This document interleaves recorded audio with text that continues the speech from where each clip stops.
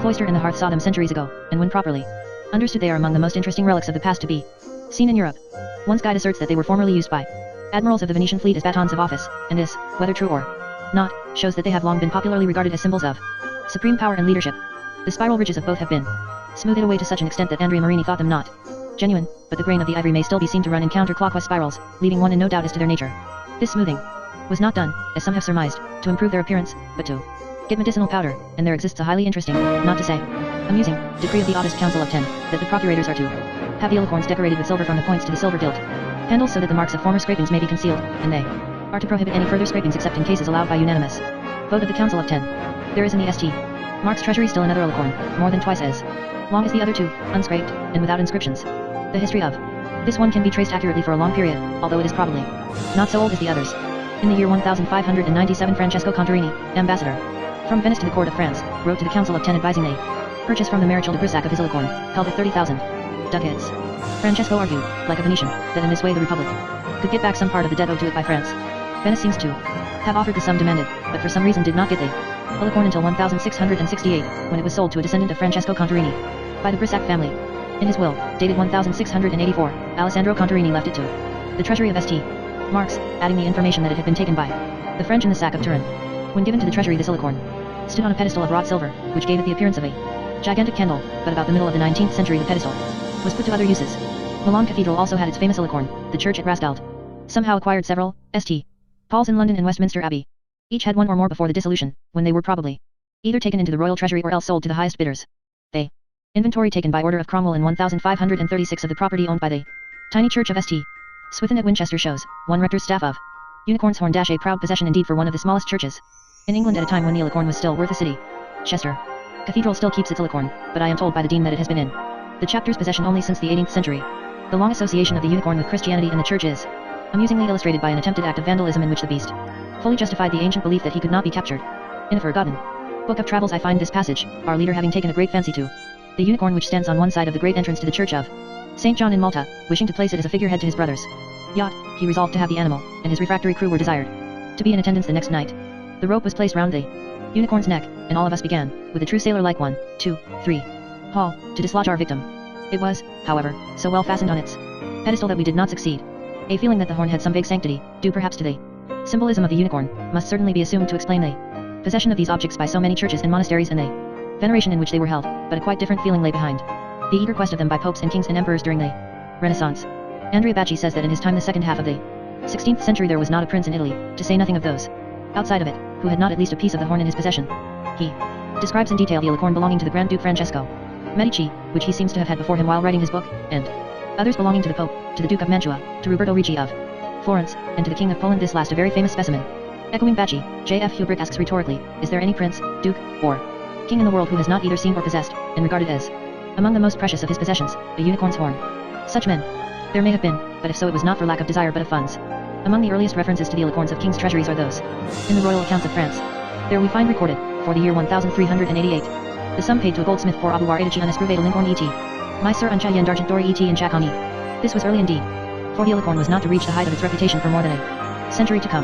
Just 80 years after the King of France paid for the decoration of his horn, Edward IV of England gave a sumptuous dinner to his sister, the Princess Margaret, on the occasion of her wedding to the Duke of Burgundy, and in the contemporary description of the furniture prepared for the dinner we read, in the mid is a cope board, in triangle of 9 stoggies height. On every corner unicorn's horns, the points garnish hide, and of THRE in other places, a complete cinch the coop board. One of the most amusing glimpses into remote history afforded us by unicorn lore is the possibility that at least one of the numerous alicorns at this wedding dinner was brought over from France by the bridegroom himself. This we may perhaps infer from the inventory of the Dukes of Burgundy made in 1467, the year before the wedding, for there we find described, un licorne garni otter du bout, par dessus, door, a law devised amiss, et a law point, garni d'argent d'or et depuis el un des bouts jusques à l'autre garni de plus ears full its door. Perhaps the Duke felt even on his wedding journey and while sitting beside his bride that he preferred to trust his own horn, for the times were troubled and one did not know how English alicorns might act. However this may have been, these people were certainly much interested in the alicorn. In September of 1472 Louis de la Grande Hughes came to England as ambassador to Edward IV from the Duke of Burgundy. The highly interesting account of this visit records that when the Masse was doomed, the King gave the said Lord Grant Hughes a cup of gold, garnished WT pearl. In the midst of the cup as a Greek piece of unicorn's horn, to my estimation, 7 inches compass. Somewhat after this, Commynes relates that de Balasat, plundering the palace of Pietro de Medici in 1495 took, among other things, a whole unicorn's horn worth 6 or 7,000 ducats, and 2 large pieces of another. D'Aubin, also, narrating the exploits of one of his noble ruffians, says that he found in a villa he was plundering poor Bude in principle un licorne estime at quatravint mil. Esquisse. These, however, were the alicorns of subjects, and comparatively humble things. The gorgeous popes of the Renaissance acquired a number of horns, by one means and another, descending when necessary even to outright purchase, and they were accustomed to have them set with appropriate splendor in silver and gold. In his account of how he worsted his rival, Tabbia, Benvenuto Cellini enables us to see how carefully this work of the goldsmith was done. He says that Pope Clement VII commanded him and Tabbia to draw a design for setting an unicorn's horn, the most beautiful that ever was seen, and which had cost him 17,000 ducats, and as the Pope proposed making a present of it to King Francis, he chose to have it first richly adorned with gold, so he employed us both to draw the designs. When we had finished them we carried them to the Pope. Tabbia's design was in the form of a candlestick, the horn was to enter it like a candle, and at the bottom of the candlestick he represented 4 little unicorns' heads, a most simple invention. As soon as I saw it I could not contain myself so as to avoid smiling at the oddity of the conceit. The Pope, perceiving this, said, let me see that design of yours. It was a single head of an unicorn fitted to receive the horn. I had made the most beautiful sort of head conceivable, for I in part drew it in the form of a horse's head and partly in that of a hart's, adorned with the finest sort of wreaths and other devices, insomuch that no sooner was my design seen but the whole court gave it the preference. However, as some Milanese gentlemen of great authority were witnesses of this contest, they said, Most Holy Father, if you propose sending this noble present to France, you should take it into consideration that the French are an undiscriminating tasteless people and will not be sensible of the excellence of this masterly piece of Benvenuto's, but they will be pleased with these grotesque figures of Tabbia's, which will be sooner executed, and Benvenuto will in the meantime finish your chalice. Whether for the reasons given or not, this advice was accepted. In 1553 Pope Clement met François at Marseilles and there gave him the horn, which had been decorated by Tabbia, the occasion being the wedding of the Pope's niece, Catherine de Medici, to the son of François, the later Henry II of France. Temporal princes were not less eager purchasers than Pope Julius III, who bought a horn for 90,000 ducats for the Vatican Museum. At the coronation of the Emperor Theodore Ivanovich in Moscow, 1584, he wore a bejeweled robe worth 200 pounds, his staff imperial in his right hand of an unicorn's horn of 3½ feet in length beset with rich stones bought of merchants of Augsburg by the old emperor in 1581, and cost him 7,000 marks sterling. We hear also that the Sultan of Turkey sent 12 alicorns as a gift to Philip II of Spain, feeling, no doubt, that Philip needed them as much as any man in Europe. This story was doubted by Caspar Bartholinus, who could not believe that even the Sultan was rich enough to own 12 horns at a time. One might write an entire book, and not a dull one, about the alicorns of king's treasuries, but the present book has a longer road to travel, and I can only mention a few of the horns that have been owned by British sovereigns. In 1303, while King Edward I of England was fighting far in the north, he learned that a large part of the immense treasure which he had hidden before setting out, under the chapter house at Westminster, had been stolen. As soon as he could return to London he set on foot a strict investigation, and the trial that followed proved the guilt of some of the Westminster monks. Under the bed of one of the chief culprits, the keeper of the palace gate, there was discovered a unicorn's horn which had been stolen from the treasury, and for centuries thereafter the skin of a fair-haired and light-complexioned man was to be seen nailed to the place in the wall where the entrance had been made, intended, no doubt, to encourage the others. An inventory taken in 1497 of the possessions of James III of Scotland shows, in unicorn Asii in the coins of that name Noon hundredth and 4 score. Item a serpent towel in a unicorn home, set in gold. Item a covering of Varian for per taster, Broughton with Thress Elis and a unicorn. But by far the most famous of all British unicorns was the Great Horn of Windsor, which the German traveller Hentzner saw in 1598 in value, if his Latin text is to be trusted, at £100,000. We know exactly when and where this horn was discovered. It was picked up on the 22nd of July, 1577, on an island in Frobisher Strait, and we are told that when it reached England it was reserved as a jewel by the Queen's Majesty's commandment, in her wardrobe of robes. We have also a dark hint as to what became of it, for Thomas Fuller, speaking of it and of the tower horn, both of which he had seen in his youth, remarks, "It belongs not to me to inquire what became of them," and then somewhat later he says that a unicorn's horn has been presented to his majesty to supply the place of that in the tower which our civil wars have embezzled. We may infer that the horn of Windsor was embezzled at the same time. Fuller's words imply that the tower horn also belonged among the crown jewels, and it deserved a place there if contemporary estimates of its value were not exaggerated. In 1641 the Marquis de la Ferte-Imbot, Marshal of France, saw in the Tower of London a unicorn's horn covered with plates of silver and estimated at the enormous sum of £40,000. Such an estimate as this, at so late a date, must have been due largely to the goldsmith's work, for the value of alicorns fell away rapidly after 1625. One belonging to Charles I and kept by him at Somerset House was valued at only £500, although it was an exceptionally fine specimen. Pierre Pommet tells us that it was 7 feet long and weighed 13 pounds, so that it equaled the famous horn of St. Denis.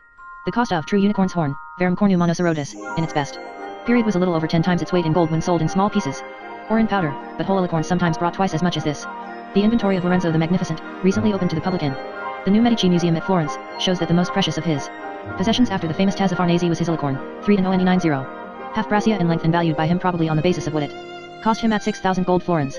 About the year 1560 a group of German merchants offered an alicorn for sale in Rome and other Italian cities for 90,000 scudi, the scudo being then worth about 4 shillings, and finally sold it to the Pope. We are told that the King of France refused 100,000 ducats for the horn of St. Denis, although we are not told how it came to be in his control. A horn picked up on the coast of Wales in 1588 by a poor woman was sold for a great but unspecified sum. Edward Topsell could say in 1607 that the price of that which is true is reported at this day to be of no less value than gold. The famous alicorn, belonging to the city of Dresden, was valued at 75,000 thalers. Ordinarily it was kept on display, strongly protected, in the museum, which was known to the more leisured classes as the Exotico-Thaumaturge Metadamayan, and there was a strict municipal regulation that whenever raspings were taken from it for medicinal uses, 2 persons of princely rank should be present in the room. Pierre Pommet tells us that a horn given to the King of France in 1553 was said to be worth £20,000 sterling. The Republic of Venice in 1597 offered for a whole horn the sum of 30,000 ducats, 10 times the price of Shylock's pound of flesh, and did not get it. Many things in the history of commerce are less interesting than the curve of market quotations on unicorns' horns. The means that were taken to increase and then to maintain the price of them we can only infer from a number of minute details, but the reasons why that price rather swiftly declined are more open to examination. By 1734 a well-informed writer could say that horns which formerly brought many thousands of dollars could then be had for 25, yet this same writer makes it clear that even in his time there was still an active sale, and it is certain that long after the wealthy had lost all interest in alicorns the poor continued to buy them. Something of this commercial history is indicated by the fact that the book of rates for the first year of Queen Mary, 1531, gives the import duty as cornu unicorni yet ounce 20 shillings, and that in 1664 the French duty on unicorn's horn was 50 sous per pound. There is something delightfully humorous, to the modern view, in the idea of adulterating and faking the unicorn's horn. The rewards of success were enormous, and human nature was almost as prevalent in the 16th century as it is today, so that one finds in all the more responsible and socially minded writers upon our topic bitter complaints about the frequency of counterfeiting, warnings that purchasers must be constantly suspicious, and tests by which the true horn may be known from the false. Andrea Bacci makes it clear that fraud was very common in his time, though he thinks it can only be practiced in the sale of powdered horn and of fragments, for which, he says, various kinds of horn and pounded stone were sold, but even this would be impossible, he reminds his readers, if only the public would realize that the true horn is rarer than precious stones, so that none but great princes can hope to possess even a large piece. Bacci does not show his usual knowledge and acumen, however, in saying that the horn cannot be imitated in the whole piece, for there is evidence that the wicked knowledge of how this could be done was possessed and used in his time all over Europe. Amatus Lucitanus, following Dioscorides, says that if ivory is boiled for 6 hours in a decoction of mandragora it becomes soft, so that one can bend and work it as he likes, and Cardan tells us that elephants' tusks were often so treated. One source of the supply of alicorns is revealed by Hector Bothais in his History of Scotland, where he asserts, after a grotesque account of walrus hunting, that the tusks of the beasts are straightened artificially and sold in Europe as unicorns' horns.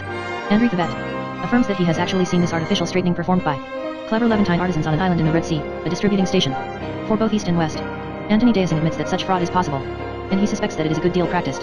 Andrea Marini, always a skeptic, goes so far as to imply that even the sacred horns of St. Mark's, in his own city, are not above suspicion. For powdered alicorn the common substitutes seem to have been burnt horn, whalebone, various kinds of clay, the bones of dogs and of pigs, limestone, and, most important of all during the later history, stalactites and the bones of fossil animals. Edward Topsell, with all these facts in mind, advises that alicorn be bought out of the whole horn if it may be done, or of greater crumbs, and which may describe the figure of the home. Under these deplorable circumstances there was an obvious need of tests, by which the true horn might be known and counterfeits detected. The scientist set himself once more to his ancient and endless task of outwitting and exposing the charlatan, with the result that we may study the nascent experimental method, as applied to the alicom, in examples much earlier than Francis Bacon. In these tests we see the fumblings of infant science. It does not ask what seem to us the fundamental questions. For a long time, the effort was not to find out whether unicorns existed, nor yet, supposing that they did, whether the magical properties attributed to their horns really belonged to them. Unicorns and magical properties were assumed, so that the only question for scientific investigation was the practical one: is this particular horn genuine Cornu monocerotis? Nevertheless, groping and childish as these experiments seem to us, it is with them that the unicorn legend enters its final phase. It had come through the theological period to adopt Comte's famous generalization, and through another which we may perhaps call, by a somewhat violent wrenching of the term, the metaphysical. Now it slowly emerges into the positivistic period, into the modern scientific world in which, after a long time and many hesitations, it was to be forgotten. Thus the history of human thought, so far as we have yet gone, is implicit and epitomized in the lore of the unicorn. A full account of the alicorn tests would fill many pages, and I must choose a few examples that seem typical of their respective periods.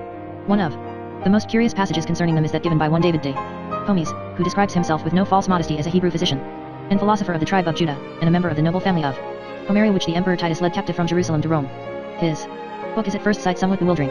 The fact that it is written in 3 languages, Hebrew, Latin, and Italian, contributes something to this effect. It is paged backward, the index is run backward, and the title page stands at the end. David uses the full stop only when he is quite through with the topic, to mark a period in the exact sense, and he employs the comma for all other punctuation. All this is darkened rather than illumined for me, in the only copy I have seen, by the numberless marginalia in the hand of Isaac Khazayuban, who improves upon his polyglot author by adding a vocabulary in Arabic. But it is precisely in such quaint and curious volumes of forgotten lore as this how Edgar Allan Poe would have loved it, that we have to delve for unicorn lore, and David of the tribe of Judah does not disappoint. 1. The unicorn, says he, is a beast that has one horn in its brow, and this horn is good against poison and pestilential fevers. But one is to observe that there is very little of the true horn to be found, most of that which is sold as such being either stag's horn or elephant's tusk.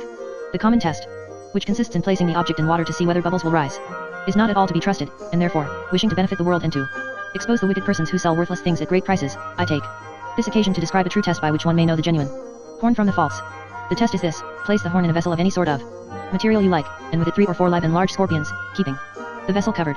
If you find 4 hours later that the scorpions are dead, or almost lifeless, the alicorn is a good one, and there is not money enough in the world to pay for it. Otherwise, it is false. A series of alicorn tests is given by Lawrence Catalan. The true horn, when thrown into water, sends up little bubbles, like a pearl. The water seems to boil, though cold, and one can hear the boiling. The horn gives out a sweet odor when burned. Poisonous plants and animals, when brought near it, burst and die. It sweats in the presence of poison.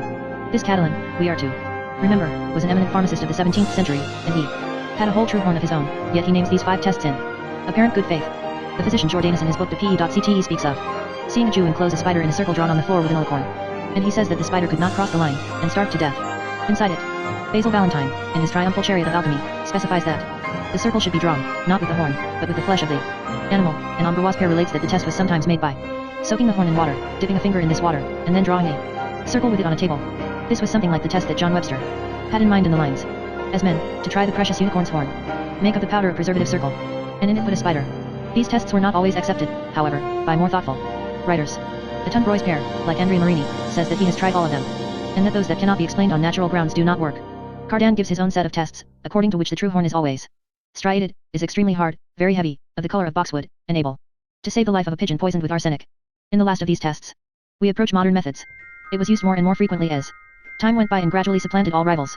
Thus Andrea Bacci tells us that the Cardinal of Trent had an alicorn richly adorned with gold and gems, which he used very generously, and I am able to affirm that on one occasion, several seniors being present, he put it to this test. He gave arsenic to 2 pigeons, and then to one of them he fed as much as it would take of powder scraped from the horn. This one, after a few symptoms of sickness, revived and lived. The other died in 2 hours. And again we read that on the 3rd of October, 1636, the professors in College of Physicians of Copenhagen were present at an experiment made by a pharmacist of that city named John Woldenberg. He gave arsenic to 2 doves and 2 kittens, and then administered scrapings of alicorn to one of the doves and one of the kittens. According to O.L.E. Worm, who was present, the test was not entirely unsuccessful, for the dove to which the alicorn was given survived, but both kittens died. This brings us to the most interesting, the strangest, and the central belief about the unicorn, that its horn has a mysterious alexipharmacal or prophylactic virtue. It was supposed to be a detector of the presence of poison. Opinions varied concerning the mode of its operation and the causes of its power, but that power itself was seldom questioned or subjected to intelligent investigation. The faith in it rested upon authority, tradition, and common consent, which have always been and are still the strongest influences governing belief. Destruction of this faith took a century and a half of time and the gradual substitution of new habits of thought for old. For a clear English statement of this faith we may go to John Swan, and Unquestioning the Late Believer. Monoceros, he writes, is a beast with one horn, called therefore by the name of an unicorn, which hath naturally but one horn, and that a very rich one, which groweth out of the middle of his forehead, being a horn of such virtue as is in no beast's horn. Besides which, while some have gone about to deny, they have secretly blinded the eyes of the world from their full view of the greatness of God's works. This horn hath many sovereign virtues, insomuch that being put upon a table furnished with many junkets and banqueting dishes, it will quickly discern whether there be any poison or venom among them, for if there be, the horn is presently covered with a kind of sweat or dew. For 2 full centuries at least, roughly speaking from the final decades of the 14th century to those of the 16th, this belief was almost universal and unchallenged throughout Europe, but even in the 14th century it was already ages old, for one sees at a glance that it must be closely related to the belief reported by Elian about the beakers used by Indian potentates. After the 16th century it lingered on, in spite of repeated attacks, almost into our own time. At present we may focus attention upon the period of its undisputed sway. As one would expect, considering the constant search of medieval medicine for a panacea, so remarkable an object as the alicorn was not allowed to remain a mere detector of poisons. To the basic faith in its supernatural properties there was added the belief that it had a more general prophylactic power, and at length, invading the other great department of medicine, it was widely accepted as a powerful therapeutic agent. Before the 16th century closed, the alicorn had an important place in materia medica, for we learn from an accurate and scholarly physician of the time that it was then prescribed as a cure for all poisons, for fevers, for bites of mad dogs and scorpions, for falling sickness, worms, fluxes, loss of memory, the plague, and prolongation of youth. Charlatans were even known to assert that it could raise the dead. One of the earliest indications that this superstition was beginning to form in Europe is to be found in the writings of Hildegard of Bingen, 1098 to 1179. A most remarkable woman, by no means a saint, though often called so, and scarcely a mystic, proper regard being had to her pathological condition. Hildegard lays strong claim to the respect of those who can be just to brilliant reasoning based upon false premises. The center of her encyclopedic interests was medicine, so that she could scarcely have ignored the alleged virtues of the alicorn if she had ever heard of them. I find no mention of them in her works, but I do find discussion of other matters closely allied. Hildegard believed that not the horn alone of the unicorn, but the whole animal was medicinal. Under its horn, she says, it has a piece of metal as transparent as glass in which a man may see his face. She tells us how to make an unguent of the yolks of eggs and powdered unicorn's liver, which unguent is a sovereign cure for leprosy unless the leper in question happens to be one whom death is determined to have, or else one whom God will not allow to be cured. As Hildegard is the only woman who has ever written anything important about the unicorn, the suggestion of the cookbook and her yolks of eggs and powdered unicorn's liver is the more welcome. A belt made of unicorn skin, she says, will preserve one from fevers, and boots of the same material assure one of sound legs and immunity from plague. All this is good to know, and it comes with the authority of one who, as head of a large religious house, had the health of a whole community in her keeping. Albertus Magnus, 1193 to 1280, as mighty in his influence as in learning, a cautious and even thoughtful writer considering his times, makes little of the horn's magical virtues and thinks they should be investigated further. Peter of Abano, c. 1250 to 1318, who carried on the work of Albertus in conciliating the remains of Aristotelianism with Aristotle's Arabic commentators, was a man of different stamp. Generally regarded as a magician, he seems to have saved himself from the stake only by an opportune death. During his exploration of Arabic lore he acquired a firm faith in the alicorn which he transmitted to many others, and indeed if one were asked to name a single writer to whom the European belief might be attributed with least exaggeration, one could not do better than to choose this Peter. The fact is, of course, that no single writer was even largely responsible, for the belief grew up at a time when no scholar ever expressed an original idea if he knew what he was doing. It may well be that the Crusaders returning from the East did more to spread the faith in the alicorn through Europe than all the books put together, but at any rate that faith was well established among the learned before 1350, and by the end of the same century it was accepted by the wealthier classes of Europe and Great Britain. The poor and ignorant were to have no practical interest in it for at least 2 centuries to come. Detached expressions and indications of the belief are almost innumerable. The writer known as Dame Juliana Berners says that Benham is defended by the home of the unicorn, and James I of Scotland speaks of the Lothair unicorn, that Boides venom with his of our horn.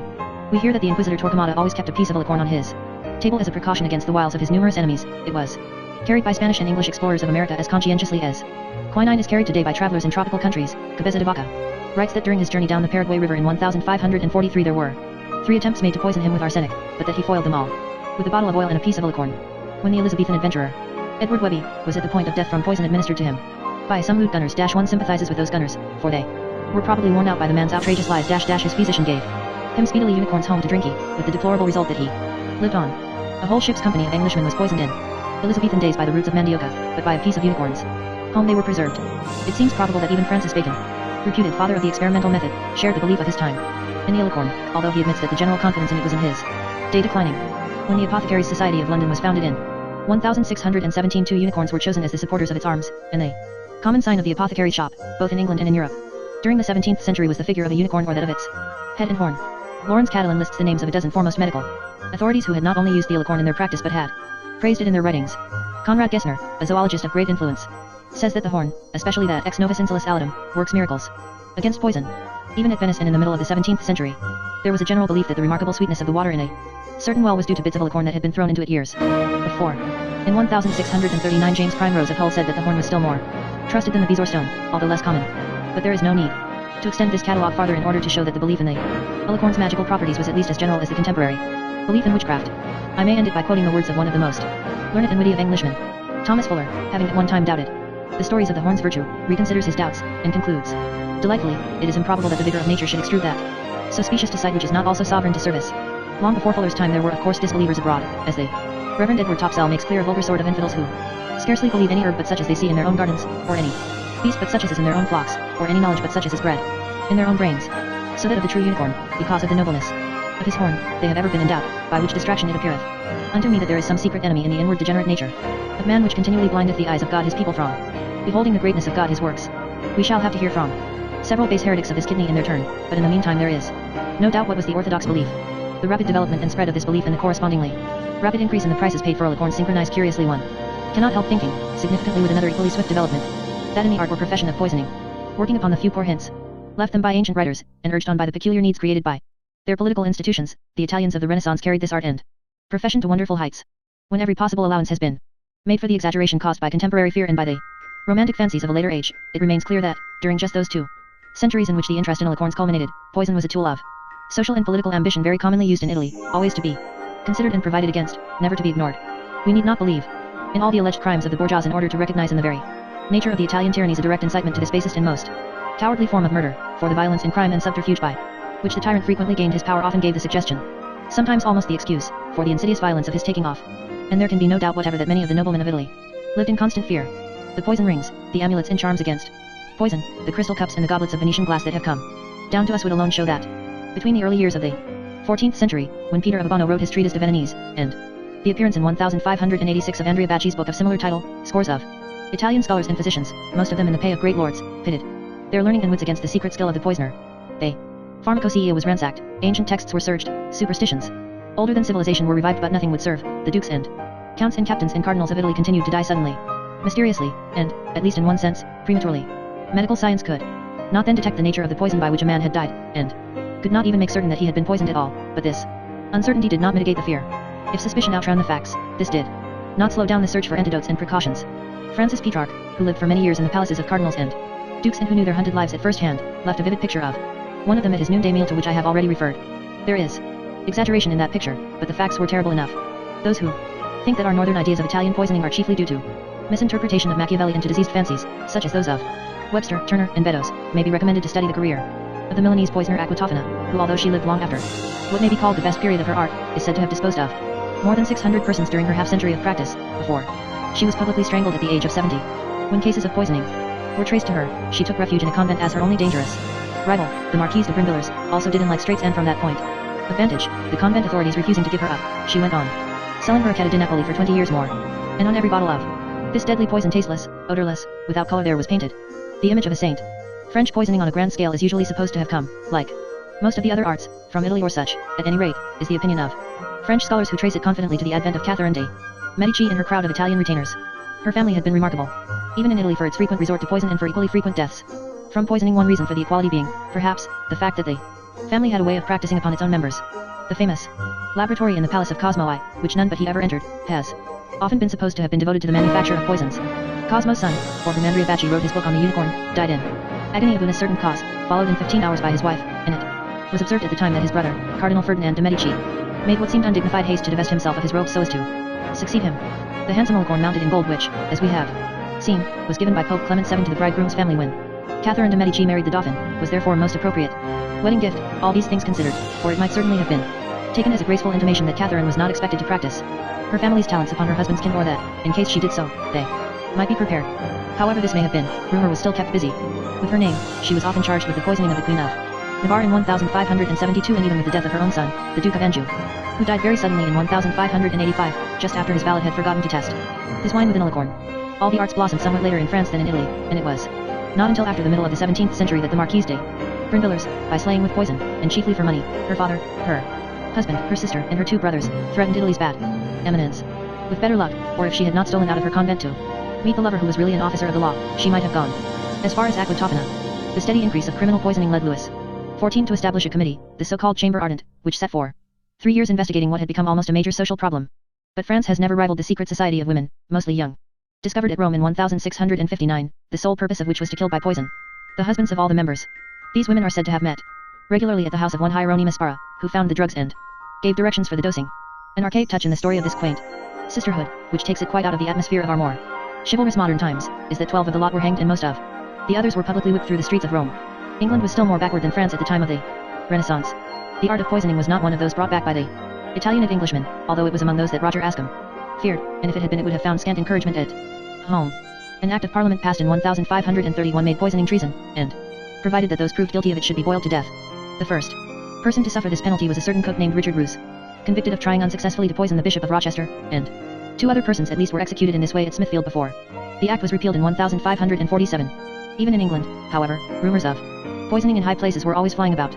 There were several such tales of attempts upon the life of Elizabeth. James I was suspected of having poisoned Prince Henry, and Charles I of having poisoned his father. It was thought by many that Cromwell had done away with the Princess Elizabeth, and Cromwell himself was supposed to have died of poison. Several of the 14 physicians who waited upon Charles II gave the opinion that he had been poisoned, and many tales were current as to the culprit. One has no difficulty in understanding, therefore, how the demand for the liquorn, as for several other articles used to detect the presence of poison, was built up and maintained, and the prices paid for liquorns no longer seem incredible when we think of them with the history of poisoning in mind. All a man hath will he give for his life, and it is a safe inference from what we know that more than one Italian city already groaning under taxation had to melt its silver spoons in order that its lord might pay some northern merchant the sum he asked for an liquorn. The NAVE device of employing pregustators or tasters which had been sufficient for the ancient Romans had to be abandoned in a time when, according to general belief, a clever poisoner could compound a drug that would kill in an hour, a week, or a month, as pleasure and convenience might dictate. Belief in the poisoner's powers reached fantastic heights. So sensible and well-trained a man as Ambroise Père, trusted physician to the court of France and, it must be said, to Catherine de Medici herself thought that it was possible to kill a man by placing poison under the saddle on which he habitually rode. Pope Clement VII, who owned several liquorns and gave away as many more, was thought to have been killed by the odors of a poisoned torch. Poison might be hidden in flowers, in gloves, in rings and bracelets, in cosmetics. How could it be escaped? Almost all the old writers on poisons and their antidotes, an important department of the advice to princes type of literature, begin by saying that the best security a prince can have is found in living a righteous life and in making no enemies, but this counsel was felt to be unworldly and the practice of it too onerous. There was no real security, unless one could find a means of detecting poison the instant it was brought near one, and upon this task, therefore, huge erudition and great sums of money were for a long time expended. Besides the liquorn, about a dozen different substances and objects were used during the Renaissance in the halls of Italian princes and elsewhere for the detection of poison. These were, in something like the order of importance, the bezoar stone, the cerastes' horn, snake's tongue, griffin's claw, terra sigillata, vessels of crystal and of Venetian glass, atites or eagle stone, snake stone or ophite, the stone called stellio, the toadstone, the vulture's or raven's claw hung over a burning candle, rhinoceros horns, walrus tusks, parrots, and various limestone formations having the appearance of horns. Although a consideration of these may seem a digression, it will help to clarify the central problem of the liquorn. The bezoar stone was a calculus, composed of calcium phosphate and hair, found in the intestines of certain oriental sheep, goats, monkeys, and hedgehogs. Similar concretions might have been found, of course, in European animals, but either this fact was not known or else objects found near at hand were not valued. Hunters and plainsmen of the Western United States still believe in the magical properties of the madstone, an object of the same kind found in deer and put to similar uses, and there seems to have been an active belief in such objects in Peru before the Spanish conquest. Long known in the Orient and still used there, these stones were brought to Europe in large quantities by Portuguese traders from India and were often sold for 10 times their weight in gold. They were usually enclosed in delicately wrought baskets of gold filigree hung on chains so that they might be dipped into wine. There are frequent references to the bezoar owned by Queen Elizabeth and to many others belonging to European monarchs. During the Great Plagues in Lisbon, bezoar stones were hired out to sufferers for 10 shillings per day. The Cerastes is a small poisonous serpent of the Sahara in Mesopotamia, which has 2 very short protuberances, vaguely like horns, above its eyes. The belief of the ancients was that it buried itself in the sand, leaving only these horns above it, and that with them it killed instantly any creature that stepped upon it. The passage quoted above from Petrarch illustrates the use of these horns in the late Middle Ages and the Renaissance, when they were set in elaborate goldsmith's work and placed on the dining table, where all might see them, in the belief that when poison was brought near them they would break into perspiration. The similarity between this belief and that regarding the liquorn is obvious, and a contemporary writer has even ventured to assert that the Sarah Stes gave the original suggestion for the whole unicorn legend, thus solving at a stroke to his own satisfaction a problem which, as he accurately says, has long perplexed humanity. Albertus Magnus himself had spoken without complete incredulity of the virtue of the Sarah Stes. Peter of Abano gave it his full support, and all later writers on poisons and antidotes echo in chorus, the belief spreading from book to book without the slightest reference to actual experience. The prevalence of the superstition is illustrated by the belief that the gates of Prester John's palace were composed of sardonyx mixed with cerastes horns, so that no poison could be brought through them undetected. Even more commonly used than the horns of the Sarah Stes, probably because they were more easily obtained, were snake tongues. These tongues were suspended, to the number of 30 or more, on elaborate and often costly dining table ornaments, usually in the form of golden trees, and such languires or tongue stands are sometimes seen today in museums. It was thought that these also perspired in the presence of poison, and because of the belief that they should be kept as dry as possible, they were usually placed near the salt and therefore near the master of the house. In many instances, indeed, the salt cellar itself was covered with snake tongues. Powdered snake tongue was sold in all the apothecaries' shops of Europe during the 16th century as an antidote and a protection against poison. One of the axioms of magical belief everywhere in the world is that an object bearing a close resemblance to another object has the virtue or property of that other. A curious illustration of this is seen in the use of the stone called glossopetra or tungstone, really the petrified tooth of a shark. This stone, writes Boethius de Bood, is so like a tongue in shape that the vulgar not only call it snake's tongue but actually think it is that. Many people make much of it for its supposed power against poisons and for keeping off the evil eye. They say that when poison is brought near to it, a sweat or dew breaks out upon it, thus revealing the intended crime. This recalls the very ancient and still existing belief of the East Indians in a stone with similar properties, sometimes vaguely called in Europe the smaragdus, to be found in a serpent's head. Philostratus relates in his life of Apollonius that the snake charmer lures the snake out of its hole by incantations, lulls it to sleep, cuts off its head with a hatchet, and then extracts the jewel. This stone or jewel is said to contain a thin crescent-like fiber which oscillates unceasingly in the center. In other words, the fiber resembles a snake's tongue, and the resemblance has suggested, in the first place, that it is powerful against poison, and, in the second place, that it is to be found in the head of a snake. From these stones of the Indian snake the transition is easy to the toadstones of Europe, commonly worn in finger rings as amulets and prophylactics. No doubt because of the representations made by those who had them for sale, most of the poison-detecting agents were thought to be very difficult to obtain unless one knew the magic formula, and just as there was only one way of capturing unicorns, so there was only one quite correct way of securing toadstones. There were a number of books produced in the late Middle Ages, many of them attributed to Aristotle, which divulged these magic formulae, and in one of these books those who wish to secure a toadstone are instructed to put a great or overgrown toad, first bruised in divers places, into an earthen pot, and put the same in an ant's hillock, and cover the same with earth, which toad at length the ants will eat, so that the bones of the toad and stone will be left in the pot. And the test of the toadstone, to determine whether it was genuine, was equally simple. You shall know whether the toadstone called craypot be the right and perfect stone or not. Hold the stone before a toad so that he may see it, and if it be a right and true stone, the toad will leap toward it and make as though he would snatch it from you. He envieth so much that a man should have the stone. Most of the toadstones in actual use seem to have been greenish-brown objects about the size of a large pea, and some were certainly the fossilized teeth of the stingray. Finger rings containing them are still not uncommon. Similarly used but more difficult to obtain was the griffin's claw dash, in reality the horn of an ibex or a buffalo. There seem to be few exceptions to the rule that when we can trace back the history of the griffin's claw to the time when it came into human possession, we come to a saint or some dignitary of the church, and it is safe to assume a belief that these claws could be secured only by some holy man who cured a griffin of a grievous disease and claimed a claw as his fee. Such a story, which has more than one parallel in folklore, is told of Pope Cornelius in relation to the claw now kept at Cornelimunster on the Ind. In the old Caudonian library there was a claw inscribed Gruffi Unguis Devo Cuthberto Dunelmansi Caesar, and the supposition is that Saint Cuthbert acquired it in the regular way. Until the French Revolution, the monastery of St. Denis had a claw which seems to have had a similar history. All three of those mentioned, and most of those to be seen in various parts of Germany, have been made into drinking horns. They were thought to act like the beakers mentioned by Dizias and Elian when poisoned liquor was drunk from them. The old belief concerning cups of crystal and of Venetian glass, that they would crack when poison was poured into them, is too familiar to require more than mention. It is a well-known fact, also, that the carbuncle or ruby, the names were commonly interchangeable in the Middle Ages, was thought to have an unerring faculty of detecting poison. More interesting than these was the atites or eagle stone, so called because, according to Pliny, it was to be found only in the eagle's nest, and was therefore exceedingly rare. The eagle placed it there, as she also sometimes did the amethyst, to watch over her young while she was absent, and it was able to do this because of the great antipathy felt toward it by all serpents. We are told that if a plate containing poison was placed over the stone, no man would be able to eat the food upon the plate. Another belief which carries us far back into primitive magic is that concerning the vulture's foot, an object that seems to have been in common use on the dining tables of the Middle Ages, perhaps because of its comparative cheapness. The foot was hung in such a way that the claws surrounded the flame of a candle, and it was supposed that whenever poison was brought upon the table it would clutch and extinguish the flame. Perhaps the most important of all these amulets and prophylactics, considering its great age and universal dispersion, is the terra sigillata, stamped earth, or earth of Lemnos. This was originally a red clay dug from a certain hill in the Isle of Lemnos on the 6th of August in every year, with appropriate ceremonies performed by priests in honor of Diana. Dioscorides informs us that after the clay was dug it was mixed with goat's blood and stamped with a seal bearing the image of the goddess.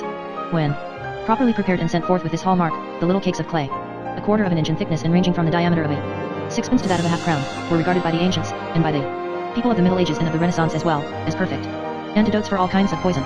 The clay was also made into cups, which were thought to render harmless the most deadly drugs. This earth was one of the 73 ingredients of the Theriaca, altogether the most famous and the most astonishing concoction of ancient and medieval pharmacy. As the Christian centuries wore on the image of the heathen goddess was displaced by other emblems. Among them I have seen the figure of the unicorn and other clays, even some from England, were found to be quite as effective as those of Lemnos, the pagan ritual, and the goat's blood were felt by all good Christians, one need hardly say, to have less than no value. Yet, with all these changes, the general faith in the substance held on with surprising tenacity. Writers of the 16th century who have only contempt for toadstones and vultures' claws retain a deep respect for terra sigillata. They had never known it to do the slightest good, but it was mentioned by Dioscorides, and it came out of that ancient Greek world, which was still regarded, and quite rightly, as the source of almost all sound medical theory. The two substances remaining to be mentioned, the walrus tusk and the horn of the rhinoceros, point back in the direction of the alicorn. Among the many different objects passed off by charlatans as verum cornu monocerotis, probably the most common was the tusk of the walrus, usually called the morse or the rawhide in old books. I have already mentioned an amusing passage in Hector Boethius about the hunting of the walrus among the northern isles. This great fish, he says, swims about for a long time, without taking any sleep, but at last, overcome with drowsiness, he turns to the shore, finds a convenient bush or tree, hooks his down-curving teeth over a bough, and falls into a deep slumber. Then the hunters approach and bind him with ropes, and after cutting off his teeth, set him free to grow another pair. The tusks are then straightened artificially and sold as alicorns. Again, we are told by Dr. Giles Fletcher, writing in 1598, that the fish tooth, which is called in Russia the ribazuba, is used there, and among the Persians and Bowarians as well, to make the knife and sword hafts used by noblemen. Some use the powder of it against poison, as the unicorn's horn. The fish that weareth it is called a morse, and is caught about Pechora.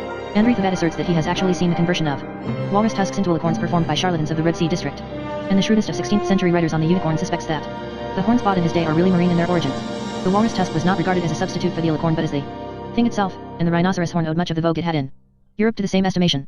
Andrea Marini asserts, indeed, that the rhinoceros horn had no reputation whatever in his time except that which it owed to the unicorn, a situation not without ironic humor for one who realizes how much the legend of the unicorn, and especially the belief in the magic virtues of the horn, owes to the rhinoceros.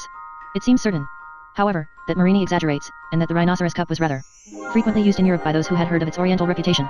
Portuguese merchants would not neglect so attractive a commodity.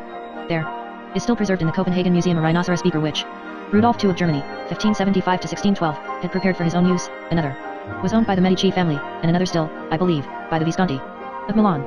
Many more there probably were, but one cannot distinguish them in the records because they were one and all described as alicorns. The description of the furniture used at the wedding dinner given by Edward IV for his sister and the Duke of Burgundy illustrates one method of using the alicorn.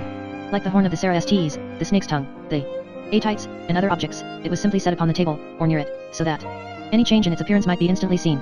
We may imagine that the gaiety of medieval feasts was somewhat sobered by the necessity of keeping the eyes fixed upon such objects, and that the grisly suggestions of the vulture's claw might somewhat impede the flow of soul, but the Middle Ages seem to have liked strong contrasts.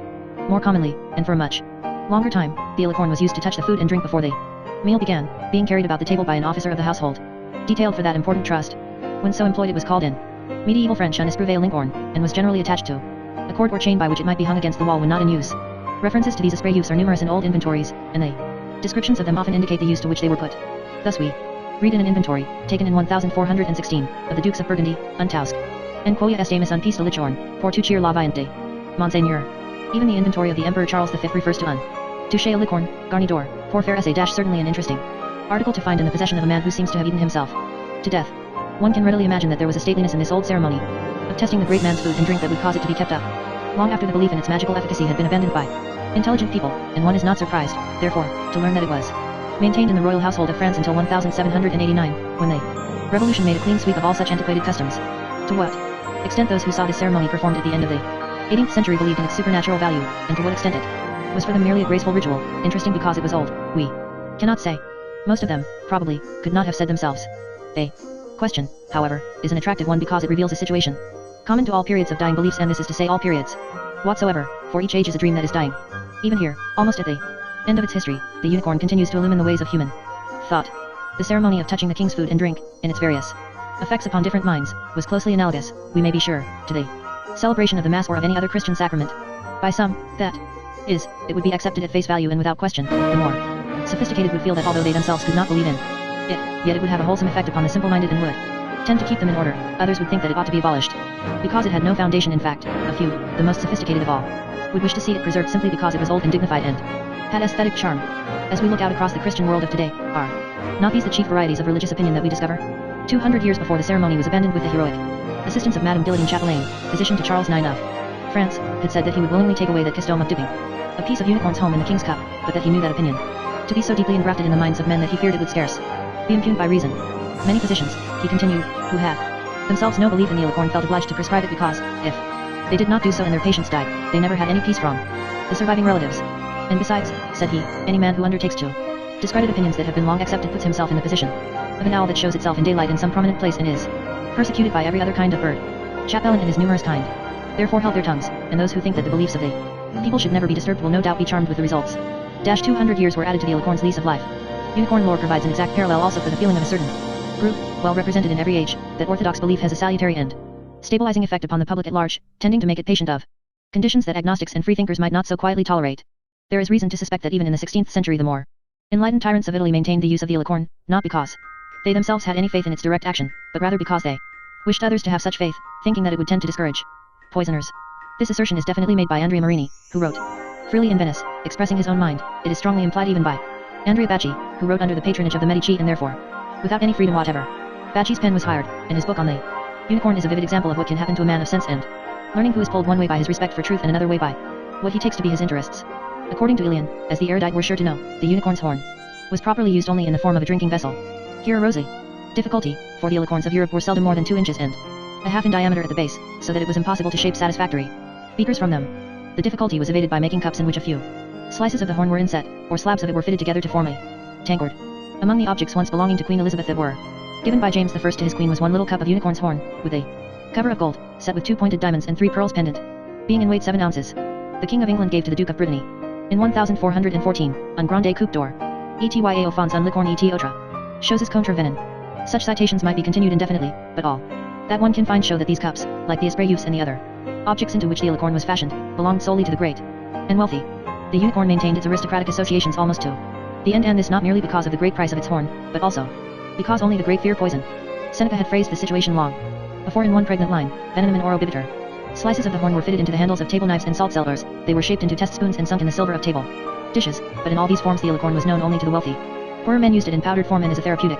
Pharmaceutical ideas were so loose and so uncontrolled by scientific tests that there was no difficulty whatever in this transfer from one department of medicine to the other. Such a transfer, indeed, was inevitable, for the set of beliefs underlying the faith in the alicorn's supernatural properties were just such as would lead to the acceptance of it as a valuable antidote and drug. If it was indicated as an antidote against poison, then it seemed to follow that it would be equally good against the so-called poisonous diseases. Of these the most important was the plague or pest. There is no more pitiful record in the world than that in the scores of books composed during the Middle Ages on methods of avoiding and curing the plague. It is a record both disgusting and ludicrous, but one's prevailing mood in reading it is that of compassion. Unicorn's horn is certainly the most pleasing of the materia medica mentioned in it, and it is as effective as most. I take up the Monumenta Synoptica de Pest Preservanda et Curanda, written long after the Middle Ages had closed by John Collis, and published in 1631. This book names thousands of drugs sold over the counters of England and Europe less than 3 centuries ago as the best means known to science of saving the lives of one's family and friends from the pestilence that never quite died out. Many of these drugs are too foul to name and others too ridiculous to believe in. Hoofs of asses and elks, horns of wild goats and of stags, viper's flesh, and Matthias' celebrated oil of scorpions, dust of scorpions, powdered swallow's heart. One hardly knows whether to laugh or to weep, for the thought will emerge as one reads that although these people held views about materia medica which we have abandoned quite recently, yet they loved their children somewhat as we do ours. It was by such means as these that they tried to keep them noble and powerful against all poisonous and pestilential diseases as the unicorn's horn, says a physician of the time when the plague took its toll of thousands every year. Kings and princes and men of wealth all own it, and they should preserve it for the use of future generations. Furthermore, as I know from personal experience, it is highly effective against poisons and all malignant evils. Powdered alicorn was recommended as a specific against the plague by many of the best physicians of Europe during the 16th and 17th centuries. In the English version of Johann Schroeder's Important Pharmaco Ria Medico Chimica we are told of the virtues of the horn, that it is sudorific, alexipharmacal, and cordial, hence it is commended good against poisons, infectious diseases, etc. It is also accounted profitable in the epilepsy of infants. The dose from 4 grains to half a scruple, sometimes a whole scruple and more. According to Andrea Bacci, the proper dose is 10 grains scraped from the inside of the hornery. Peace might equally well be worn as an amulet. Bacci also says that the Cardinal of Trent, a most public-minded man, often gave away filings from his alicorn in cases of suspected poisoning, mushrooms, fever, and pest, for the most part with excellent success. Lawrence Catalan warns his readers that the alicorn, whether in the piece or powdered, must never be put into hot water, for this destroys all its virtue, and Conrad Gessner is equally emphatic in saying that only fresh powder can be used successfully. When the daughter of Henry II of France fell ill with smallpox in 1557, and de Montmorency sent to her nurse a piece of alicorn with directions that it should be dissolved in cold water and drunk. The water commonly called eau de licorne and sold under that name throughout Europe was not made in this expensive way, but merely by standing one end of the horn in a vessel of water, as at St. Denis. Sometimes a hole was bored through the length of the horn and water poured through it, but in either case the water was held to be highly beneficial and found a ready sale. In this way it was made possible to drink the horn. Intelligent people, however, seem to have preferred to take their licorne in powdered form. How intelligent these people were may be inferred from a certain illuminating fact of medical history. The English Royal Society of Physicians was required to issue, at intervals, lists of the drugs to be carried by every registered pharmacist in London, and all of the 12 or 15 lists issued thus officially between 1651 and 1741 named the unicorn's horn. The general editor of the last issue, including this drug, was no less a person than Sir Hans Sloane. In the edition of 1746 it was tacitly dropped.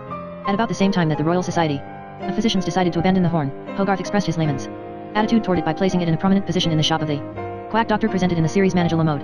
It must be admitted that the English society was not the first to lay the old aside, for Italian and French physicians had been protesting against the licorne for almost 2 centuries before this. Andrea Marini had ridiculed the whole belief as early as 1566. Christophe Landry had done all that a courageous and clear thinker could do to kill it even 8 years before that.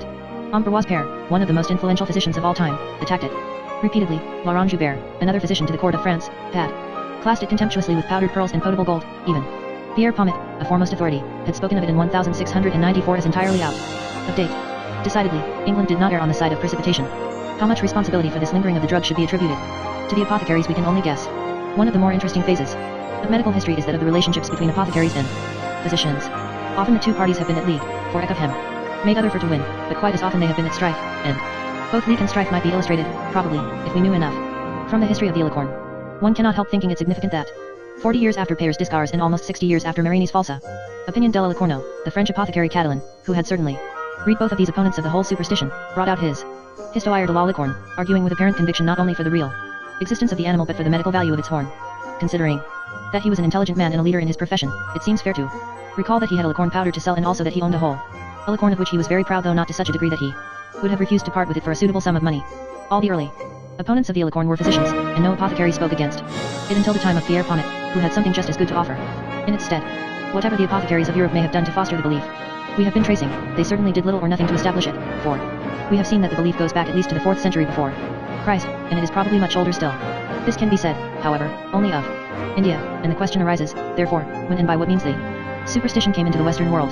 Dizias had made no such assertions about the horn of his own era as those quoted above from European physicians concerning the licorne. Ian had spoken only of the beakers made from the horn of his courtesan. The ancient physicians upon whose works, for the most part grossly misunderstood, medieval medicine was chiefly based, had said nothing of this marvelous drug. There is no mention of it in Physiologus, in the patristic writers, in Isidore, or in the Bestiaries. Hildegard of Bingen, although she seems not to have heard that the licorne had any peculiar medical value, was apparently the first European writer who thought of the unicorn as possessing magical properties. To her, as I have pointed out, its entire body was medicinal, as that of the rhinoceros was thought to be in India. From what source is Hildegard most likely to have derived an idea of this kind? I should say from the Arabian writers whose influence was beginning to be felt, through the medium of Latin translation, in just her time. The unicorn legend had an early and an elaborate development among the Arabs, who dominated European medicine, both for good and for ill, from the beginning of the 13th century to the revival of learning, sending out successive waves of influence from the court of Frederick II, from Salerno, and from many centers in Spain. Adding little to Western surgery, anatomy, or nosology, their chief contribution lay in the field of materia medica, and even this was made possible chiefly by their contacts, direct and indirect, with the Orient. Indian physicians are known to have lived at the court of Baghdad in the time of Harun al-Rashid, and there is evidence that they added Oriental ideas to those that Arabic medicine owed chiefly to the Greek tradition. Arabic influence is already discernible in Albertus Magnus, and it is controlling in Peter of Abano. Can it be a mere coincidence that these two are among the earliest European writers who show full knowledge of the belief in the licorne?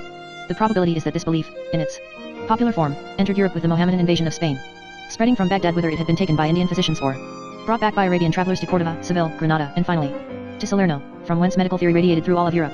If this seems no more than a conjecture, it is strengthened, at least, in the definite description of the whole belief, by a man who should have known the facts, to Arabian physicians. Andrea Marini makes the charge, with anger and contempt, that the use of the licorne in medicine was due to the Seta Degli Arabi.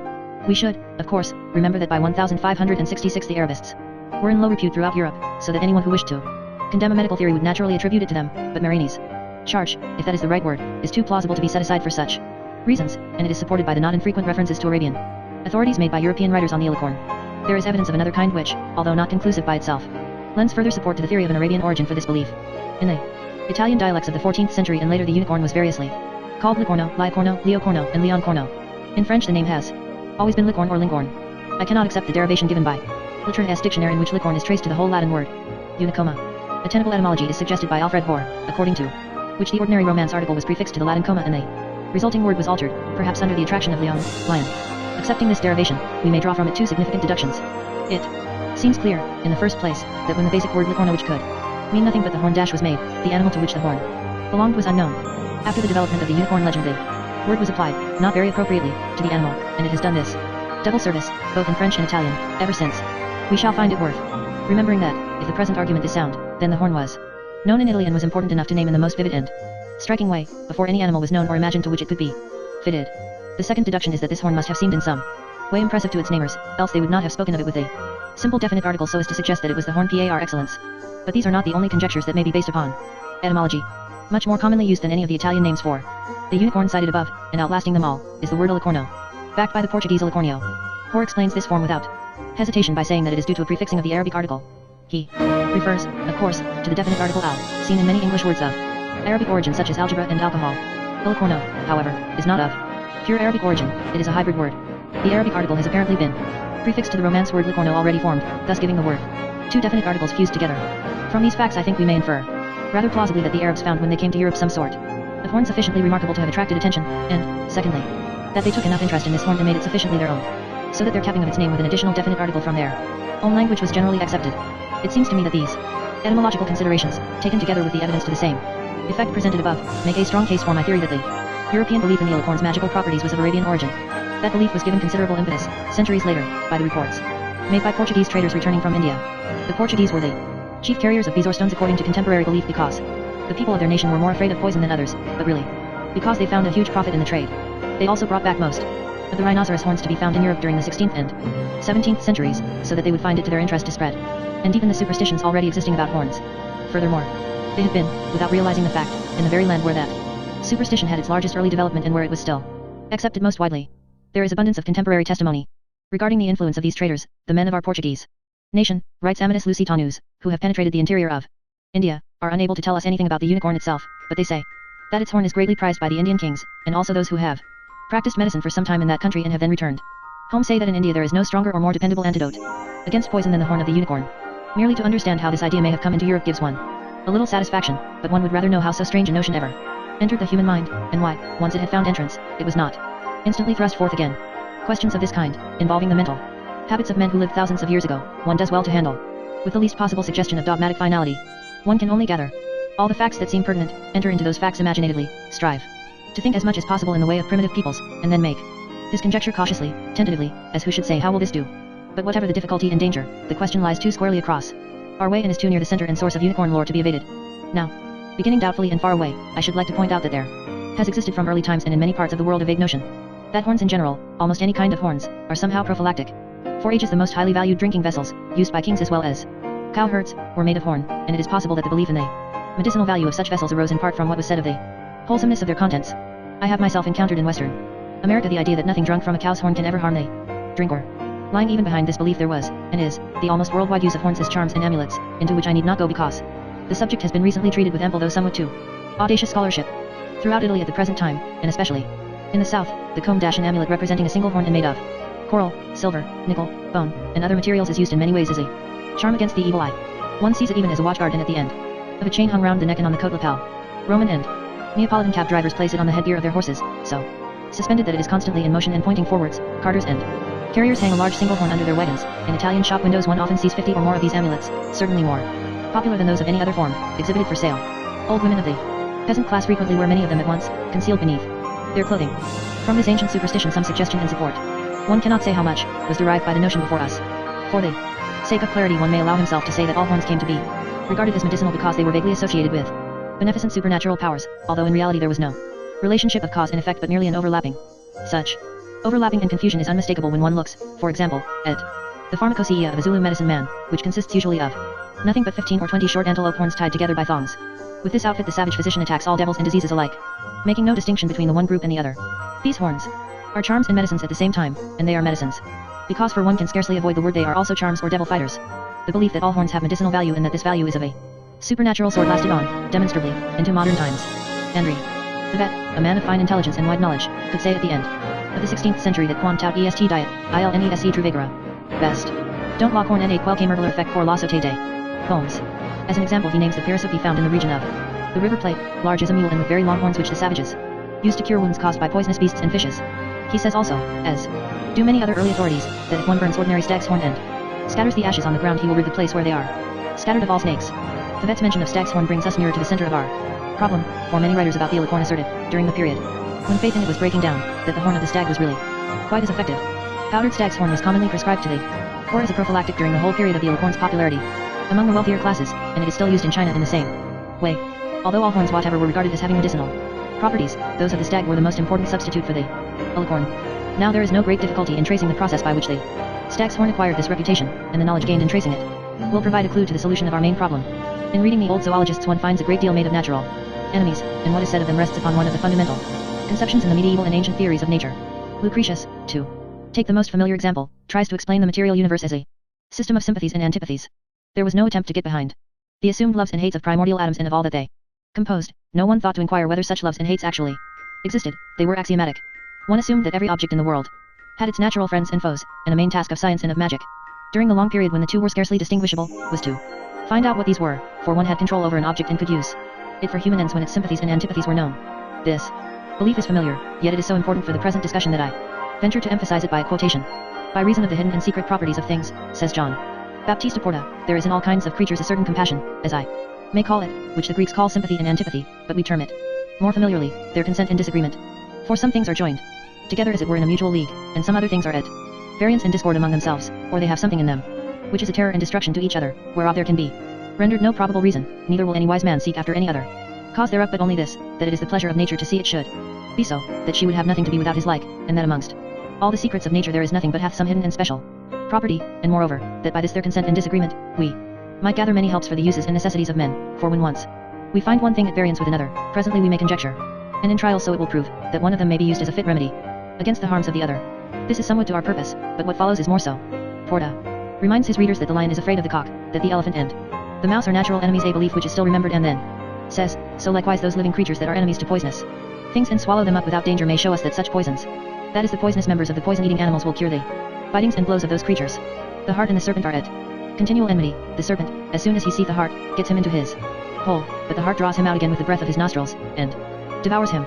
Hence it is that the fat and the blood of harts, and the stones that grow in their eyes, are ministered as fit remedies against the stinging and biting of serpents. Likewise the breath of elephants draws serpents out of their dens, and they fight with dragons, and therefore the members of elephants, burned, drive away serpents. So also the crowing of a cock affrights the basilisk, and he fights with serpents to defend his hens. Hence, the broth of a cock is a good remedy for the poison of serpents. A stell lion, which is a beast like a lizard, is an enemy to the scorpion, and therefore the oil of him, being purified, is good to anoint the place which is stricken by the scorpion. A swine eats up a salamander without danger, and is good against the poison thereof. This idea of sympathy and antipathy is encountered everywhere in medieval medicine, as it is also, of course, in the history of magic. Consents and disagreements, as Porta calls them, are often surprising.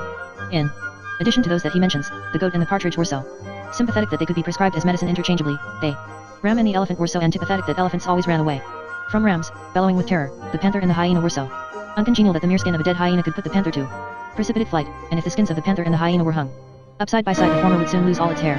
But we must not be drawn aside into these arcana. The pertinent fact before us is that the stag by nature hates all poisonous things, and therefore either the feet or skin or the homes of a stag, nailed up on a door, no serpent will enter in. Various parts of the stag are accordingly medicinal, and are especially good against the poison of snakes, either for the reason that the stag is a natural enemy of snakes, or because he eats them and so becomes poisonous himself. To the modern mind these two reasons seem quite distinct, as they probably were in origin, but I am not aware that any writer who believed the superstition ever disentangled them. It was not only possible but easy for really acute thinkers to accept both reasons at once, stressing either as occasion served. When the medical action of the stag's horn is explained on the principle of natural antipathy, we have to think of the horn as extremely pure, but when, on the other hand, the principle of sympathy is invoked, we are forced to regard it as extremely poisonous in nature. The physicians of 4 centuries ago could not agree upon the rather fundamental question whether the stag's horn and similar substances were essentially poisonous or essentially pure, but the members of both schools of opinion continued to administer those substances in their medical practice with perfect confidence and probably with good results. When a modern reader first encounters this absurd situation, he is moved to what Hobbes calls a sudden glory, and is tempted to exult a little over the childish fumbling past, but then he recalls the still unresolved conflict between allopathy and homeopathy, which is in essentials the same conflict as that waged in the Middle Ages, and he decides not to laugh.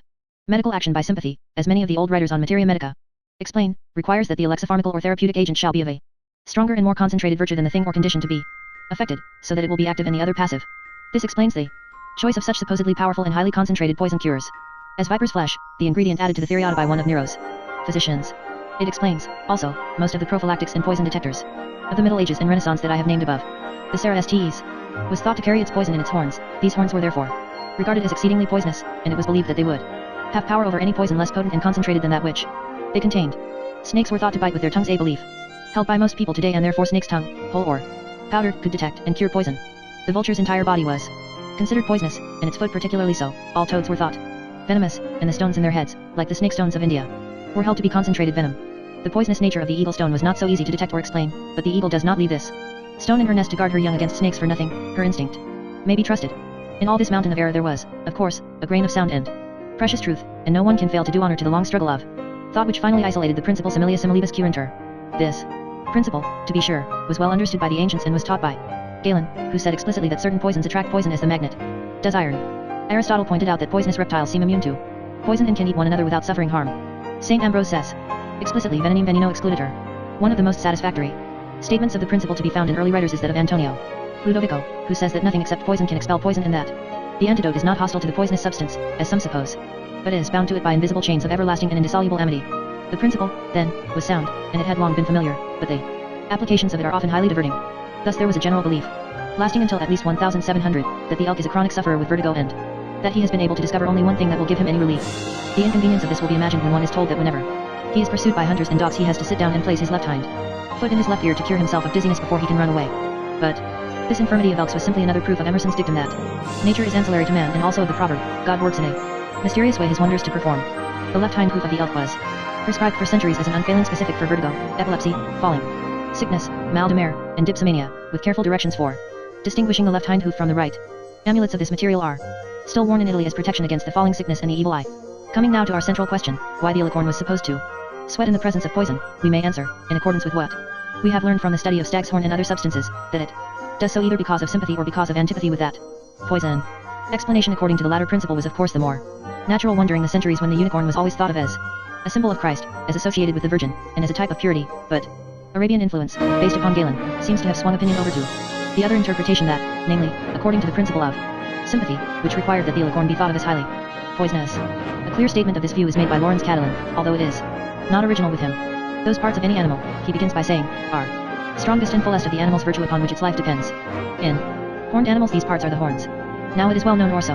Catalan assumes that horned animals have a keen appetite for poisonous substances, both animal and vegetable, and of course the essence of these substances is drawn into their essential members, their horns. All horns, therefore, are necessarily poisonous in a high degree, for all the poisons that their bearers have eaten is concentrated in them. There is no difficulty in seeing, then, why it is that when all the poison that would ordinarily be distributed through two horns is forced into one it is brought to a very strong focus indeed. The alicorn is clearly one of the most poisonous substances in the world, and with all these facts in mind, Catalan submits, no sensible man can fail to believe the marvels related of it.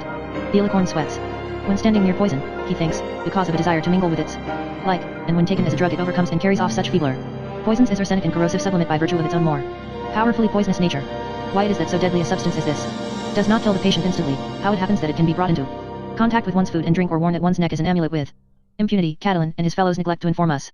This theory is too ingenious and has too much of the mark of the clever apothecary upon it for one to accept it as a product of primitive minds, and yet it may contain some primitive elements. Catalan's confident assertion that the unicorn eats snakes and drinks poisoned water implies an intimate knowledge of the animal's habits such as few other writers have claimed. But the assertion is helpful in suggesting that the whole mystery may rest upon a matter of diet. Even those who think of the unicorn as essentially pure sometimes attribute his virtues to the food he eats. Thus Hildegard of Bingen says that once in every year the animal goes to that land in which the juices of paradise abound and there seeks out the best herbs, digging them up with his hoof. From these he derives his medicinal properties. It will be remembered that Hildegard thought the whole body of the unicorn medicinal, and also that the same belief is held in India regarding the rhinoceros. Now we learn from Linschoeden's voyages that the horns of the rhinoceros are valued in India according to the flora of the district from which they come. All rhinoceros, says the traveler, are not alike good. For there are some whose homes are sold for 1, 2, or 300 pardas apiece, and there are others of the same color and greatness that are sold but for 3 or 4 pardas, which the Indians know and can discern. The cause is that some rhinoceros which are found in certain places in the country of Bengal have this virtue by reason of the herbs which that place only yieldeth and bringeth forth, which in other places is not so. A belief so constant as this, common to both schools of interpretation, may well derive from a source far back in time. The explanation of the alicorn's virtue in terms of sympathy and antipathy was cogent enough for ordinary minds, but it could not stand the scrutiny of a really thoughtful man such as Andrea Marini. He pointed out that poisons are of many kinds, some hot and some cold, some wet and others dry, and that therefore it was absurd to say that one substance could stand in a relation either of sympathy or of antipathy with all of them at the same time. This contention was unanswerable, and it had a deep influence upon later writers. Andrea Bacci, whose book on the unicorn appeared in the same year as Marini's, was forced by it to abandon the sympathy-antipathy explanation altogether and to fall back upon a pseudo-Aristotelian forma and sentia which really explained nothing. He also accepted a vague Arabian assertion that a licorn somehow comforts the heart, but the question as to why it sweats in the presence of poison he confuses and avoids as much as possible, finally leaving it unanswered. Such light as I have thus far been able to throw upon the mystery of the licorn's magical properties may be helpful in an attempt to solve the further mystery of what I have called the unicorn's water conning. We are fortunate in having a description of this performance by one who claims to have been an eyewitness. This is John of Hesse, a priest of Utrecht, who visited the Holy Land in 1389 and had the most extraordinary good luck in the things he saw there. Near the field of Helion, he says, there is a river called Mara, the water of which is very bitter, into which Moses struck his staff and made the water sweet so that the children of Israel might drink. And even in our times, it is said, venomous animals poison that water after the setting of the sun, so that the good animals cannot drink of it, but in the morning, after the sunrise, comes the unicorn and dips his horn into the stream, driving the poison from it so that the good animals can drink there during the day. This I have seen myself. One may point out in passing the strange coincidence that John of Hesse should have seen this rare spectacle at just the spot made famous by the miracle of Moses, to which it provides so striking a parallel. For the bitter waters of Mara in the Bible story we have here the water poisoned at night by unclean animals. Moses and his staff are matched by the unicorn in its horn. The children of Israel are represented by the clean animals waiting beside the stream. The two stories correspond in every essential detail, so that John's statement amounts almost to a declaration that he saw the ancient miracle reenacted symbolically upon the spot. But this is one of those mysteries into which the lay mind may not hope to pierce. Leaping now almost 500 years, we find a traveler of the 19th century giving almost the same account of the water conning trade as that given by John of Hesse. One evening, says he, as I was sitting among the rocks with a party of natives, the conversation turned upon flags. A man sitting there said to a stranger, why do the English put the Wihid al Win, that is the unicorn, on their flag, and then related the whole story of it, as one well known through the length and breadth of the land. The unicorn is found in a vast country south of Abyssinia. There the animals, undisturbed by man, live after their own laws. The water does not flow in rivers, but lies in the bosom of the soil. When the others wish to drink, the unicorn inserts his horn into the earth. With this he scoops a pool, satisfies his own thirst, and leaves what he does not require to the rest. So these English have the privilege of first discovering all things, and then the rest of the world may come after. In this late version the trade appears somewhat altered and debased. The unicorn does not purify but merely uncovers the water. One should observe, however, that he does this with his horn rather than with his hoof as another animal would, and his service to other beasts is not so much altruistic as accidental. Yet, for all these changes, the story is recognizably the same as that told by John of Hesse and many others. Regarding the origin of the water conning trade I shall make one suggestion here and another, somewhat farther reaching, in a later chapter. Popular beliefs about the stag have already served us well and may do so again. This animal, it will be remembered, is devoted to a diet of snakes, and in general he seems to thrive upon it, but sometimes, as Pliny informs us, a snake gets on the stag's back and bites him cruelly, whereupon he rushes to some river or fountain and plunges into the water to rid himself of his foe. Here we have at least a horned animal, a snake, and water brought together. A few sentences from the subtle and fascinating book by Antonio Ludovico, from which I have already quoted, will carry us somewhat farther. Stags are accustomed to increase their strength, says he, upon a diet of serpents, but when they are quite saturated with this food, and before they begin to feel the noxious effects of the poison, they go down to the great rivers and there submerge their bodies, leaving only their mouths above the water. They do not drink a drop, however they may suffer with thirst, but remain standing there until the poison is sweated in the form of tears through their eyes, and then they leave. These tears, hardened into balls, fall by the wayside and are gathered by the people of the country, who value them as antidotes for poison. The barbarians call them bezoars. It may seem that this story, however interesting in itself, leaves us still a long way from the unicorn dipping its horn into the water, but a little reflection will show, I think, that the analogy is rather close. We have already learned that the poison in the unicorn's body is not dispersed, as it appears to be in the stag mentioned by Ludovico, but is concentrated in the horn. The single horn. It seems natural, then, whenever the unicorn goes to the water to seek relief from an excess of poison, if that is indeed his motive, that he should dip the horn alone.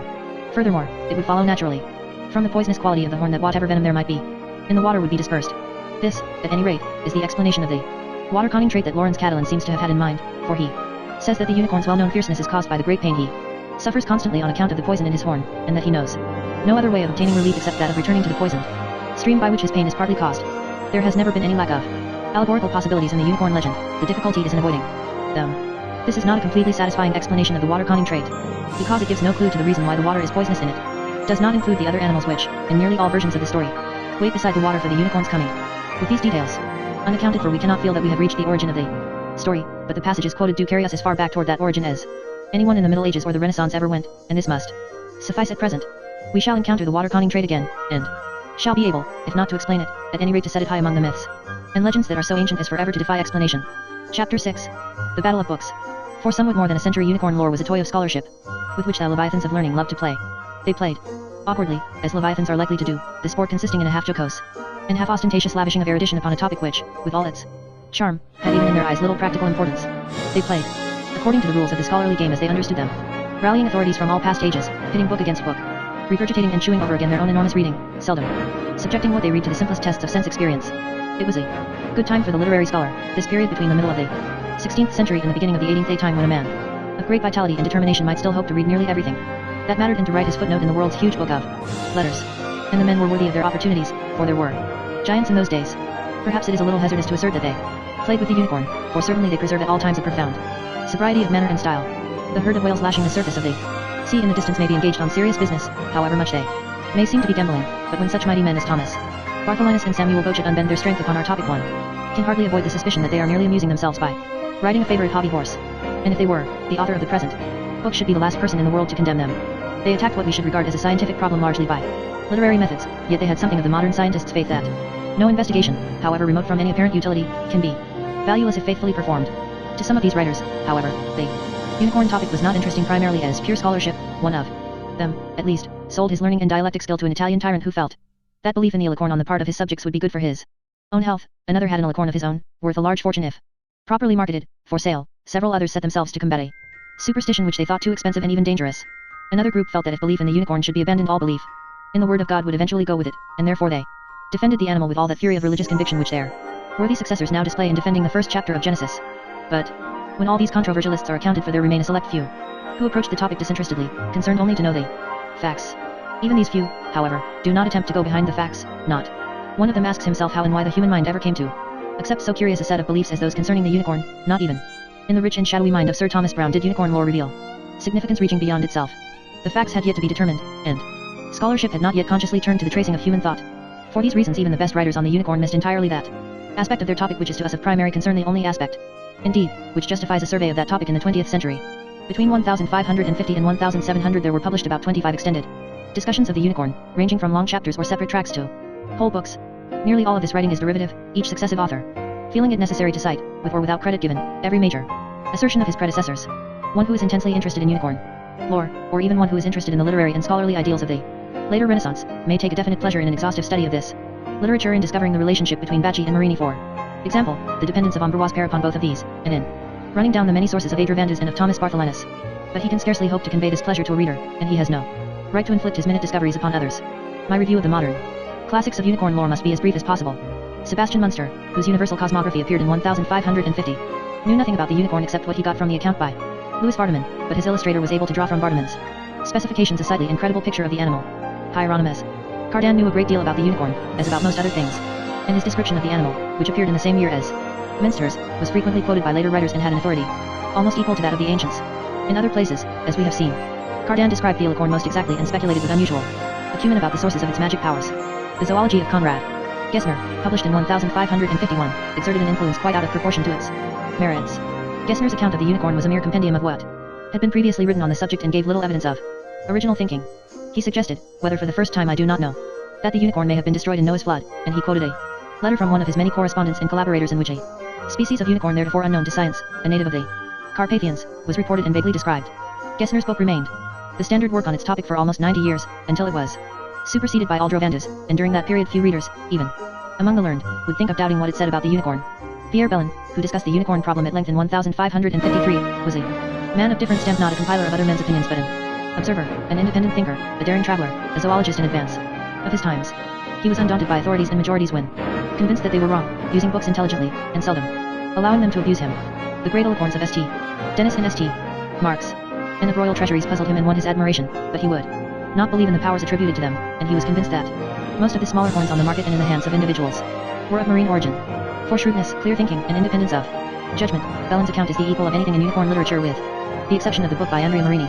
Of this admirable writer I know nothing except what may be deduced from his book itself, but this is really a good deal. He had a mind that would find itself at home in a few places in the 20th century, but he must have been very lonely in the 16th, even in Venice. His thought is strong, clear, incisive. There is something thrilling in the manly vigor with which he cuts and crashes his way through thickets of superstition. His prose marches forward, every sentence and word in advance, with something like the irresistible tread of John Dryden. There is not one paragraph break from end to end of his book, and there does not need to be, so perfect is the linking of his thought. One sees that he is angry at heart, although his head is clear. He has the mind of a modern scientist and he loves clarity and precision, but he has no tools to work with. He is more hampered by surrounding bigotry and ignorance and lassitude than the scientist of our time, he has not even the support of his own profession. One may surmise that he chooses the unicorn legend for his attack not because of any special animosity toward it, but merely because it seems to him representative of the innumerable follies about him and of a general human tendency to prefer lies to the truth. Marini begins by deploring that untrustworthiness of the senses which renders the discovery of natural truth so extremely difficult. The mind is acquainted for the most part, he says, not with the essences of things but only with their external accidents, and thence arises the variety of sects in all professions, for ambition or presumption leads men to pronounce as certain the conjectures of a moment or to lead others astray by deliberate deceit. Harmful everywhere, this has worked most harm in medicine, in which that opinion is most popular which most allures and deceives the public. Although the whole profession is guilty here, the Arabian physicians have been boldest in their promises, hoping to prop their failing fortunes by adopting and elaborating popular superstitions. The Arabs have introduced strange drugs, and among them the bezoarstone and the alicorn, giving it out that these are antidotes for every poison and cures for every incurable disease, notwithstanding that no one knows where these things come from, what they really are, or by whom they were first tried. Things have come to such a pass that no royal treasury is thought complete without its alicorn, and princes are everywhere determined to have one at any price. Clever merchants have not been slow to take the opportunity for deception, seeing that there is no way of making sure what is the true horn. Marini has decided to expose these deceptions partly because he has been asked for his opinion about the unicorn and partly because he dislikes to see men spending great sums for things of no value, and putting trust in drugs that can do them no good. He proposes, first, to show that we have no certain knowledge of the unicorn, and second, that, even if we had, the animal's horn could not have the powers attributed to it. The first part of his argument is concerned with the wide discrepancies in the unicorn tradition, which convince him that those who have written about the animal have never seen a specimen. A doubt thus cast upon the tradition is increased when one observes the differences in the reputed alicorns of Europe and England. These horns, he believes, have come from different animals, some of them marine, and he suspects that all the alicorns of England have come from the sea, for there is not even a record of a one-horned beast in that country. With a touch of that wonder at the wealth and variety of nature which was common in his time, he reminds us that the sea is very prolific of animal life and that many of its forms are still unknown. He thinks it likely that the ocean has cast up many objects with the shape and substance of horns. If the animal is unknown, how can we find and verify the horn? It will be replied that the learned have found certain infallible tests, but Marini asserts that most of these tests are childish and that all are worthless. He admits that powdered alicorn will delay the death of a poisoned pigeon, but says that any other horn will do the same thing by retarding assimilation. Even if the animal and the horn were both well known, it would be easy to prove that the assertions made concerning the alicorn's properties are come una favola di romanzi. To say that it is good against all poisons is obviously ridiculous, and an affront to intelligence, for poisons differ so widely in their elements that one substance can be in sympathy or antipathy with only one or two kinds. Poisons operate upon different organs and in various ways, so that no one antidote can counteract them all. The assertion that the alicorn sweats in the presence of poison may be proved a lie by simple experiment, supposing that one can get an alicorn to experiment upon, but we do not need experiment, for reason alone tells us that sweat is an effect of vegetative virtue, which no horn can have. Marini allows that marble, glass mirrors, and other such objects collect moisture under certain circumstances, but this is not sweat, it does not come from the intrinsic nature of those objects but from the surrounding humidity. Coming to the use of powdered alicorn as a medicine prescribed for poisoning, pestilential fever, bites of mad dogs, stings of scorpions, falling, sickness, and the like, he admits that it may have some value, though no more than stag's horn.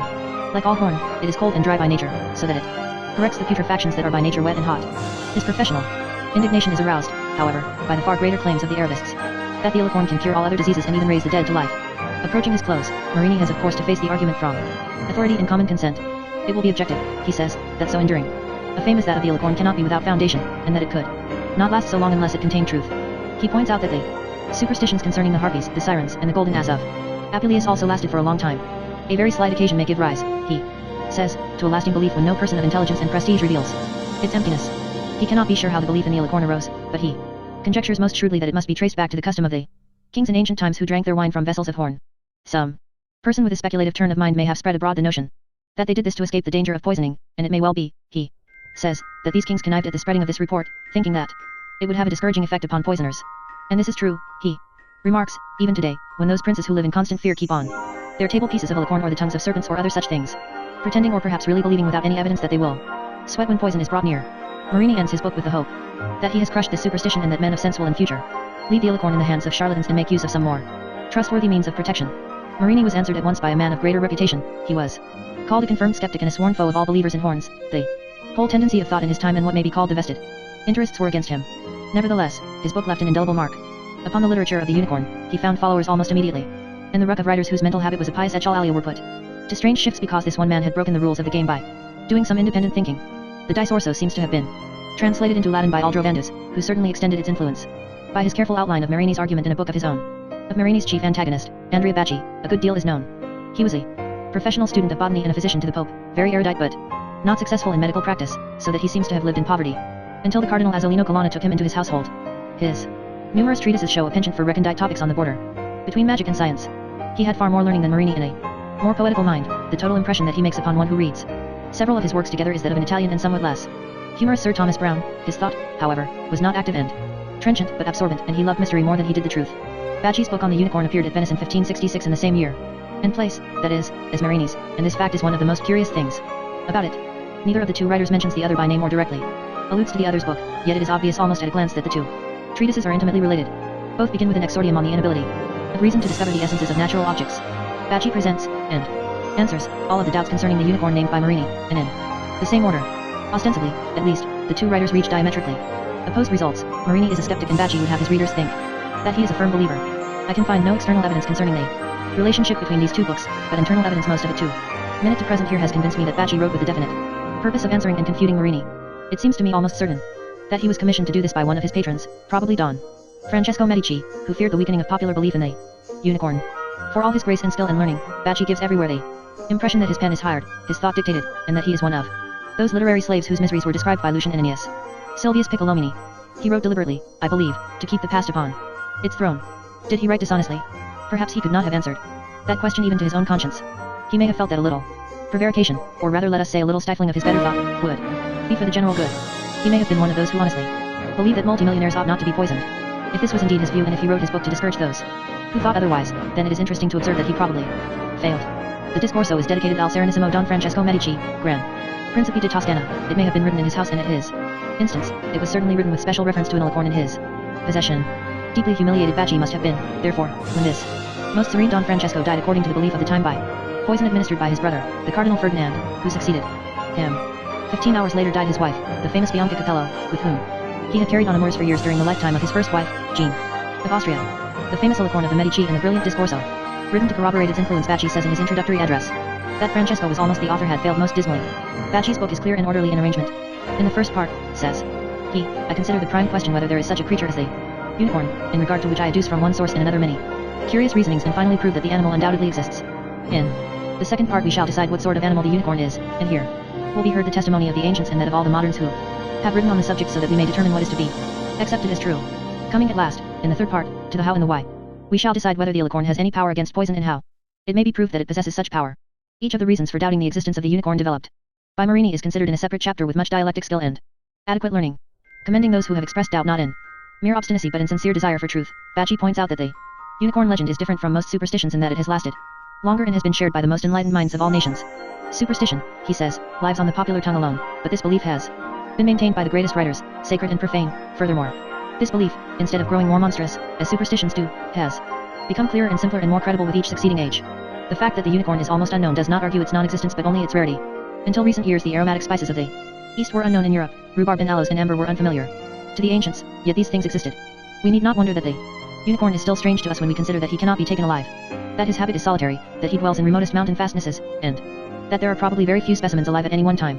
The tradition of the unicorn has come down to us precisely as other traditions of actual things have come. First we hear its name from unknown sources and it is confusedly described, but little by little the accounts increase in precision and frequency until we find them everywhere. Notices of the unicorn continue to be confused merely because the beast is very wild and is not found in Europe. At this point Bacci indulges himself and at least one of his readers in an eloquent passage on Du Gran Segreti della Natura. The first of these is that she contents herself with producing only a few individuals of those species, which are especially distinguished by their beauty, and this she does in order that God Almighty may have the greater glory in his works. We acknowledge his glory when we contemplate the frame of this vast machine, the earth, when we consider the ranks of the heavens and the concourse of the stars, the composition of the elements, and how he keeps the earth balanced in the air and sets a limit to the sea. In every created thing there is some marvel, more or less. In some things God and nature have shown their power by the manner of their production, as in gems, which are found in the hidden chambers of the hills and yet are composed of the same substance as the stars. Other things are wonderful for the length of time required to make them, such as gold and precious marbles and many kinds of stones. With respect to animals, those necessary to the maintenance of human life are produced in abundance. Others, not necessary or even harmful, are produced sparingly, and to these nature gives the instinct to flee from the sight of men, as we see in lions, dragons, tigers, and basilisks. And then, too, even the rudest mind must be amazed at the divine beauty of some creations, for not even Solomon in all his glory was arrayed like the lilies of the field and the fowls of the air. The emerald itself is vanquished by the marvelous green of certain beetles. No jewel and no work of man's hands can compare with the natural gems, green and gold and red, to be found in certain humble worms and grubs. Other animals are wonderful for their size, such as the elephant and the whale, huge as the hugest ship. Others, again, astonished by their smallness, among which Virgil thought the most wonderful was the Zinsula, an animal barely visible but which looks like a hippogriff, et. Once horse and rider and trumpet, both Perseus and Pegasus.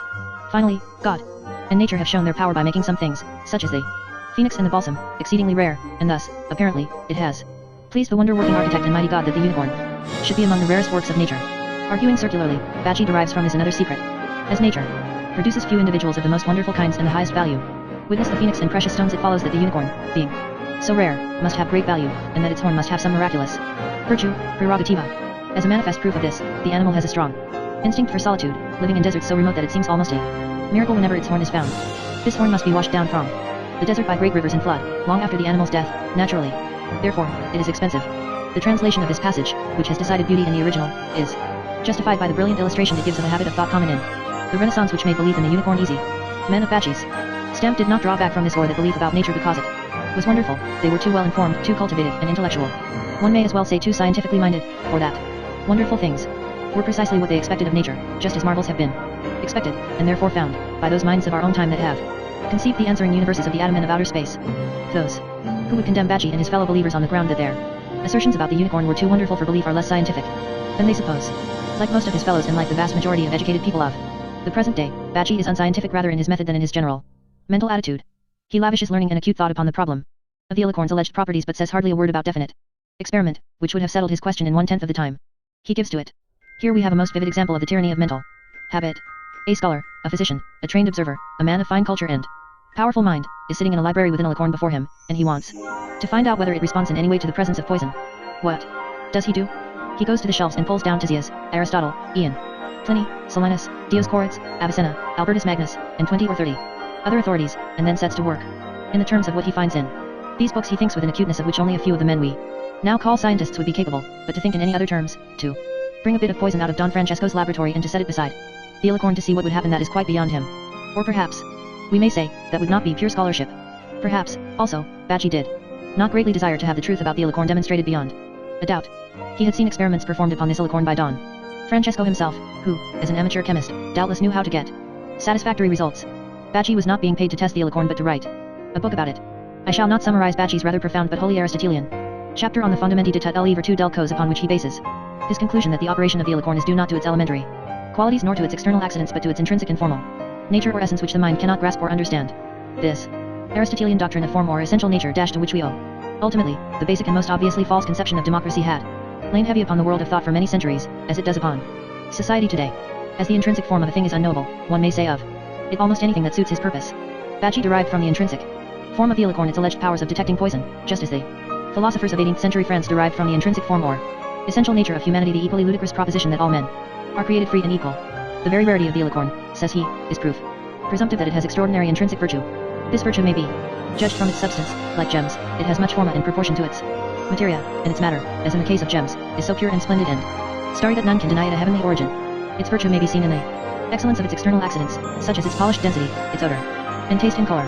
The alicorn is the densest of all horns. It is white, pure, uniform, and single for each animal. It works by its own nature and not by assistance of art. It causes heat yet is not hot. It causes cold, yet it is not cold itself. All this means that it must operate by its intrinsic or hidden virtue. Marini had rendered it impossible for any intelligent man who read his book to explain the operation of the alicorn in terms of sympathy and antipathy, making clear that no single substance could stand in either of these relations to all poisons whatsoever. Bacci therefore abandons the old explanation but not the belief that the alicorn is good against all poisons. He explains its virtue by invoking an assertion which he says he finds in Avicenna's treatise on the heart, that alicorn comforts the heart and is a powerful cordial. One sees how this might account for the alleged action of the alicorn as a drug, but it does not seem to explain how it could detect and reveal the presence of poison on a rich man's table.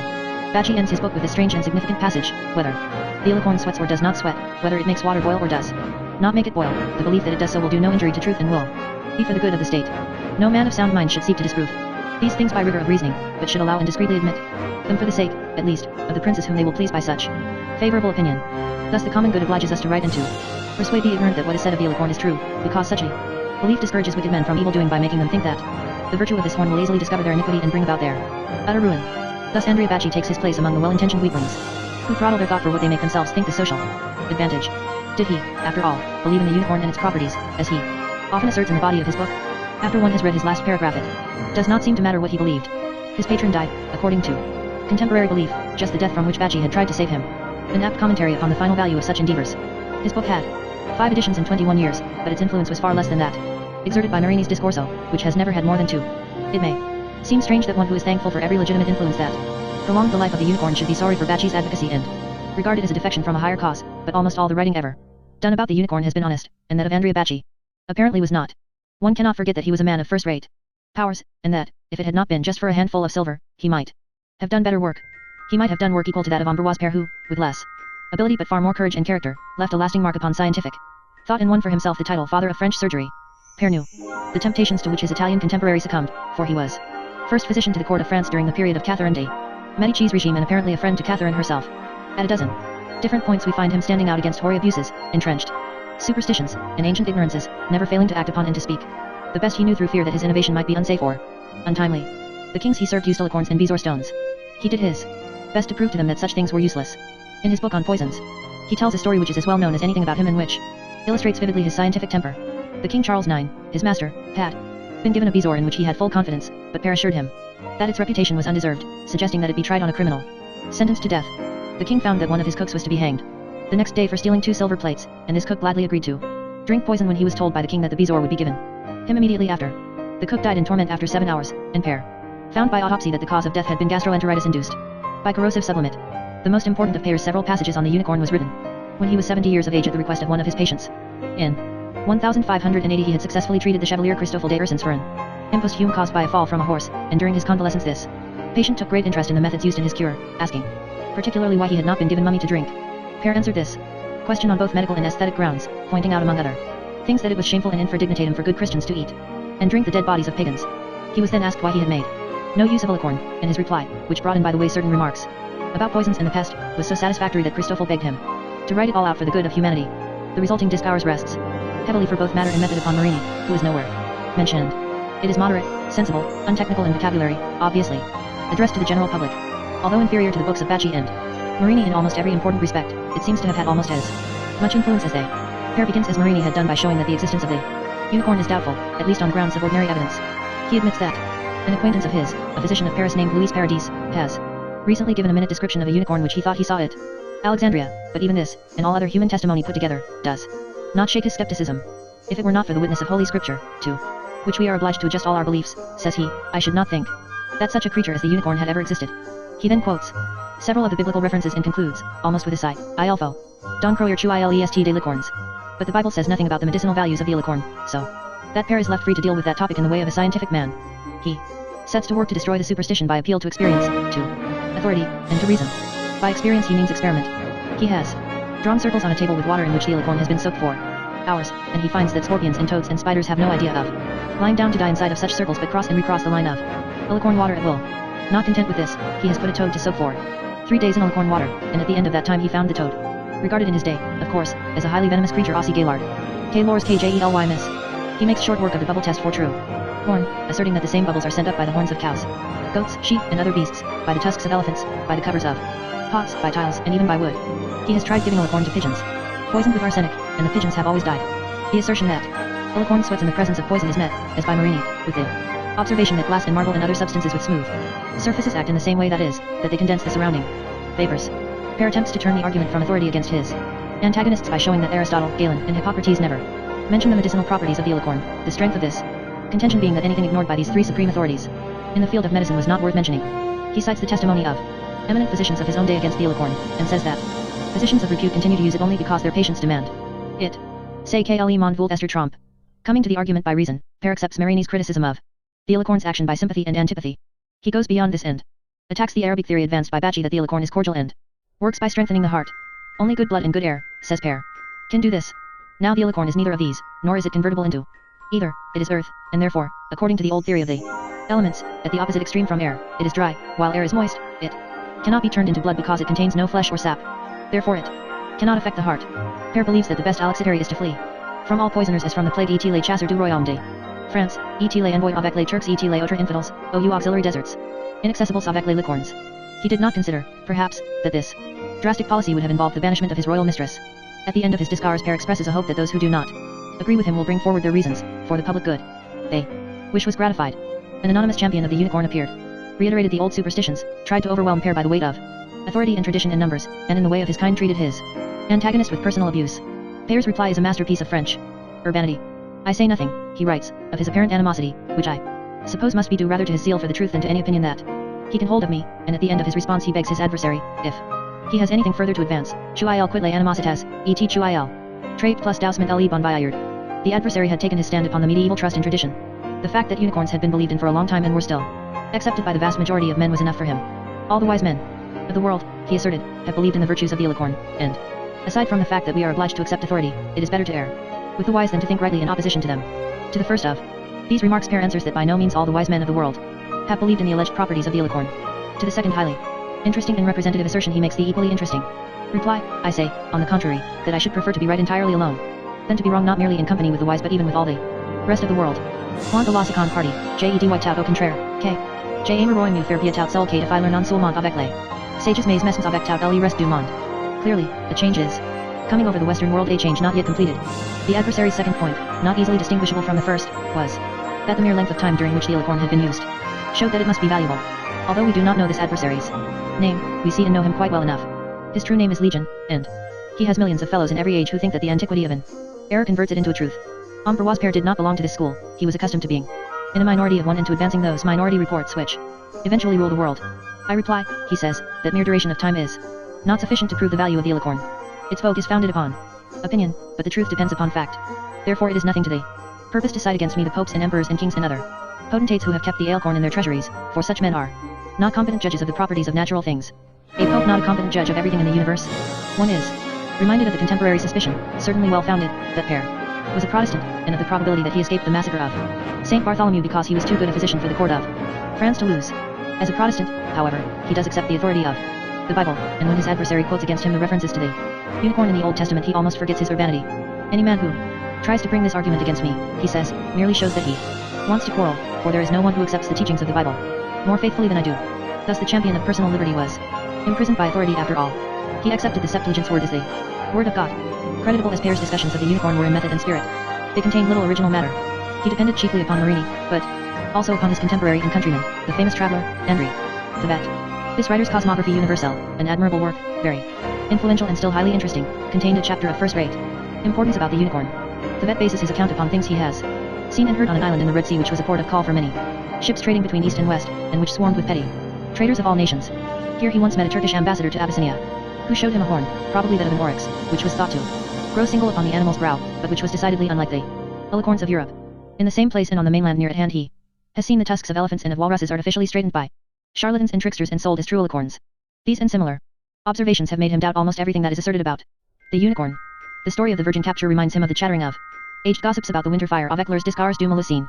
He is not to be intimidated by the authority of Pliny, Minster, Silenus, Strabo, and all other such men put together, for, wise and learned as these men were, this tale of the unicorn is not the first not the hundredth of their errors and lies. He says with justifiable pride that if these authorities had enjoyed the same knowledge of the world that he himself possesses and had seen the countries that he has traversed they would scarcely have forgotten their duty to such an extent as to hand on to posterity their idle and untested imaginings. It is unlikely, he thinks, that foreigners can know more about the fauna of a country than that country's inhabitants know. He has ranged over the whole territory that the unicorn is said to inhabit and has heard no rumor of its existence. One-horned animals may exist, he thinks, like that one described by his Turkish ambassador, but scarcely any such as the unicorn fabled in Europe. The alicorns of European cathedrals and treasuries are probably, he thinks, the products of such deceitful arts as he saw practiced near the Red Sea. He does not doubt that they have medicinal value, but this they share with all other horns whatsoever. The confidence, not to say the swagger, of Thevet is evident in his concluding words, Voila. Don CEKJ avoid a long temps NVD advertir le lecteur, pour Oster. El opinion mal fondée de plaisirs hommes docs, tant grecs que latins. Mesmes des rois, princes et monarchs, pour le fake de la licorne. From this vulgar sort of infidel people, as Edward Topsell called the writers we have just considered, we may now return to the faithful, for it is a curious fact that all the chief 16th century authorities on our topic were skeptical to say the least, and that nearly all those of the 17th century were believers. The Reverend Edward Topsell is positively devout, and like a few others of his kind he bolsters his own belief by the conviction that those who do not agree with him must be bad people. All that he requires to prove the existence of the unicorn and the truth of everything ever said of it is the authority of the 92nd Psalm and of all the divines that ever wrote. With these witnesses on his side he feels dispensed from further argument and expatiates in the meadows of unicorn lore at length, thoroughly enjoying himself. There is little in Topsell's account of the unicorn, however, that is not to be found in Conrad Gessner, and he is interesting chiefly for the quaint vigor of his language. Lawrence Catalan's book on the unicorn was of much greater importance. He was an apothecary of note in Montpellier, a city which in his time, 1568 to 1647, was teaching medicine and pharmacy to all of Europe.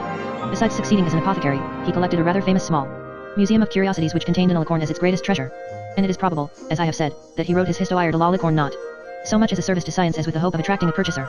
Catalan is seen at his best in his carefully written Die Sauers et demonstration. De Ingredients de la Theriac, a valuable book upon a topic of which he was a master. A man of considerable ability in reading, he was both credulous and vain. The chief value of his book on the unicorn is due to the fact that it is the only one of importance written by a practicing apothecary. Catalan divides his book into 4 parts. In the first he discusses the various names of the unicorn. In the second he treats its appearance, habitat, general characteristics, and virtues in medicine, giving directions for its chase and capture. The third part is devoted to a fair statement of 18 objections made by those who think the beast fabulous or the report of its virtues false, and in the fourth division he answers all these objections triumphantly, concluding KL animal corn est, etk. Grandes et merveilleuses sunt les venus sa cum, purveu tuel so ite. La vraie et legitime. It is certain that Catalan had read both Marini and Pare, for he quotes them both as objectors, but they seem to have disturbed his own beliefs not at all. A year or 2 after publishing his book on the unicorn, Catalan had the pleasure of showing his little museum to a distinguished physician and scholar from Denmark, one Caspar Bartholinus, who was much interested in the apothecary's specimens of one-horned birds and insects.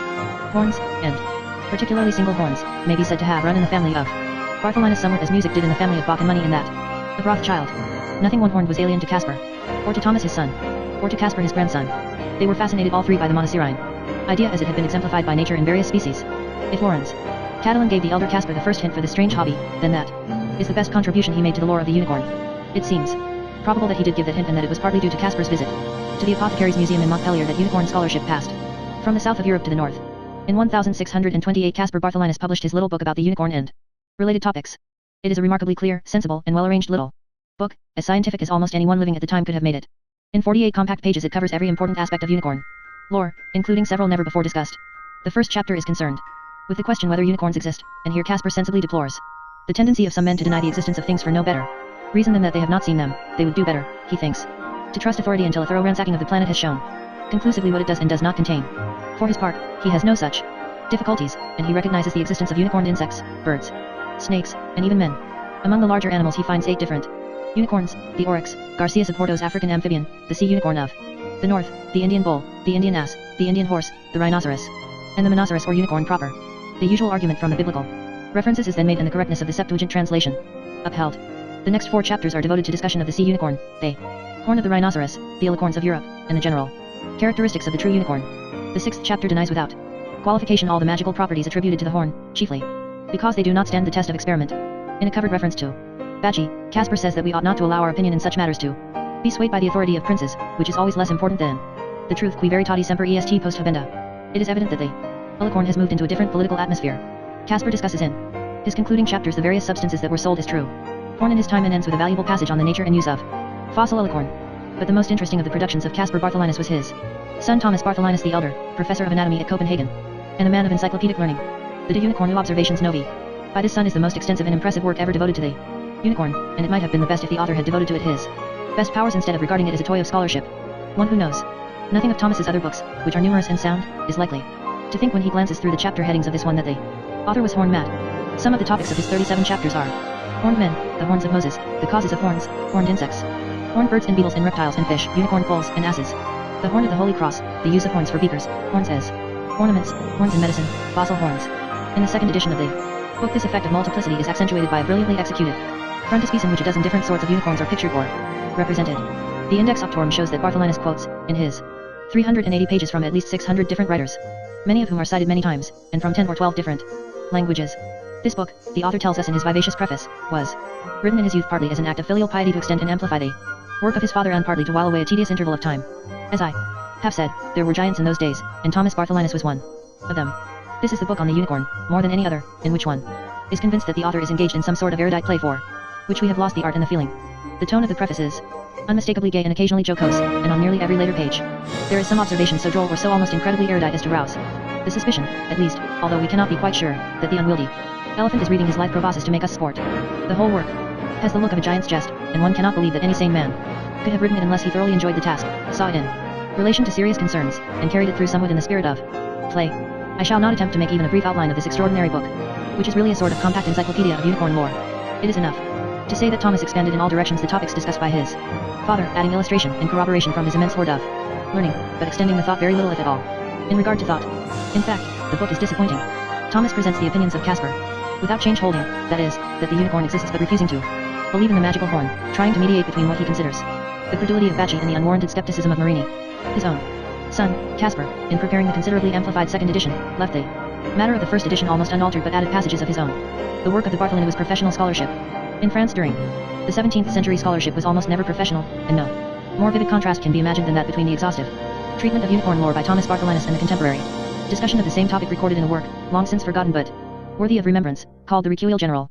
This consists of 287 conferences or public debates on the widest variety of topics, politics and religion alone excluded.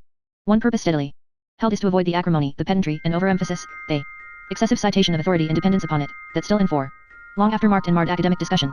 Every speaker strives to show himself at once a scholar and a gentleman. One of the most difficult mediations between extremes, and the result, in its moderation and deference and urbane mingling of scholarship with humor, makes an admirable example of what the learned world owes to the French mind. As compared with the records of the English Royal Society, these papers are literature, and indeed I am not sure that the Bureau of Debaters was not a fictitious device or frame of a single author.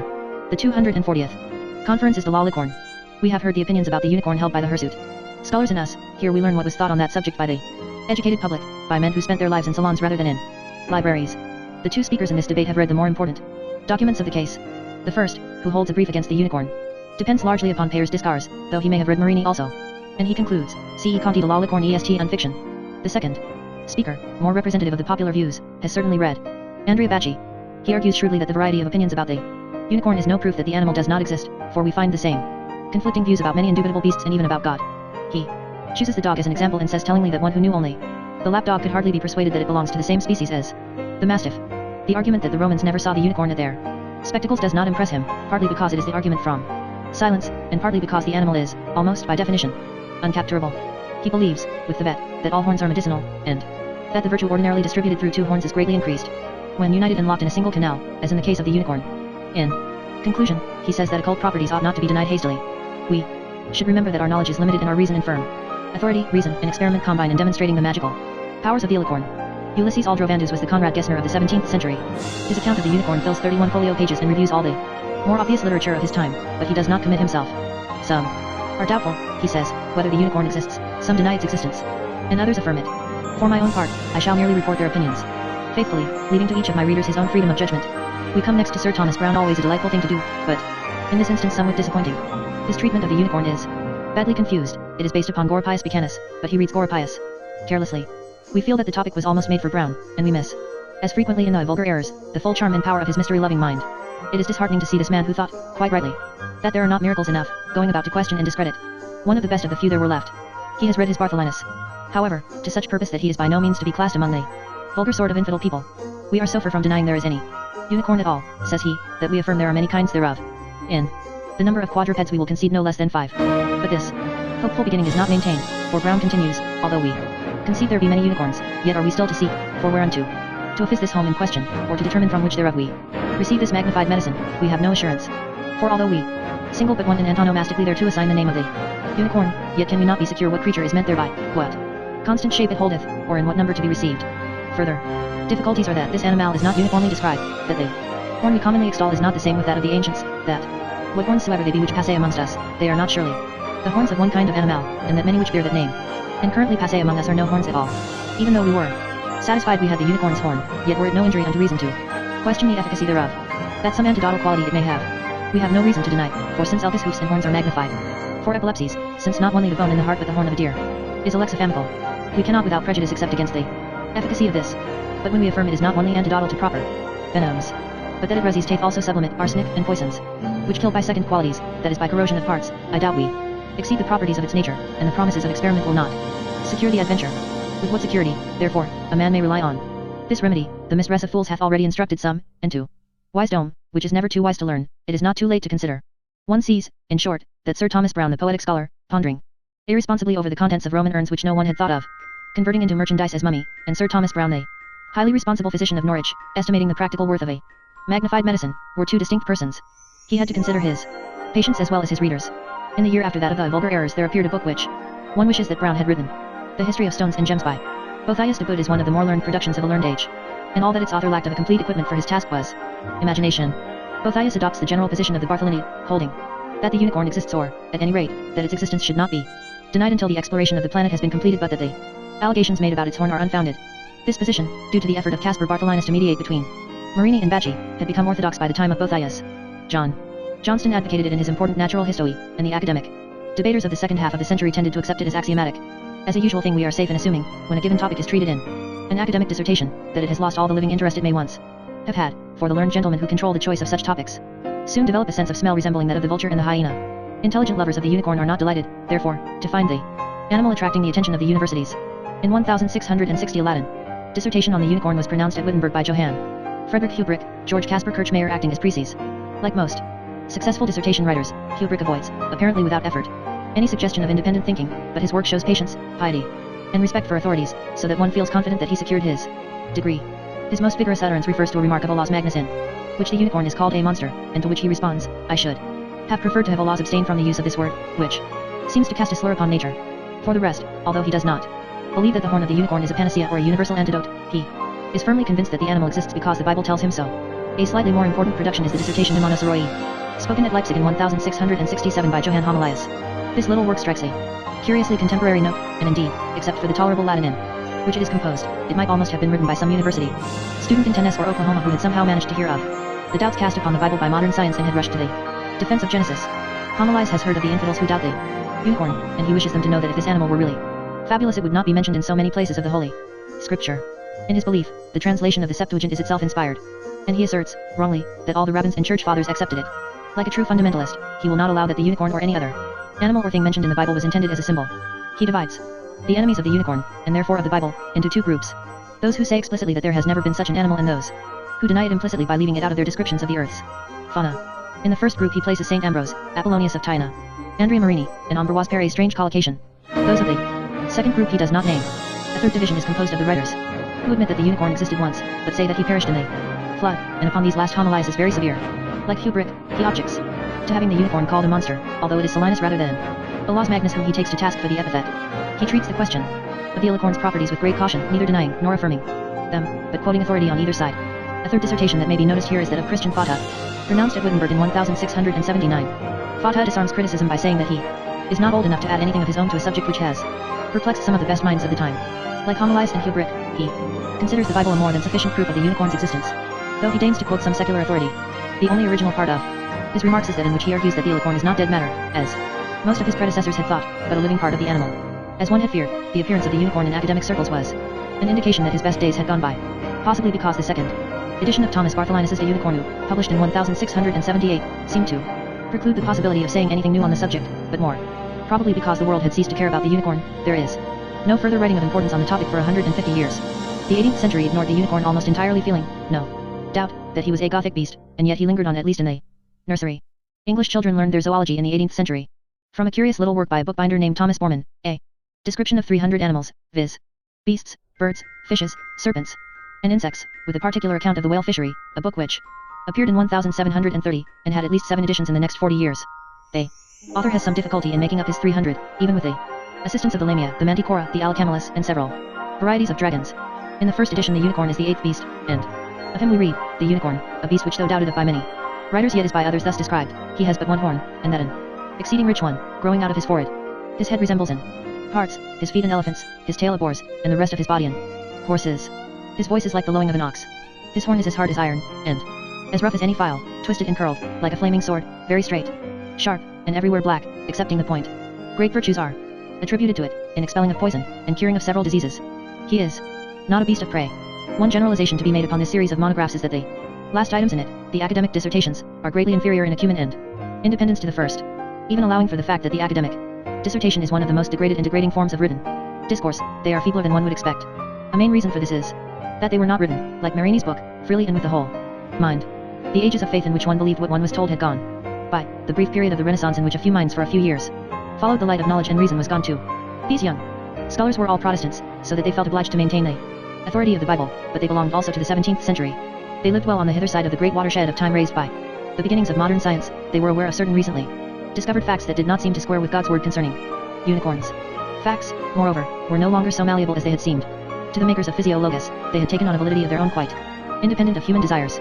The times, in short, were more difficult for a thinking man than those that had gone before. Isidore could accept the unicorn without hesitation because no inconvenient knowledge of facts impeded him. Marini could reject the unicorn almost as freely because he was a physician living in Venice at the end of the Renaissance, and so, for all practical purposes, a pagan. But what could be said on this cardinal topic by young men of the 17th century before an audience of Lutherans, by young men seeking academic advancement in a community very literate and very fundamentalist? Only such tame and jejune things as Hubert and Romulus and Fata did say. The situation was new to them. It is painfully familiar to us. Nothing if not well read, these young men knew how the unicorn got into their Bibles, and they felt obliged to accept not only the plenary inspiration of the original biblical text but that of the successive translations as well. If Martin Luther, for example, wrote the word einhorn in translating Deuteronomy XXXIII 17, that was equivalent to divine assurance that the unicorn exists, and any doubt on that point might open the way to infidelity, as the crevice in a Dutch dike may let in all the sea. If the people who believed this had been considerably cruder and more bigoted than they were, and if they had had the power, they might have enacted unicorn laws controlling public education like the so-called monkey laws of certain American states, for the controversy was in fact a tiny model of the great quarrel over Darwinian theory. However trifling the issue may seem in comparison, a real conflict was involved between biblical authority and experience or observation, and this is precisely the conflict that has been going on since the appearance of the origin of species and the descent of man. An example of the stress and strain that could be caused by this conflict in earnest minds is found in the writings of Ambroise Paré about the unicorn. When his adversary attempts to overwhelm him with authority and tradition and mere numbers, Paré returns the thrilling reply that he would rather think rightly quite alone than think wrongly with all the rest of the world. One unbroken road runs between that remark and Emerson's self-reliance. 250 years in the future, but it was and is a narrow road, full of obstacles, and few there be that find it. Paré's words sound like a final declaration of intellectual independence, but as such they were premature. As a student of nature and as a thinking man, Paré had accumulated several reasons for disbelieving in the unicorn. In one place he wrote explicitly, "A so great variety of dissenting opinions easily induceth me to believe that this word unicorn is not the proper name of any beast in the world, and that it is a thing only feigned by painters and writers." Somewhat later, however, in the Discours, he is obliged to consider the biblical references to the animal, and these wrench from him the reluctant admission, "Il faut don croire tu ilest des licornes." There is a conflict here, and it is being waged inside of one mind. Paré's intellectual condition is that of millions of men, who have been drawn one way by knowledge and reason in the whole current of their times and drawn another way by authority, tradition, vested interests, and fear of public opinion. Like them, Paré strove to believe two contradictory things at the same time and not to let the left lobe of his brain know what the right lobe was thinking. We may say that since nothing but unicorns were involved this did not much matter, but Paré in his time were right in feeling that when one begins to doubt the biblical unicorn there is no convenient place to stop doubting. One might almost say that the cause of fundamentalism was lost when the unicorn, vouched for by scripture, was abandoned, for if we cannot trust the translations of the Bible as equally authentic with the original Hebrew, which few fundamentalists take the trouble to learn, then the door is thrown open to lower and higher criticism, to allegorical interpretations, to scholarship, to facts, to thinking, and, in short, to infidelity. The Septuagint's translation of the Hebrew Riem by the word XXXXXXXX kept the faith in the unicorn alive somewhat longer than it would otherwise have endured, and that bit of translation may have had an effect even upon trade and commerce and medical theory, but the most interesting of its effects is seen in its production of a minor conflict between the old faith in biblical authority and the new faith in reason and experiment. One cannot say that the problem thus presented was ever definitely solved. Such problems seldom are. They are forgotten. To any ordinary reader, says an author of our own time, the appearance in the sacred writings of creatures which are nowadays known to have had no real existence is bewildering, and probably not a little unsettling. It is much to be regretted that several monstrosities have been permitted to enter the pages of Holy Scripture. This writer gives it as his earnest advice that one whose religious faith is endangered by the biblical unicorn and basilisk and cockatrice should study some good natural history, and his difficulties will be swept away. Thus, for example, a close study of whales, with particular attention to the size of the whale's gullet and its powers of digestion, may be recommended for those who are having difficulties with the story of Jonah, and others who are shocked by Jacob's trick with the ring-straight cattle, not by the morality of the tale, of course, but by the notions of heredity involved, may be confidently referred to the Mendelian law. In Paré's time our notions about nature were tested by the Bible. In our own time it is still asserted that the Bible will stand the test of our notions about nature. The sooner we admit that it will not stand any such test, the sooner we shall be free to put it to higher uses. When half gods go, the gods arrive. Confronted by such a dilemma as that caused by the conflict between authority and experience, the mind seeks avenues of escape, and one such was found for those who wished to believe both the biblical unicorn and science. The suggestion was thrown out that although there had once been unicorns, they had all been drowned in the flood. I have been unable to discover who first made this suggestion, but there would be no difficulty in naming many who answered him, for he had the usual fate of the peacemaker and was howled down for his pains. Is it not wrong, says Hubrick of Wittenberg, to think that a single species perished and became extinct, when such a great God took in hand the charge of all over the whole earth? It is a common saying that the unicorn perished and became extinct at the time of the flood, and that not a single individual of the monocerine species survived. We shall correct this iniquity, and with God's help we shall find a means of putting a stop to this universal blasphemy. The philosophic answer was made by Julius Caesar Scaliger, a man able to bear down almost any opinion by the sheer weight of his prestige. We have God's word, says he, to prove that the unicorn existed at one time, and God cannot lie. If it existed once, then it exists still, for otherwise a vacuum would have been made in nature, which is absurd, for everyone knows that nature abhors a vacuum. Therefore unicorns exist. Later writers extended this argument by quoting the biblical assertion that Noah took with him into the ark representatives of every existing species, and that God then closed the door so that none could get out. They argued also that God's creation was, to begin with, necessarily perfect, meaning by this, apparently, that it contained every possible species of animal and that he would not allow it to decline into imperfection. This cheerful faith in the conservation of species was undisturbed by the discovery of the fossil bones of animals such as the mammoth that were being made at the time throughout Europe. A possible excuse for the original blasphemer was that a beast with a horn, 10 feet in length, such as that reported by Albertus Magnus, seemed too large to accommodate in the ark. This difficulty did not occur to the makers of the window in the church of St. Etienne du Mont in Paris, where the animal is shown snugly housed, nor to the monks who painted cross-sections of the ark in miniature, showing unicorns comfortably munching in their stalls. Nevertheless, the difficulty was felt, and the question regarding the room available in the ark exercised several acute minds. Sir Walter Raleigh spent some of his leisure in the tower making a mathematical calculation that set his own doubts at rest. He shows that the ark contained 45,000 cubic feet of space, that there were only 89 non-aquatic species to be got into it, that the total number of individual beasts it carried including many very small ones was only 280, so that there was room and to spare both for them and for their provender. He would have seen no justification for the statement of the Talmud that the Reem had to be towed behind by a rope tied to its horn. The idea that the unicorn may have perished in the flood was probably suggested by the discoveries of fossil remains which began to puzzle Europe in the 16th century. What the ignorant thought of these we do not hear. Some of the learned thought them the bones of Ajax or of Orestes, but the most widely accepted opinion was that they were the skeletons of Hannibal's elephants. The teeth of the mammoth were attributed to St. Christopher, but Governor Dudley of Massachusetts, when a mastodon's tooth was found near Albany in 1705, could not be so precise as this because the giants of America had no names. He could only assert that this tooth would agree only to a human body, for whom the flood alone could prepare a funeral, and without doubt he would as long as he could keep his head above the clouds, but must at length be confounded with other creatures. The great size and unfamiliar shapes of these remains laid a severe strain upon the faith of some investigators, but the faithful insisted that whatever else they might be they were certainly not the bones of animals that had perished from the earth. Exactly so many species as were originally created from the protoplasm will endure to the end of the world, says one of these orthodox writers. This was generally considered axiomatic. In the middle of the 16th century Conrad Gessner suggested that the bones recently discovered in Germany were the horns of unicorns washed together there during Noah's flood. This opinion was often ridiculed, but it gained many adherents and had a lasting effect upon materia medica. They belief in fossil unicorn's horn, coming at just the time when such corroboration was most needed, helped greatly to sustain the animal's claims to existence, and this belief lasted well into the 19th century. In one of the thousands of books written during that century to combat religious doubt I find these words: at Castle Rising, near to Lynn Regis in Norfolk, where the sea is making rapid encroachments on the land, in sinking for water there were found at a depth of 600 feet horns, perfectly straight, supposed to be those of the unicorn. These were 2 feet long, an inch in circumference, and hollow. The modern reader finds it difficult to make out just what the substances studied and sold and prescribed by physicians under the general name of fossil unicorn really were. In some instances they were certainly fossil bones, as in the rather famous find at Cadelinburg Cave in 1663, but the Hercynian fossil unicorn mentioned by Gessner and scores of others was probably carbonate of lime and stalactite and stalagmite formations. Others were petrified wood. The distinction between animal, vegetable, and mineral subterranean forms was not dearly made by most writers, although a few had known the truth before the 16th century. All kinds were called fossil unicorn. It was assumed that all had the medicinal values ascribed to the alicorn for no better reason than that they resembled it, and accordingly we find the lapis ceratites or hornstone everywhere advanced to an important place in the pharmacopoeia. Boethius de Bood, to be sure, ridicules this confusion of substances, saying that he has had more than 20 pieces of the lapis ceratites given him as true alicorn and that most of them were merely petrified wood. He knows how such objects are formed as well as we do, and yet at the end of his account of them he says that all kinds of fossil unicorn have medicinal value against poison, fever, and pest. Caspar Bartholinus tells us that he has used the hornstone successfully in his practice as a pseudorific, for bites of snakes and venomous animals, for fevers and plague, and to comfort the heart. In short, for all the purposes for which true alicorn was used. O.L.E. Worm, a scholar of high attainments, could say precisely the same thing 30 years later. The 17th century did not possess 3 men better fitted to pronounce upon this topic than Boethius de Bood, Caspar Bartholinus, and O.L.E. Worm, and all 3 asserted that the hornstone had precisely the same medical properties as alicorn. They asserted this, so far as I can see, for no better reason than that the hornstone vaguely resembled the alicorn, so that they seem to have thought somewhat in the way of the primitive medicine man collecting his magical symbols. But O.L.E. Worm, at any rate, did not believe in the alleged properties of the alicorn itself, and he had done more than any other man to discredit the whole unicorn legend. In other words, he rejected the substance and accepted the shadow. The deeper one delves into unicorn lore, the more clearly one sees that its chief interest lies in the revelations it makes of the human mind. Citation of the praises of fossil unicorn might be extended to great length. Daniel Senner gave it a qualified commendation. Fallopius and Francis Joly considered it a sovereign cure for the plague.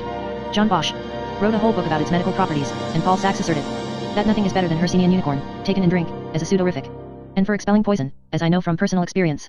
All of these writers, indeed, base their remarks upon actual experience with the drug, and one soon concludes that they cannot all be lying. By a route extending through thousands of years of superstition, men had come upon a substance of real medical value. Fossil unicorn is not by any means the only example of this. The substance sometimes vaguely called ossifrage, hollow tubes of carbonate of lime usually found fractured, it was perhaps identical with lapis ceratites, was considered good for broken bones because it resembled them, and it really was so because it contained lime. In adding fossil unicorn to her pharmacopoeia, Europe was merely trailing once more behind China. For a great length of time one of the most valued medicines of China has been dragon's bones, the fossilized remains of mastodon and elephant, hippodrium, and rhinoceros. When Dr. Henry Fairfield Osborn was excavating for fossils in China in 1923, he heard himself and his company described as the American men of the dragon bones. They Beliefs underlying this ancient superstition may have been similar to those we have found supporting the use of the alicorn, for there seems to have been an opinion that some parts of the dragon, in spite of its general beneficence, are poisonous. In the year 1663 there was discovered in a limestone quarry near Katlenburg in Germany a skeleton of a unicorn. We are told that it was crouched upon its hindquarters with its head thrown back, and that it had on its brow a horn as thick as a human shin bone and 7.5 feet in length. The workmen broke it up and extracted it piecemeal, but the head and horn together with some of the ribs and the spine were handed over to a responsible person and were later accurately described. Somewhat before the middle of the 18th century a similar skeleton was found in the so-called Einhorn Loch at Scharfeld in the Harz Mountains, and this one was seen and described by no less a person than the philosopher Leibniz. Admitting that recent treatises and discoveries have caused him some doubts in the past concerning the real existence of the unicorn, Leibniz says that the Katlenburg skeleton and this of Scharfeld have converted him entirely. He publishes a drawing, intended to represent his reconstruction of the animal, which does not carry conviction. It is interesting enough, however, to find one of the most brilliant minds of the 18th century convinced of the unicorn's existence. Chapter 7. Rumors. The first point that research into a doubtful matter should try to determine, as Andrea Bacci wisely observes, is whether the thing in question really exists, and if we were concerned in this book with the unicorn itself rather than with unicorn lore there could be no excuse for having postponed for so long the question concerning the animal's actuality. That question cannot be entirely ignored because the doubts that have been expressed in the affirmations made in reply are themselves an important part of unicorn lore. To anyone not instructed in comparative anatomy the unicorn is so credible a beast that it is difficult to understand why anyone should ever have doubted him. Compared with him the giraffe is highly improbable, the armadillo and the anteater are unbelievable, and the hippopotamus is a nightmare. The shortest excursion into paleontology brings back a dozen animals that strain our powers of belief far more than he does. What may be called the normality of the unicorn is just as evident when we set him beside the creatures of fancy. Compared with him the griffin is precisely what Sir Thomas Brown calls it, a mixed and dubious animal. Yet it is well known that the unicorn has been doubted, and that not by natural infidels like Pere and Marini and Cuvier alone, but by natural believers living far back in the ages of faith. Saint Ambrose, for example, disbelieved in the animal for the strange reason that it was not to be found. Or so he thought, in nature non inveniator. One might have made sad havoc in the theological creed of Ambrose or any other early Christian by applying that brutal test, and we can imagine the flood of invective he would have poured forth upon the pagan who dared to write non inveniator against the apostolic miracles. However, I wish to devote this chapter to affirmations, recording the testimony of those who have kept the good faith and of the many others who, having fallen away into agnosticism, or free thinking or positive infidelity, have been brought back into the fold. The list of these affirmations will necessarily involve some writers that I have mentioned elsewhere. One of the earliest of these, aside from the Tisian and the Physiologus traditions, was that of Cosmas Indicopoulos, a Greek of Alexandria who spent his young manhood traveling as a merchant in Ethiopia, the Red Sea, and the Persian Gulf.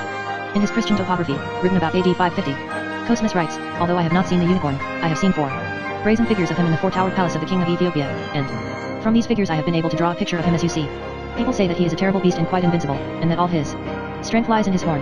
When he finds himself pursued by many hunters, and about to be taken he springs to the top of some precipice and throws himself over it, and in the descent he turns a somersault so that the horn sustains all the shock of the fall and he escapes unhurt. Cosmas's ingenuous admission that he has not seen the living animal inclines one to believe that he did see the brazen images. These must have been figures in the round rather than bas-reliefs, so that their single horns could not well have been due to the well-known convention of ancient art, which often led to the representation of one horn where 2 were to be understood. We may be fairly confident, therefore, that there existed in Ethiopia during the 6th century of our era an active belief in a one-horned animal. The drawing of this animal which accompanies the text in the Vatican manuscript of Cosmas is more interesting than the description. It shows a beast of the antelope kind, apparently not large, very spirited in bearing, with a horn almost as tall as itself jutting perpendicularly from between its brows. The moment one sees this drawing the unicorn of Physiologus comes to mind. One remembers that the feat of absorbing the shock of a fall by an elastic or possibly spring-like horn has been attributed also to the ibex, to the African oryx, and to the Rocky Mountain goat. Finally, it is not to be ignored that Cosmas found these brazen unicorns in the palace of a king. In the year 1206, we are told, the conqueror Genghis Khan set out with a great host to invade India. His army had marched for many days and had climbed through many mountain passes, but just when he reached the crest of the divide and looked down over the country he intended to subjugate, there came running toward him a beast with a single horn which bent the knee 3 times before him in token of reverence. And then, while all the host stood wondering, the conqueror paused in his march and pondered. At last he said, as we are told in the vivid narrative of Sanang Sitsin, this middle kingdom of India before us is the place, men say, in which the sublime Buddha and the Bodhisattvas and many powerful princes of old time were born. What may it mean that this speechless wild animal bows before me like a man? Is it that the spirit of my father would send me a warning out of heaven? With these words he turned his army about and marched back again into his own land. India had been saved by a unicorn. In several versions of the Alexander romance we read that Alexander's host, while traveling near the Red Sea, met a number of beasts with single horns, sharp as swords, on their foreheads. They were very strong and fierce, and charged the host again and again, but they were killed by arrows. The description is not clear enough to show that they were the unicorns we know. The friar Felix Fabry, who went on pilgrimage to the Holy Land in 1483, says that on the 20th of September in that year he and his company saw standing on a hill near Mount Sinai a large animal gazing toward them. At first they took it for a camel, but their guide told them that it was a unicorn and pointed out the great single horn on its brow, so that they examined it as closely as they could and were sorry that it was too far away to be seen quite clearly. They lingered there a long while watching the beast, which seemed to enjoy the sight of them as much as they did sight of it, for it did not leave until they did. This beast, the friar adds, is remarkable in many ways. It is exceedingly wild and destroys everything that comes in its way. It sharpens its horn on stones. The horn has a brilliant hue and is set in gold and silver. The animal can be captured only by using a virgin as a decoy. The most important of all descriptions of the unicorn given by the few who claim to have seen the animal is that of Louis Vardaman, Ludovico Barthema, of Bologna, who traveled in 1503 through the countries of the Near East. Vardaman's Itinerario is a book of sustained interest and some historical value, although the modern reader is unlikely to share Scaliger's opinion that its author was a man worthy of trust. At the city of Zila in Ethiopia he saw certain cattle with single horns about a palm and a half in length rising from their brows and bending backward, but much more important than these were the unicorns in a park adjoining the temple at Mecca. There were two of these animals, shewed to the people for a miracle, and not without reason for the seldomness and strange nature. The one of them, which is much higher than the other, yet not much unlike to a colt of 30 months of age, in the forehead groweth only one horn, in manner ryght forth, of the length of 3 cubits. The other is much younger, of the age of 1 year, and like a young colt, the horn of this is of the length of 4 handfuls. This beast is of the color of a horse of weasel color, and hath the head like an hart, but no long neck. A thigh main hanging only on the one side. Their legs are thyn end, slender, like a fawn or hind. The hoofs of the 4 feet are divided in 2, much like the feet of a goat. The outward part of the hinder feet is very full of hair. This beast doubtless seemeth wild and fierce, yet tempereth that fierceness with a certain comeliness. These unicorns one gave to the Sultan of Mecha as a most precious and rare gift. They were sent Hym out of Ethiopia by Kyng of that country, who desired by that present to gratify the Sultan of Mecha. This passage was almost as influential among modern writers as the remarks of Ian about the unicorn had been during the Middle Ages. One is to observe that the hoofs of Vardaman's unicorns are divided on the 4 feet and, apparently, solid behind a peculiar characteristic faithfully observed by the artist who drew the unicorn picture for Conrad Gessner's Historia Animalium and by all who imitated him. We should observe also that these unicorns came from Ethiopia and that they were sent as a present from one sovereign to another. I have placed Vardaman, as others do, among those who claim to have seen the unicorn, but although he does say that he saw the one-horned cattle of Zila, he makes no such assertion about the 2 animals at Mecca, and it has been inferred that he saw these only from the extreme minuteness of his description. Edward Webby, an Elizabethan traveller, whom no one has ever called trustworthy, does not wish to leave his readers in any doubt on this point. I have seen, says he, in a place like a park adjoining unto Prester Ion's court, 17 unicorns and elephants all alive at one time, and they were so tame that I have played with them as one would play with young lambs. Vincent L. E. Blanc, who set out on his travels through the Orient in 1567, was still more fortunate, for he declares, I have seen a unicorn in the Seraglio of the Sultan, others in India, and still others at the Escurial. That there are some persons who doubt whether this animal is to be found anywhere in the world I am well aware, but in addition to my own observation there are several serious writers who bear witness to its existence. Vardaman among others, who says that he saw some at the same place in Mecca. In the Seraglio of the king of Pegu he saw a unicorn with a tongue very long and like a file. This probably means that he had read Marco Polo on the rhinoceros. He was told that these beasts were tormented cruelly by huge serpents which were very fond of their blood, because it had a delicious odor, and that when one of them was wounded in the chase the hunters always sent as much of its blood as they could collect to the king, enclosed in a little box. No one had ever seen the unicorn dip its horn in the water when drinking. A Brahmin told L. E. Blanc that he had been present at the capture of a very old unicorn which defended itself so fiercely that it broke off its horn on the branch of a tree and which, when it had been taken and bound, was led to the palace of the king, but this animal had been so severely beaten by the hunters for having wounded the king's nephew that it died in a few days. The queens of India, L. E. Blanc reports, wear bracelets of unicorn bone, and the king of Kesabi showed him a horn much lighter in hue than those he had seen elsewhere in the Orient. His remarks are a strange compound of things seen and heard and read thrown together without any attempt at criticism or sorting. Another Oriental traveller, Dr. Leonard Rockwolf, who saw the countries visited by L. E. Blanc a few years after him, was told by a Persian that the Safi king of Persia had several unicorns at Samarkand, and also in 2 islands, which lay from Samarkand 9 days' journey, some griffins which were sent him out of Africa from Prester John. In the same year in which Vincent L. E. Blanc began his travels there was published a famous book on the drugs and spices of India by Garcia C. Porto. Here we find a description of an amphibian unicorn which the author says he has had from men worthy of belief. They have told him that between the Cape of Good Hope and the promontory commonly called Currents, Cape Corrientes, opposite the southern end of Madagascar, there are to be seen certain animals that live on the land yet take pleasure also in the sea. Although they are certainly not sea horses, they have equine heads and manes. This beast has a horn 2 palms in length, and the horn is movable so that it can be turned to right or left and raised or lowered at will. The animal fights fiercely with the elephant and its horn is considered good against poison.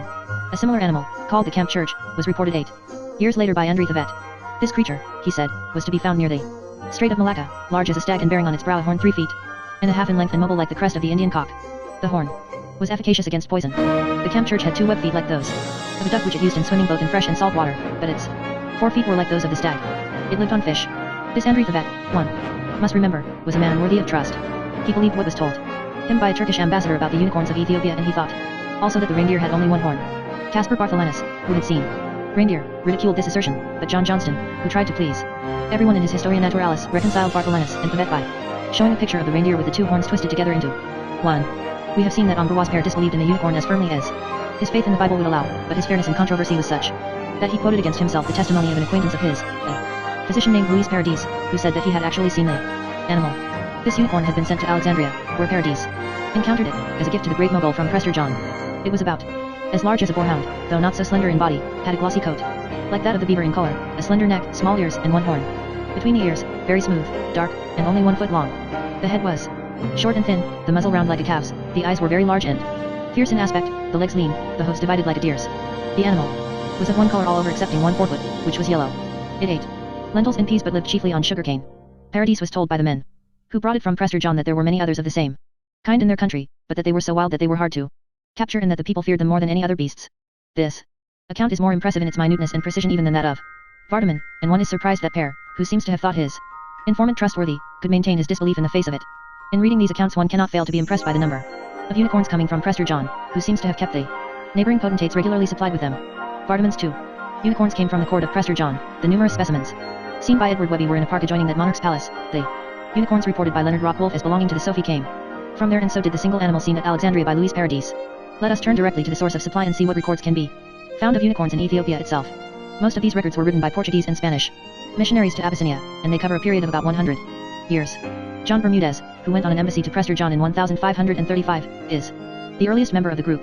He says that in the province of Abyssinia, known in his time as Damut, there is found in the mountain districts a very fierce and wild unicorn shaped like a horse and as large as an ass.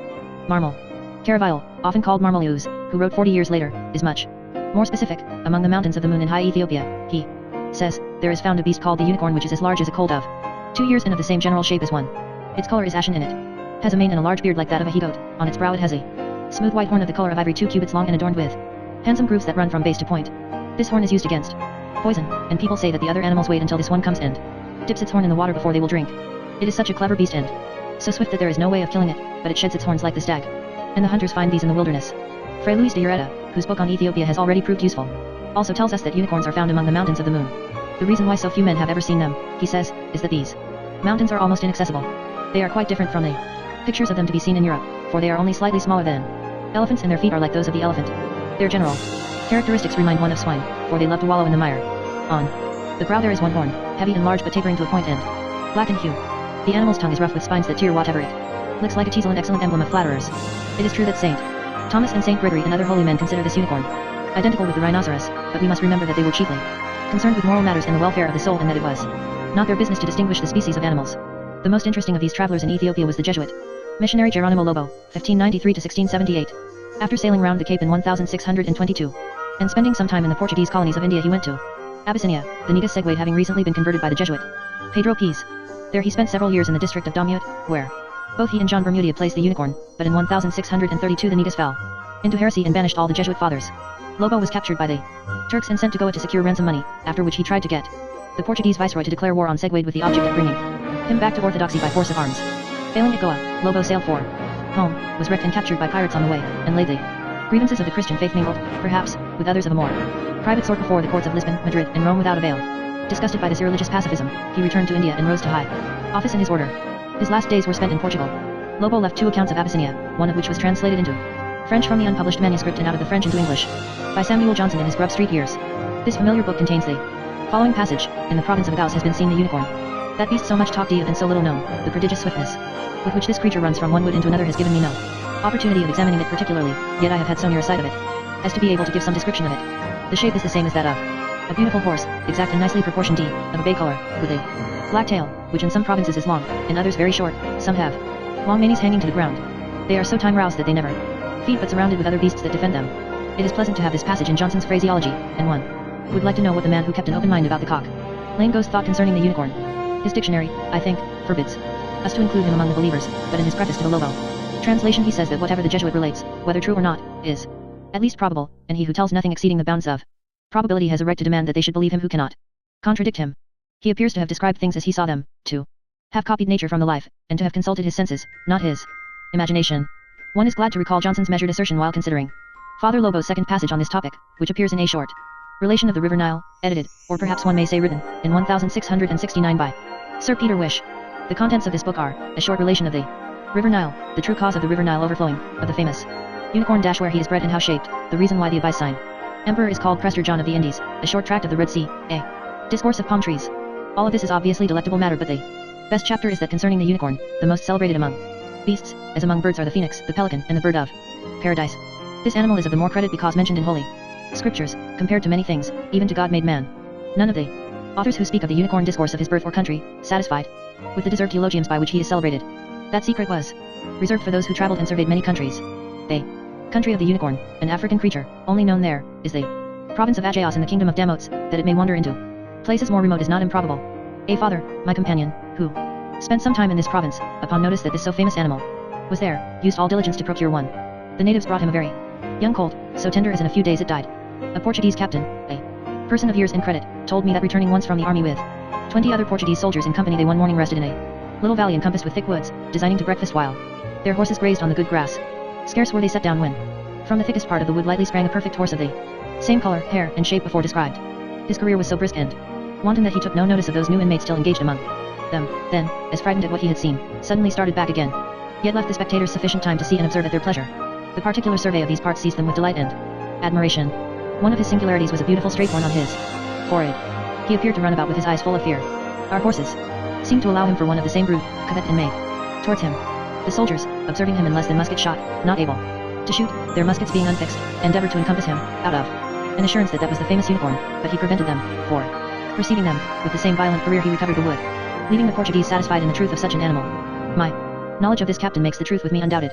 In another place of the same province, the most remote, craggy, and mountainous part, called Manana, the same beast hath been often seen grazing amongst others of different kinds.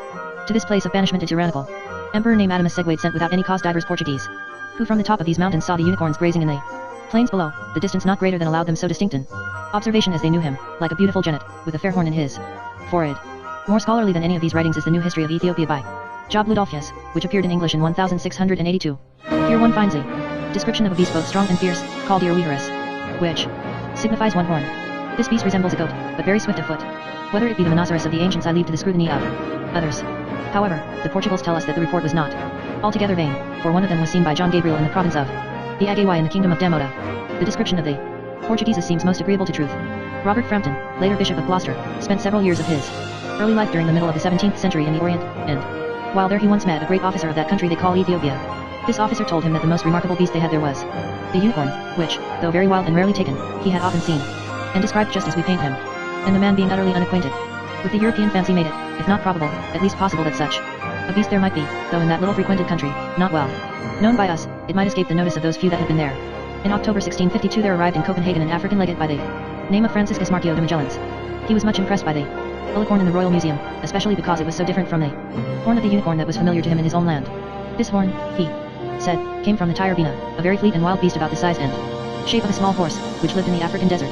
Shaggy about the head and legs and feet, the animal had a short mane and a tail like that of a horse, but not very full. Its hide, smooth and with very short hairs, was ashen in hue above, with a black line running along its back, and white from the lower jaw to the abdomen. There was a small bundle of hairs on the brow, from the midst of which there sprang a single horn to which the hairs adhered. This horn, barely 3 spans in length, had not the spiral striae seen in European alicorns, but small protuberances running in a straight line from the base to the point. It was of a golden hue and hollow at the root. On the point of this horn there was another bundle of hairs, as large as a man's fist and reddish. The Africans made much of this horn, using it both internally and externally against poison. The legate told his friends in Copenhagen that the Tyrbina always dipped the horn in the water before he drank of it, and that as soon as he did this the water was greatly agitated. The inhabitants were accustomed to dip the horn in their drinking water in the belief that this made it more healthful. They also used the animal's flesh and the burned hairs of its tail as drugs. These reports of the Ethiopian and African unicorn, buried as most of them were in books that were seldom read, made little impression in Northern Europe. In 1625 Purchas felt obliged to say, as for the unicorn, none hath been seen these 100 years last past, by testimony of any probable author, for Webb, which said he saw them in Prester John's court, is a mere fabler. James Primrose, 13 years later, thought that, although the animal was certainly not fictitious it must be excessively rare. Adra Van said in 1639 that in spite of the fact that almost the whole surface of the globe had been explored hardly any man dared to affirm that he had seen the unicorn. John Ogilvy, the bookseller poet, by no means so ridiculous a person as Dryden and Pope managed to make him appear, shows in his Africa that his faith is slight. After the middle of the 17th century, however, there was a decided tendency, somewhat difficult to explain, toward belief. This is clearly seen in Antony Deissing's monograph on the unicorn and in all the other academic dissertations, but in these the will to believe is obviously actuated by fear of the effect that doubt of the unicorn would have upon faith in the Bible. The 18th century, as I have said, was not a good time for unicorns. The general attitude of the period is well expressed in Benjamin Martin's once famous philosophical grammar. The scripture makes mention of the dragon and the unicorn, and most naturalists have affirmed that there have been such creatures and have given descriptions of them, but the sight of these creatures, or credible relations of them having been so very rare, has occasioned many to believe there never were any such animals in nature. At least it has made the history of them very doubtful. John Bell of Antermony heard a credible relation in Tartary from a native hunter which is worth recording. This hunter said that in the year 1713, being out hunting, he discovered the track of a stag, which he pursued. At overtaking the animal he was somewhat startled on observing it had only one horn, stuck in the middle of its forehead. Being near the village, he drove it home and showed it, to the great admiration of the spectators. He afterwards killed it and ate the flesh, and sold the horn to a comb maker. I inquired carefully about the shape and size of this unicorn and was told it exactly resembled a stag. The horn was of a brownish color, about 1 arcane or 28 inches long, and twisted from the root till within a finger's length of the top, where it was divided like a fork into 2 points very sharp. Faith in the unicorn was at a low ebb in Europe when Anders Sparrman published in 1783 his account of travels in South Africa. Without asserting that he had seen the animal, Sparrman gave the impression that the unicorn was not uncommon near the Cape of Good Hope, basing his own belief upon the constant reports of natives and the observation of single horns that were shown to him. Half a dozen other travelers in South Africa during the next half-century reached the same conclusion. Thus Baron von Worm writes from the Cape in 1791 that he expects soon to see a unicorn, which has just been discovered in the interior of Africa.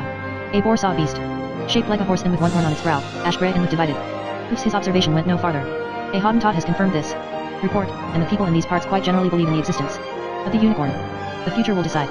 Various respectable natives have given their servants orders to bring in one of these beasts alive if possible, or else to shoot one, so that we shall soon see the question settled.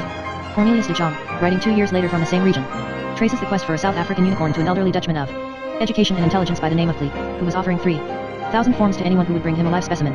The offer was made hopefully, for Clee and de Jong agreed that the evidence for the presence of the unicorn in the neighborhood was convincing.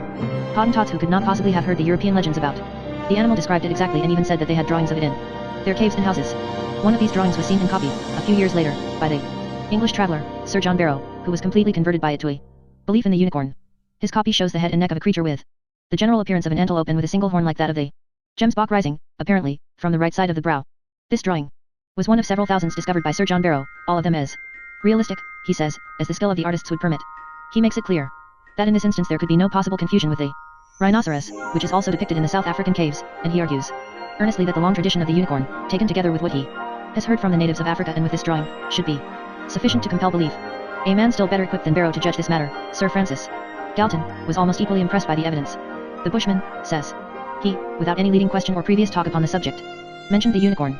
I cross-questioned them thoroughly, but they persisted in describing a one-horned animal, something like a gemsbok in shape and size, whose one horn was in the middle of its forehead and pointed forwards. It will be strange indeed if, after all, the creature has a real existence. There are recent travelers in the north of tropical Africa who have heard of it there, and believe in it, and there is surely plenty of room to find something new in the vast belt of terra incognita that lies in this continent. Among the rather numerous believers in an African unicorn, the names of David Livingstone and Dr. Andrew Smith should not be forgotten. They Athenum for December 22, 1860, reviewing the Romance of Natural History by the father of Edmund Gosse, says that the unicorn cannot be pronounced a fable, although our national representation of it may prove to be fanciful, expressing belief in a South African species which appears to occupy an intermediate rank between the massive rhinoceros and the lighter form of the horse. Dr. William Balfour Beakey, the scientist and African traveler, writes in the same journal for August 16, 1862, the constant belief of the natives of all the countries which I have hitherto visited have partly shaken my skepticism, and at present I simply hold that the non-existence of the unicorn is not proven. A skull of this animal is said to be preserved in the country of Bonu, through which I hope to pass in a few weeks, when I shall make every possible inquiry. Two among my informants have repeatedly declared that they have seen the bones of this animal, and each made a particular mention of the long, straight, or nearly straight, horn. These persistent rumors of unicorns in South Africa seem to have revived the belief, which had died down since the 17th century, that the animal was to be found in the northern parts of the continent. Dr. Edouard Ruppel was told by the natives of Kordofan, without any question or suggestion from him, that there was in their country a beast about as large as a horse and of the same shape, with reddish smooth hide, divided hoofs, and one long slender straight horn on its brow. Baron von Muller, traveling in the same district in 1848, was told by a native who had provided him with specimens of many other animals, about a beast called a nasa which he described as resembling a donkey in shape and size but with a boar's tail and a single movable horn. During his travels in Abyssinia, a von Kat heard repeatedly from soldiers drawn from all parts of the country that the unicorn really exists in the wild valleys of the mountains. It is true that their reports are not entirely consistent, but neither are they contradictory. Those who assert that they have seen the animal give the same description of it that Pliny left us. They say, that is, that it has the hoofs of a horse and the same shape as a horse, that it is grey in color and has a strong horn in the middle of its brow. Its size is that of a well-grown ass. They say also that it is very shy and therefore hard to approach. These people find great likeness between it and the unicorn shown on the English arms, but when I showed them a picture of the rhinoceros they said at once, that is not it, that is another animal. I am therefore strongly inclined to believe that the unicorn is really to be found in the high, inaccessible mountains of this country. The vast size and the mystery of the dark continent affected the imaginations of thoughtful and trained observers in the 19th century, somewhat as America had affected the mind of Europe 300 years before. In a land like Inner Africa, wrote Joseph Russager, in which nature puts forth the strangest forms of life, we may expect that the larger and unknown quadrupeds which we have thought long since extinct will be discovered. Is it not possible that even the unicorn may be found there? Arabs, Nubians, and Negroes told me often and much about this animal, which resembled, according to their descriptions, either an antelope or a wild ass. Their reports were too contradictory and contained too much nonsense for me to reproduce them, but everywhere one hears the refrain that the animal still exists.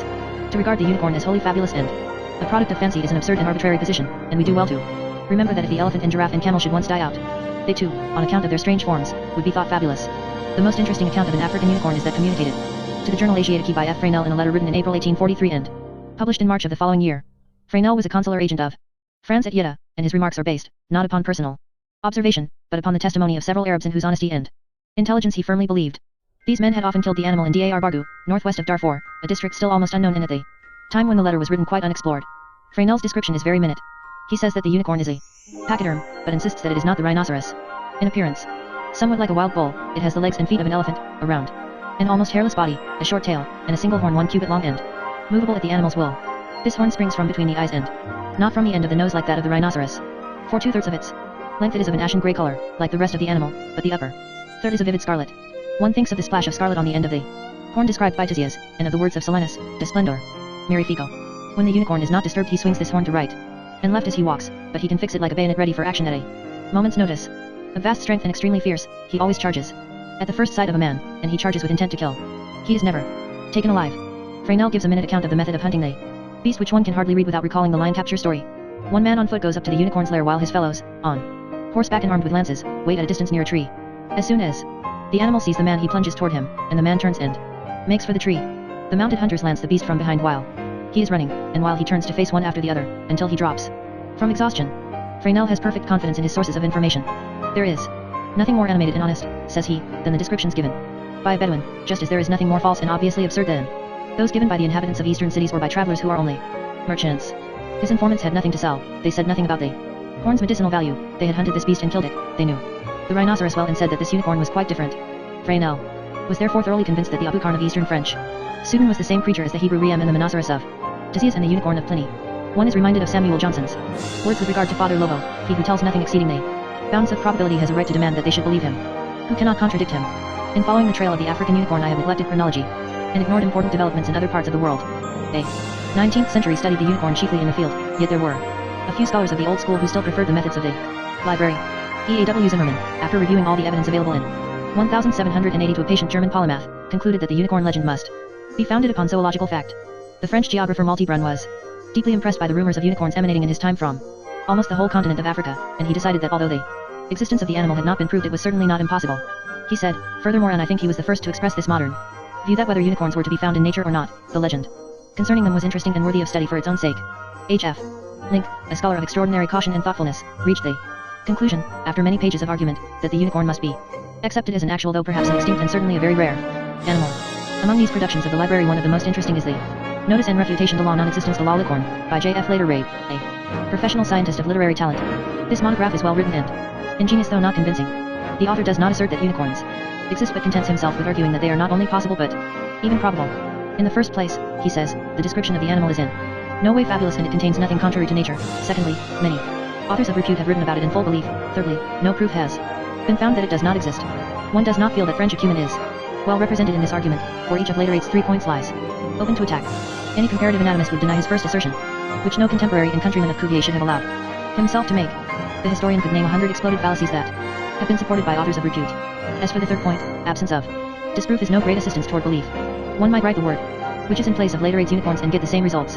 In the year after that in which Later 8's monograph appeared, Cuvier himself attempted to give the unicorn the coup de grace. He was probably the first of all the writers on our topic who had scientific knowledge adequate to the problems involved, and, in addition, a clear mind of the highest order. Cuvier is strongly inclined to think the unicorn a fairy tale. Although he does not positively affirm this, he believes that it was compounded out of the oryx and the rhinoceros. Speaking as a scientist, he says that any horn growing single would be perfectly symmetrical, and that no such horn has ever been found. A cloven-hoofed ruminant with a single horn, moreover, would be impossible, in his opinion, because its frontal bone would be divided and no horn could grow above the division. And yet the unicorn legend continued to show surprising vitality, quite as many reports and rumors concerning the animal coming from the Orient as from Africa. Captain Samuel Turner, writing in the first year of the 19th century, records an interesting conversation with the Raja of Budin. He had a very curious creature, he told me, then in his possession. A sort of horse, with a horn growing from the middle of his forehead. He had once another of the same species, but it died. I could not discover from whence it came, or obtain any other explanation than by Dur. A great way off. I expressed a very earnest desire to see a creature so curious and uncommon, and told him that we had representations of an animal called an unicorn, to which his description answered, but it was generally considered as fabulous. He again assured me of the truth of what he told me, and promised I should see it. It was some distance from Tassis Udin, and his people paid it religious respect, but I never had a sight of it. This is an impressive story, but the force of it is somewhat weakened by the paragraph just preceding, in which the Raja tells his English visitor about a race of men with short, straight tails, so inconvenient that they were obliged to dig small holes for them before they could sit down. The Quarterly Magazine for December 1820 quotes a letter from a major latter, stationed in the hill country east of Nepal, asserting that the unicorn had been discovered at last in Tibet. The major writes, in a Tibetan manuscript which I procured the other day from the hills, the unicorn is classed under the head of those animals whose hoofs are divided. It is called the one-horned sopo. Upon inquiring what kind of animal it was, to our astonishment the person who brought me the manuscript described exactly the unicorn of the ancients, saying that it was a native of the interior of Tibet, fierce, and extremely wild, seldom ever caught alive, but frequently shot, and that the flesh was used for food. The person who gave me this account has repeatedly seen these animals and eaten flesh of them. They go together in herds, like our wild buffaloes, and are very frequently met with on the borders of the Great Desert about a month's journey from Lhasa, in that part of the country inhabited by the wandering Tartars. The Asiatic Journal, after quoting this letter in December of the following year, remarks, our readers are aware that steps have been taken to obtain a complete specimen of the animal supposed to be the unicorn, which is said to exist in considerable numbers in Tibet. 7 years later the same periodical reported that Major Latter was still hunting for the unicorn but had nearly given up hope. The most famous of earlier travelers in Tibet seems never to have had any doubts. The unicorn, says Huck, which has long been regarded as a fabulous creature, really exists in Tibet. You find it frequently represented in the sculptures and paintings of the Buddhist temples. Even in China you often see it in the landscapes that ornament the inns of the northern provinces. The inhabitants of Adta spoke of it without attaching to it any greater importance than to the other species of antelopes which abound in their mountains. We have not been fortunate enough, however, to see the unicorn during our travels in Upper Asia. All this testimony regarding the unicorns of Tibet is illumined by a passage in Colonel Przewalski's Mongolia, which throws a beam of light, also, along the whole course of the unicorn legend as we have traced it from the Indica of Tizias. This passage is concerned with a small, fleet, and very quarrelsome Tibetan antelope known to the Mongols as the Orongo and to science as Antholops hodgsoni. It has slightly recurving black horns, 23 inches long, with rings on the anterior surfaces. Przewalski says that the Orongo is held sacred by Mongols and Tangyudans, and lamas will not touch the meat. The blood is said to possess medicinal virtues, and the horns are used in charlatanism. Mongols tell fortunes and predict future events by the rings on these, and they also serve to mark out the burial places, or more commonly the circles within which the bodies of deceased lamas are exposed. These horns are carried away in large numbers by pilgrims returning from Tibet and are sold at high prices. Mongols tell you that a whip handle made from one will prevent a rider's steed from tiring. Another prevalent superstition is that the Orongo has only one horn, growing vertically from the center of the head. In Gansu and Koko Norwe, we're told that unicorns were rare, 1 or 2 in 1,000, but they Mongols in Sedum, who are perfectly well acquainted with the Orongo, deny entirely the existence there of a one-horned antelope, though admitting that it might be found in southwestern Tibet. Had we gone farther we should probably have heard that it was only to be found in India. And so until we arrived at the one-horned rhinoceros, in the middle of the 19th century it was still possible for intelligent people to believe in the unicorn's existence. Indeed, if the written records are a trustworthy indication, there seems to have been almost as much belief in the animal at that time as there had been 200 years earlier, and decidedly more than in the 18th century. An amusing evidence of the public interest in the problem is found in a provincial English newspaper. An Italian gentleman, named Bartolomeo Louis Vardaman said to be entitled to implicit credit, who has just returned from Africa, states that he saw 2 unicorns at Mecca which had been sent as a present from the king of Ethiopia to the Sultan. This report was of course exactly true, and the only fault that could be found with it was that the news it contained was somewhat over 300 years old. One of the foremost French archaeologists of the century went out of his way to declare his faith in spite of my unfitness to judge in such matters, wrote Charles Carrier, and in spite of the formal denial by the learned Cuvier of all unicorns past or future, I admit that I do not despair of this animal which is so cried down at present after so many panegyrics. The horn may be movable or not, it may be persistent or caducous, for all this is not important, but I dare to hope that it will be single. The unicorn will have a place in our museums beside the ornithorhynchus, which was quite as improbable as the other before it was brought before us. Or he may be placed near the pterodactyls, which would have seemed absurd until the moment when they were found. A scholarly English writer of even more recent date conjectures that the unicorn may be a hybrid, produced occasionally and at more or less rare intervals, a cross between some equine and cervine species. Or the word unicorn may be a generic name for several distinct species of, probably, now extinct animals. Creatures which were the contemporaries of prehistoric man and which, before they finally expired, attracted the attention of his descendants during early historic time, by the rare appearance of a few surviving individuals. Chapter 8.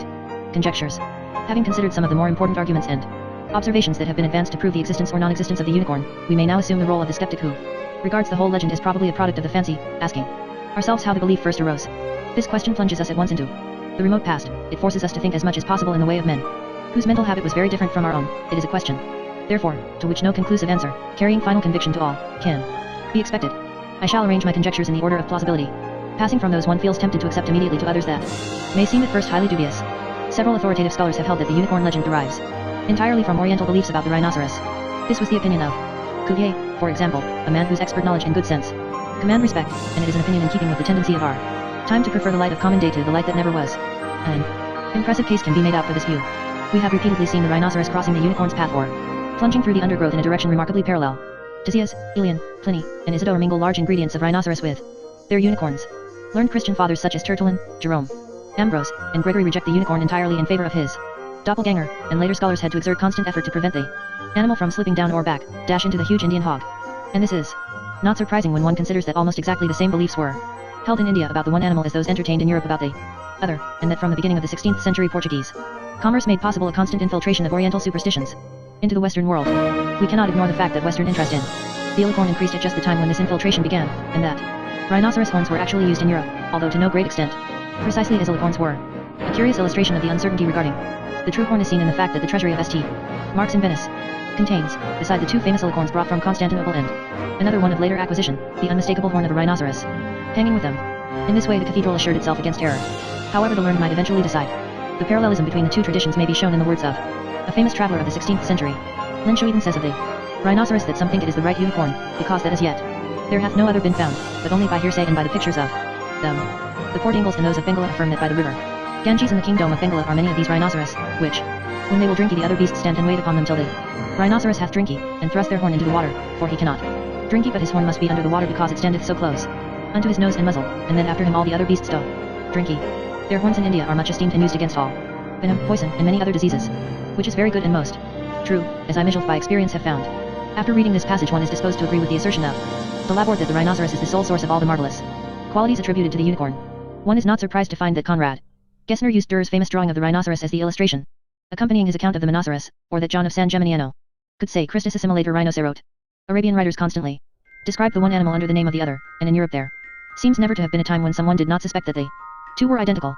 It is true that those who thought thus had always vigorous opponents. Andrea Bacci disposed of the notion to his own satisfaction by pointing out that the Romans knew the rhinoceros perfectly and yet believed in the unicorn as a totally different animal. He found the horns of the two animals in the treasury of Don Francesco and characterized that of the rhinoceros, a beast that he seems to have regarded with contempt, as black and thick and vulgar. Julius Caesar Scaliger fell foul of Cardan in this fashion. By what evil fate does it happen that in spite of the frequent beatings you receive from the rods of grammarians you must now fall under the censure of naturalists? There is no help for you, Cardan, when you describe the rhinoceros under the heading of rhinoceros, for these two animals are entirely different. This serious charge, like many another that Scaliger brought against his foe, was unjustified, for Cardan had said with all possible clearness that the two animals were quite distinct and that nothing but the vague similarity in their names had caused confusion. But the most amusing of all those who strove to defend the unicorn from this contamination was Luis de Ureta. I have already quoted the passage in which he describes what he calls the unicorn, in terms that apply exclusively to the rhinoceros, and then refers with an indulgent smile to the belief of certain holy men, who could not be expected to know better, that the two animals were really the same. These passages show that the rhinoceros was as mysterious in Europe as the unicorn itself. Familiar to the Romans of the Empire, it was remembered in the Middle Ages chiefly because of a few references in Martial and other ancient writers. For 1,000 years Europe forgot what the rhinoceros looks like. There is, to be sure, a curious little figure in the pavement of St. Mark's at Venice near the door of the Madonna which seems, when one first comes upon it, to contradict this statement. This figure, the original of which seems to have been placed here in the 13th century, shows the unmistakable head of the rhinoceros with the horn properly placed. Although the body is that of a bear, the feet are furnished with claws, and the ears are very large and shaped like those of a bat. The more learned cicerones of St. Mark's always refer to this pavement mosaic as the rhinoceros under the palm tree, explaining that it symbolizes the wrath of God, but they do not tell us why the rhinoceros should stand so near the Madonna's door or how a mosaicist of the 13th century happened to know even thus much about the appearance of an Indian beast. Hazardous as it may seem, my conjecture is that the mosaicist did not intend to represent a rhinoceros at all but a unicorn. For an accurate description of the unicorn it is not unreasonable to suppose that he went to his contemporary and fellow townsman, Sir Marco Polo, recently returned from India where he had seen the rhinoceros in the wild state and had come away with the belief that he had seen the unicorn, although he had to admit, Book 3, Chapter, that it is not in the least like that which our stories tell of his being caught in the lap of a virgin. In fact, 'tis altogether different from what we fancied. The first rhinoceros seen in Western Europe in modern times was brought round Cape Horn in 1498 and taken to Lisbon. The second, much better known and indeed a celebrated animal, arrived in the same city 17 years later, where it became a great favorite at the palace of the king, and on one occasion was pitted against an elephant, which it put to ignominious flight. A sketch of it sent to Albrecht Dürer was converted into the well-known engraving, delightfully inaccurate, which did duty for more then 100 years in books of zoology. In 1517 this rhinoceros whose name should have been Ulysses set forth once more for Rome, intended as a gift to the Pope, but his ship was wrecked off Marseilles and in spite of his gallant effort to swim ashore only the dead body was recovered. The skin was stuffed and sent to the palace of the King of France. It was 150 years after this that England first acquired a live rhinoceros of her own. Some of the traits ascribed to the unicorn were almost certainly derived from facts observed by hunters of the rhinoceros. The hide of this beast is impervious to primitive weapons, so that the belief might well get abroad that it could be taken or killed only by stratagem. The people of India and China have long thought, indeed, that their beakers of rhinoceros horn were made of the horns of animals killed by elephants. Until the invention of the modern rifle, the Indian rhinoceros had been killed or captured chiefly by great drives, such as that led by Tamerlane, in which many men and horses took part. Although not very swift of foot, the rhinoceros runs more rapidly than its bulk would lead one to expect, and it begins slowly, as early writers said of the unicorn, increasing its speed little by little. With reference to the Western belief that the virgin decoy attracts her victim by her odor, it is worthy of remark that the eyesight of the rhinoceros is weak and his sense of smell very keen. The repeated statements that the unicorn belongs in some sense to the king reminds one that even in modern times Eastern potentates have been known to keep the rhinoceros in their parks and to take him with them on royal progresses as a symbol of power and sovereignty. Just as the unicorn came to represent chastity and solitude in Europe and became especially dear, therefore, to Christian monks, so the rhinoceros symbolized chastity and solitude in India and was regarded as a model of the ascetic life. Alcuin says concerning the animal's solitude, that when it has chosen a grazing ground it will not tolerate the presence of any other beast within 100 parasangs on any side, and those who know the literature of solitude will understand how readily this trait would be accepted by the forest hermits as a mark of holiness and wisdom. Finally, there is to be considered the tradition of the unicorn's great strength which persisted even when the animal was likened by physiologists to a kid. Does it not seem probable that there is some memory here of the elephant fighter? Joshua Sylvester, after speaking in high commendation of the elephant, proceeds as follows dash. But his huge strength nor subtle wit cannot defend him from the sly rhinoceros, who never, with blind of fury led, doth venture upon his foe, but, here the lists he enter. Against a rock he watteth round about, the dangerous pike upon his armed snout, then buckling close, doth not at random hack on the hard cuirass of his enemy's back, but under spily, cunning, finds the skin, where, and but there, his sharpened blade will in. Even more is claimed for the rhinoceros on the score of medicinal value than for the unicorn, for not his horn alone but his entire body is held to abound with magical virtues. These virtues, it would seem, were regarded as merely brought to a higher potency in the horn, according to a belief that his strength chiefly lay in the member with which he fought and defended himself. The hunting, transport, preparation, and sale of these horns has been one of the more romantic details of Oriental business activity for a very long time, comparable only, so far as the East is concerned, with the commerce in dragon's bones. There are even records showing that Occidental merchants shared in this business. Lying in the Strait of Malacca, in 1592, James Lancaster sent commodities to the king of Junsalom to barter for ambergris and for the horns of the abbot, whereof the king only hath the traffic in his hands. Now this abbot is a beast which hath one horn only in her forehead, and is thought to be the female unicorn, and is highly esteemed of all the Moors in these parts as a most sovereign remedy against poison. Caspar Bartholinus tells us that when he was in Italy about the year 1620, the rhinoceros horn was on sale in several of the larger cities and that it was recommended as a specific against poison and fevers, smallpox, epilepsy, vertigo, worms, impotence, and stomachache. 40 years later Father Lobo could say that this horn, as compared with true alicorn, was not so sovereign, though used against poison. Pierre Pommet, writing in 1699, asserts that the rhinoceros horn is still used in the belief that it is as effective as alicorn. This is what one would expect, but it is a little surprising to find precisely the same set of beliefs at the Cape of Good Hope in the 18th century, applied there to the white rhinoceros.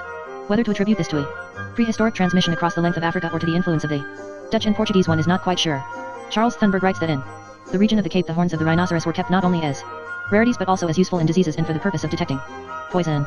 The fine shavings of the horns, taken internally, were supposed to cure convulsions and spasms in children, and it was firmly believed that goblets made of these horns in a turner's lathe would discover a poisonous draught by making the liquor ferment.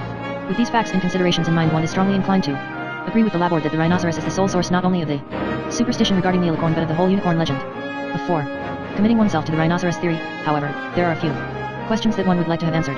How did the unicorn acquire from this animal, so mild and phlegmatic when not molested, his reputation for extreme pugnacity? Does it seem likely that the rhinoceros suggested the unicorn's reputation for extreme fleetness?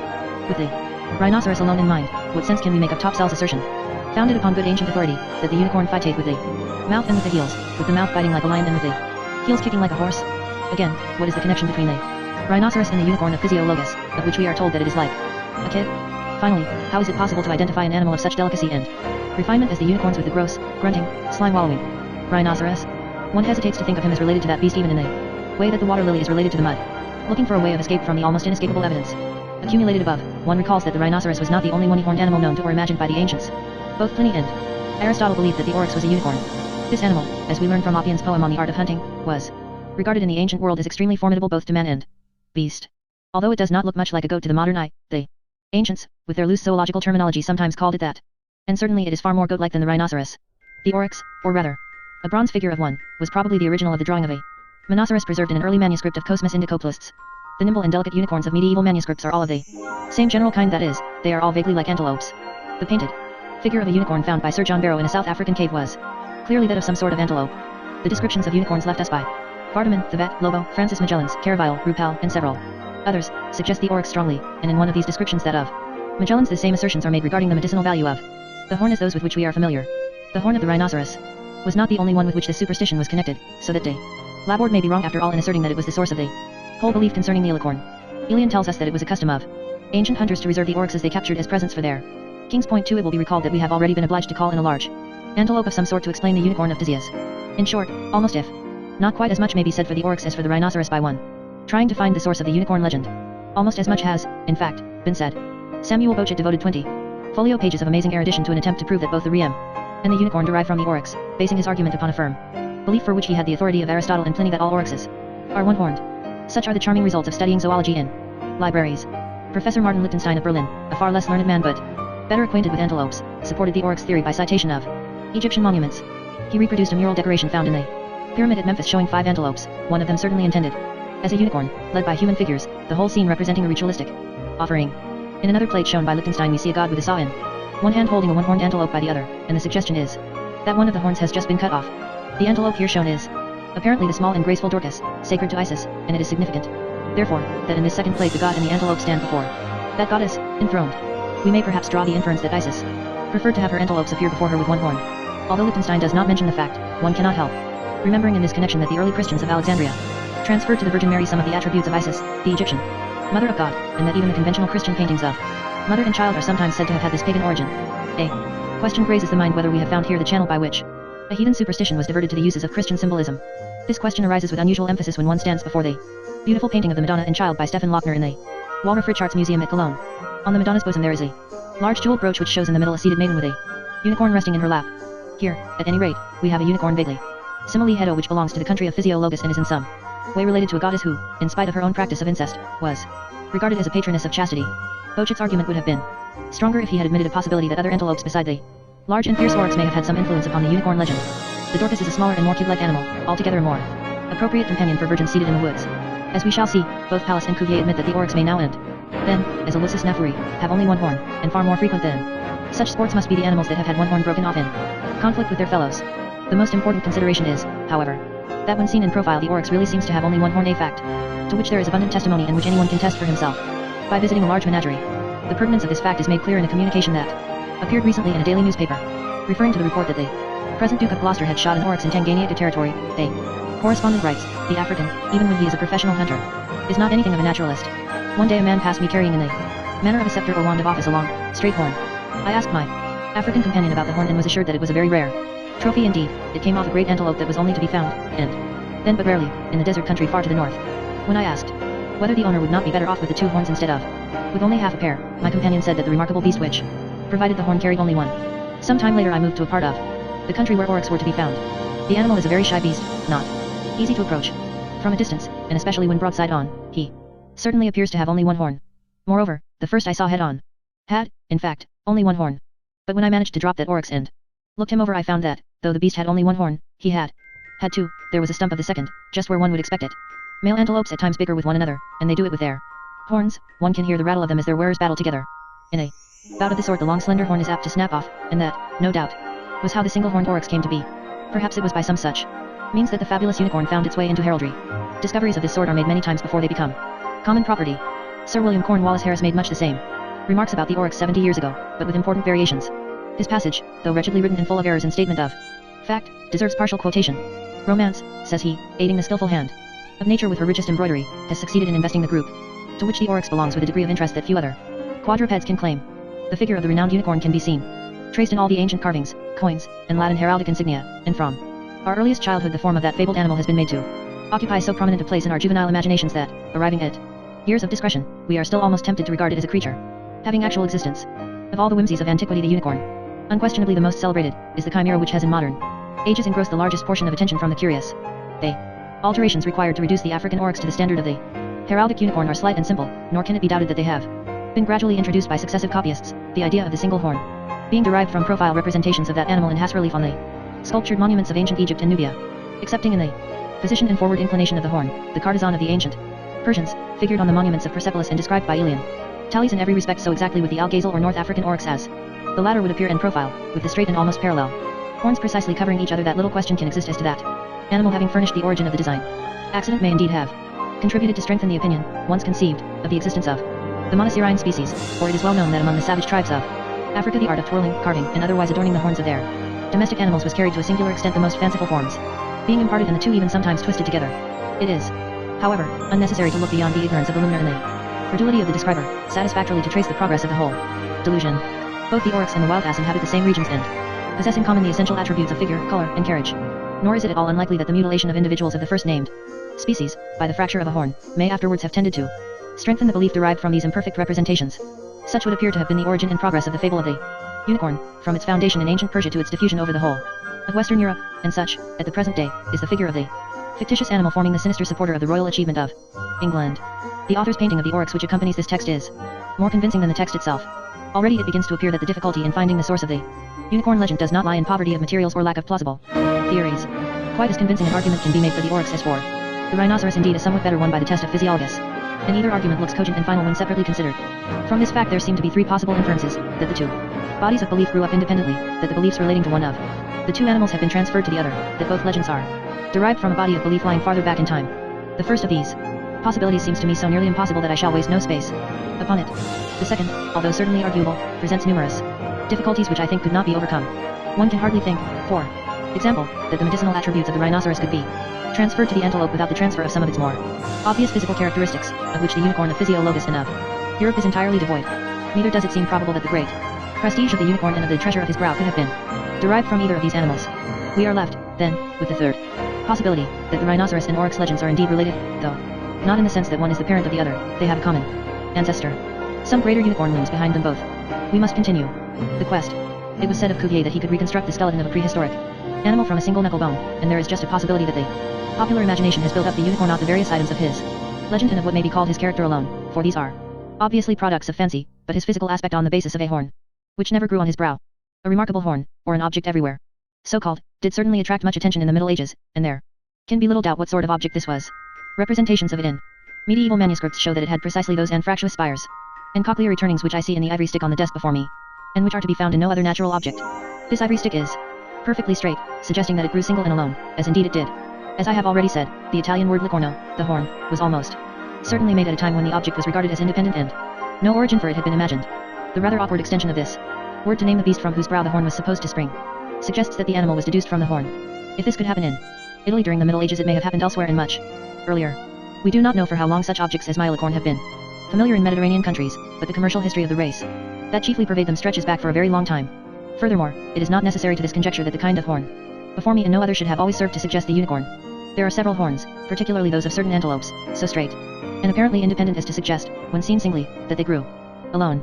It is a matter not of conjecture but of fact that the single straight horns of antelopes have been used in Tibet during many centuries for magical and ritualistic purposes, and that these sacred horns have been dispersed by pilgrims over a wide territory, acquiring more and more, as they went farther from their source, the reputation of talismans and of being the horns of unicorns. Here we see a unicorn legend in the making. The highly significant passage that I have quoted from Colonel Przybylski shows all the essential phases of the unicorn legend assembled in Tibet, and it shows also how they might be put together. We start, to be sure, with an actual animal, sacred and taboo.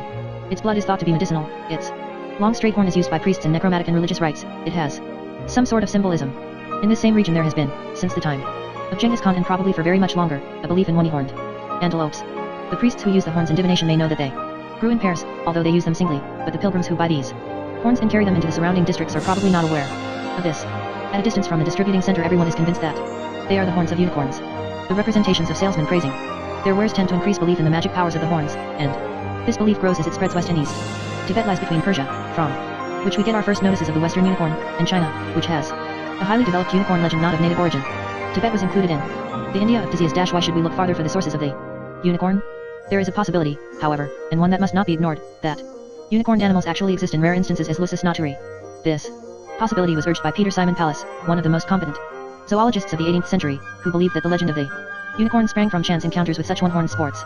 A theory is not unattractive, accounting as it does for the universal belief that the unicorn is exceedingly rare and also for the facts that it has been reported from many different parts of the world and has been described as resembling a wide variety of animals. A 19th century scholar points out that there are antelopes whose horns are joined for the first few inches from the base, and he asks what is to prevent nature from prolonging this juncture, now and then and as a freak, throughout the entire length. These speculations are brought into the region of fact by an authentic record of a one-horned animal. In his Natural History of Oxfordshire, Robert Plot describes several sheep with 6 or 8 horns kept in his time by Lord Norreys at Ridcott, and there was one other sheep, says he, that excelled them all in being a unicorn, having a single horn growing in the middle of its forehead, 21 inches long, with annulary protuberances round it and a little twisted in the middle. There was, to be sure, another little horn growing on the same head, but so inconsiderable that it was hid under the wool. This Oxfordshire unicorn seems to have been a freak, but others have been produced artificially by the deliberate manhandling of horns, of which there has been a good deal, early and late, in various parts of the world. Among us, says a modern writer, the horn does not seem capable of much modification, but a Kaffir can never be content to leave the horns as they are. He will cause one horn to project forward and the other backward. Now and then an ox is seen in which a most singular effect has been produced. As the horns of the young ox sprout, they are trained over the forehead until the points meet. They are then manipulated so as to make them coalesce, and so shoot upwards from the middle of the forehead, like the horn of the fabled unicorn. This passage is corroborated by another in a more recent book which seems to bring the unicorn almost to one's door. Few domestic sheep are more remarkable, or have given rise to more controversy, than the Indian one-horned or unicorn sheep, of which the first living specimens ever seen in this country formed part of a large collection of Nepalese animals, presented to King George V when Prince of Wales, that were exhibited at the London Zoological Gardens in the year 1906. Although receiving the name of unicorn sheep, these animals really possessed a pair of horns, for if we examine one of their skulls and remove the horn sheath from its bony support, it will be noticed that the latter is composed of 2 quite separate structures. There appears to be a certain amount of mystery regarding the origin of these creatures, and some doubt as to whether their peculiar horn formation is not the outcome of artificial manipulation. A letter from the British resident at the court of Nepal is then quoted in which these words occur: "There is no special breed of one-horned sheep in Nepal, nor are the specimens which have been brought here for sale natural freaks. By certain maltreatment, ordinary 2-horned sheep are converted into a one-horned variety. The process adopted is branding with a red-hot iron. The male lambs, when about 2 or 3 months old, on their horns when they are beginning to sprout, the wounds are treated with a mixture of oil and soot, and when they heal, instead of growing at their usual places and spreading, come out as one from the middle of the skull. I am told that the object of producing these curiosities is to obtain fancy prices for them from the wealthy people in Nepal." The original writer then continues: "Notwithstanding the above explanation, the majority of naturalists are inclined to doubt whether a true understanding has even yet been arrived at concerning these sheep, for it has been pointed out that the mere fact of searing the budding horns would not result in those appendages sprouting out at the summit of the skull instead of towards the side, and moreover, if there is any secret attending their production, it has been remarkably well kept from the ever-prying eyes of zoologists. It is true that the horns of a young animal might be induced to grow together by binding them up, but in that case we should expect the bony supports to be bent aside at their bases as a result of the unnatural strain put upon them, whereas on the contrary, those of the unicorn sheep arise in quite a straight manner from the skull. Whatever the process may be, there is no doubt that the thing is done, and for the present purpose the motive is more important than the method." A British resident at Nepal says that the artificial unicorns of that country are produced to obtain fancy prices, but we should like to know why a sheep with one horn is thought to be worth more than a sheep with the normal equipment, and also why such a sheep was thought a suitable gift for the Prince of Wales. Some light is thrown upon this question by the fact that the tribe of Dinkas, who live just south of the White Nile, not only manipulate the horns of their cattle as the Kaffirs do, but use this practice as a means of marking the leaders of their herds. One can readily believe that the practice is one of great antiquity, and that it was used as the Dinkas use it in many parts of the world during the pastoral ages. In the minds of primitive men living a pastoral life, the leader of a flock or herd is a valuable possession, and he is also a natural emblem of sovereignty and supreme power. We have already seen that the unicorn has been used as such an emblem in lands far apart and during a great stretch of time, the remarkable vision in the book of Daniel providing the most striking instance. It seems possible, therefore, that what I may call the unicorn idea, the notion that one-horned animals exist in nature, arose from the custom of uniting the horns of various domestic animals by a process which is still in use but still mysterious to the civilized world. Here may be the explanation of the one-horned cows and bulls that Ilian says were to be found in Ethiopia, and of the unicorned cattle reported by Pliny as living in the land of the Moors. The cows with single horns bending backward and a span long seen by Vardaman at Zila in Ethiopia may have been of this sort. The one-horned ram's head sent to Heracles by his farmhands may have been that of the leader of their flock, and so a perfect symbol of that leadership in Athens which, according to Plutarch's interpretation, they wished to prophesy for their master. Finally, the mysterious one-horned ox mentioned 3 times over in the Talmud as Adam's sacrifice to Jehovah may have been the most precious thing that Adam possessed, the leader of his herd of cattle. Once more the question rises whether there is any need of seeking further. One goes on seeking for the source or sources of the unicorn legend, partly because other explanations of it, perhaps not so immediately plausible as those just considered but quite as able to stand scrutiny, continue to suggest themselves. Another reason for continuing the search is that none of the suggestions thus far made is completely convincing. They suggest no sufficient reason why the single horn, whether found alone or on the head of a beast, whether growing naturally or as the product of artifice, should have attracted so much attention and should have won such prestige as the horn of the unicorn has long had.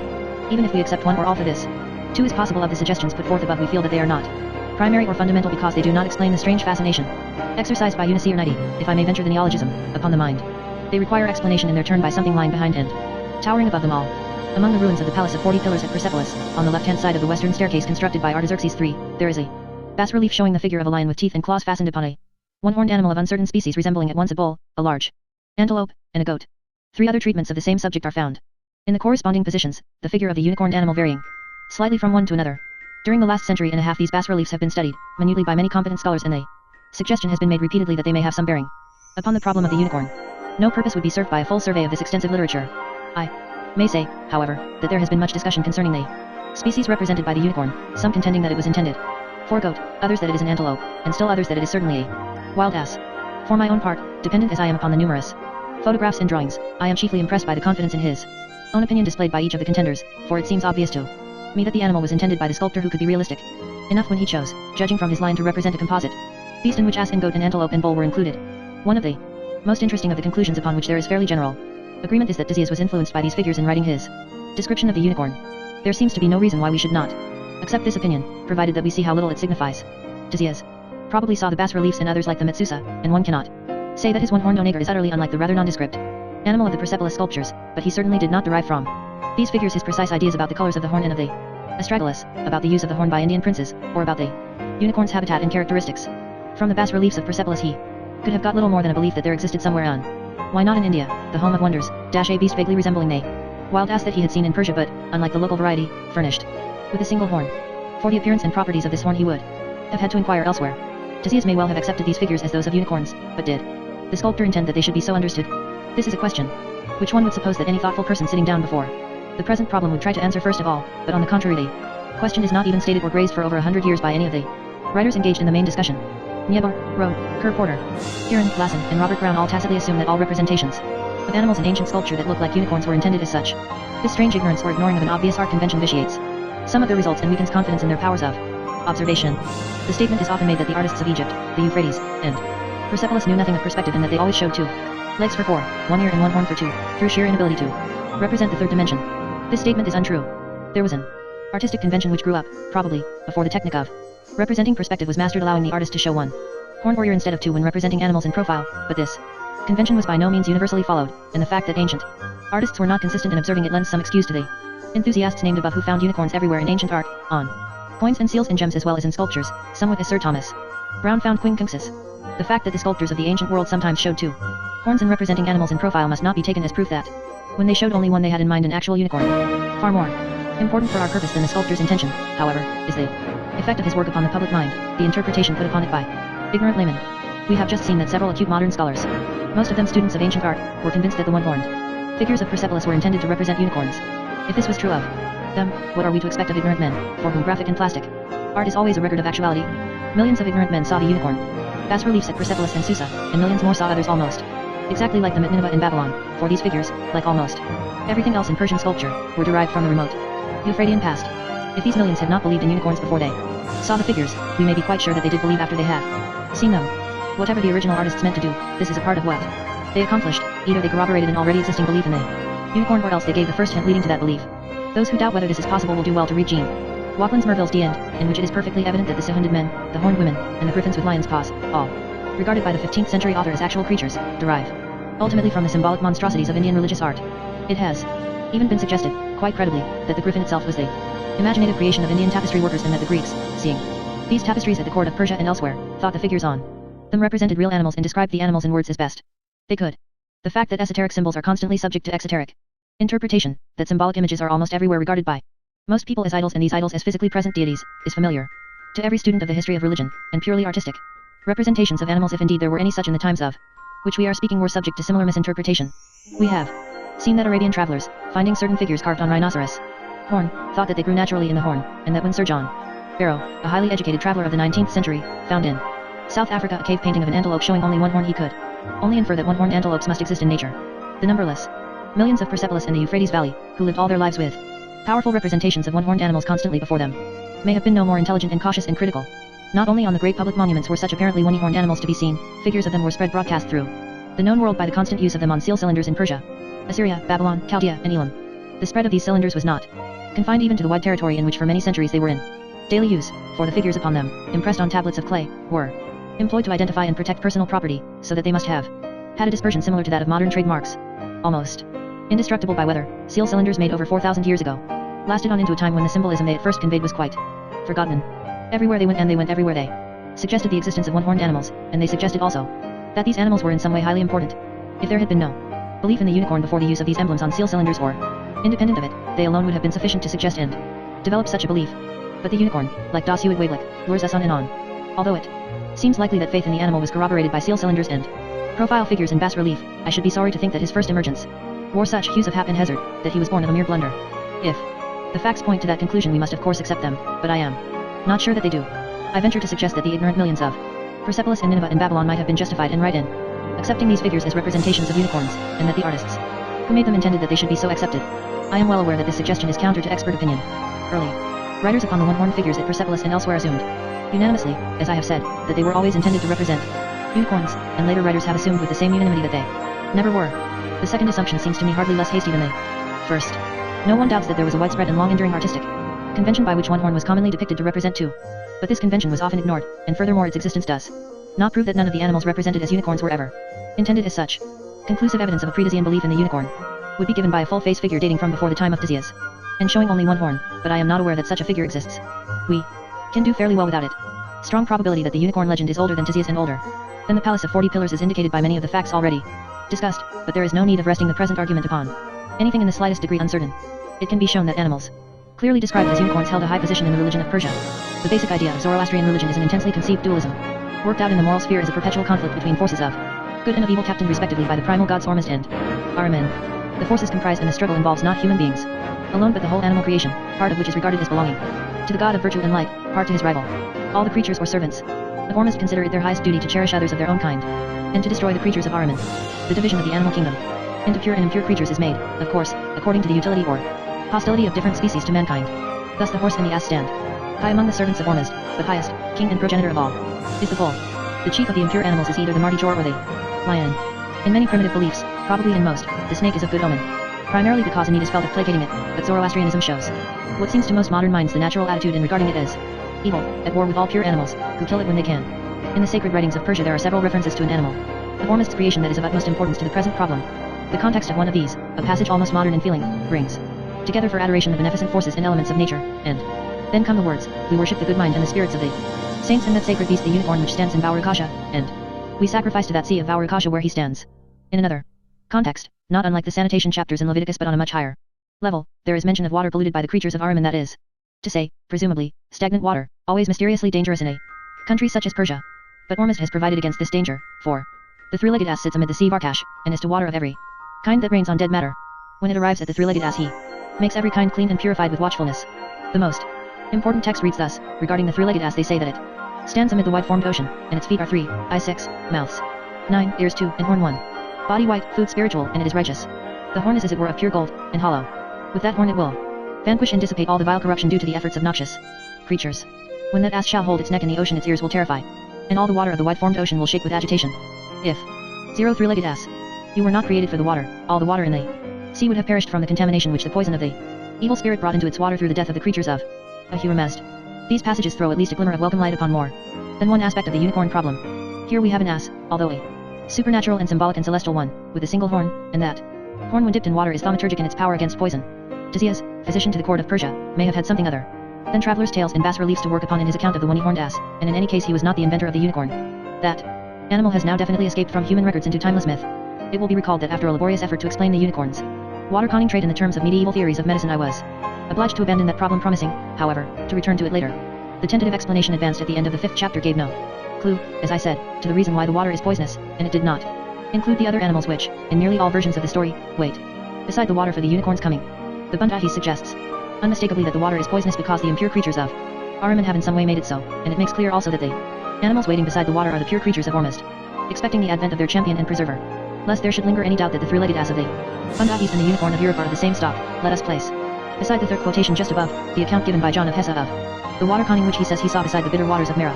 Even today the venomous animals poison the water after the going down of the sun, so that the good animals cannot drink of it, but in the morning, after sunrise comes the unicorn, and he, dipping his horn in the stream, expels the poison so that during the daytime the other animals may drink.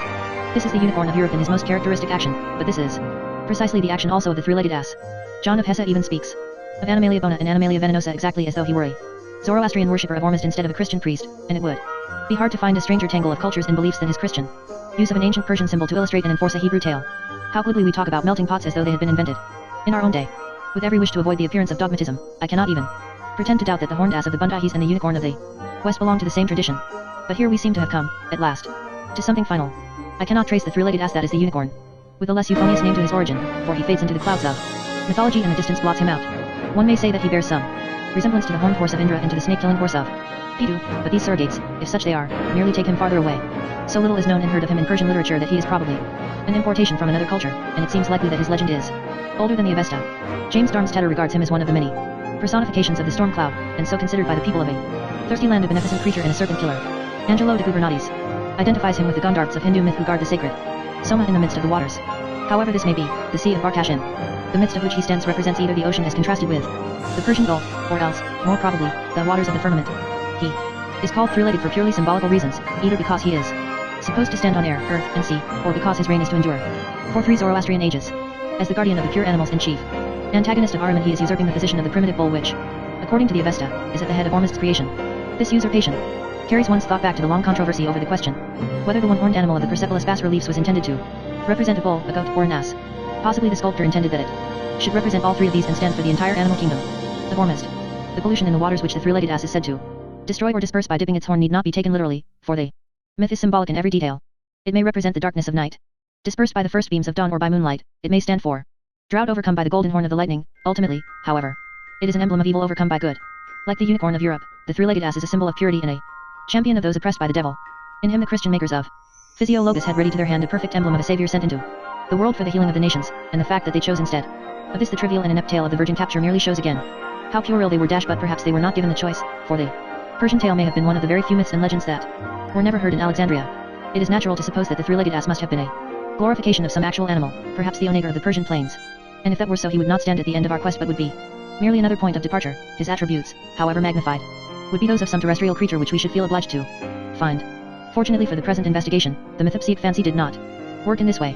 Difficult as the conception may be to us, the worshippers of the three-legged ass, instead of attributing to him the characteristics of actual asses, derived what they took to be those characteristics from what they knew of him, their divine prototype. The wild ass merely performs on earth the role created for him by the three-legged ass of Varkash, and if he kills serpents, that is only because his celestial prototype destroys the poison that Ahriman has spread in the sea, annihilating evildoers with his golden horn. One might say, perhaps, that the three-legged ass is the Platonic idea, to which all actual asses strive to conform. They are the shadow of which he is the substance. For this reason the myth of the three-legged ass may be regarded as one source of the unicorn legend. But this is not the only unicorn referred to in the sacred literature of Persia.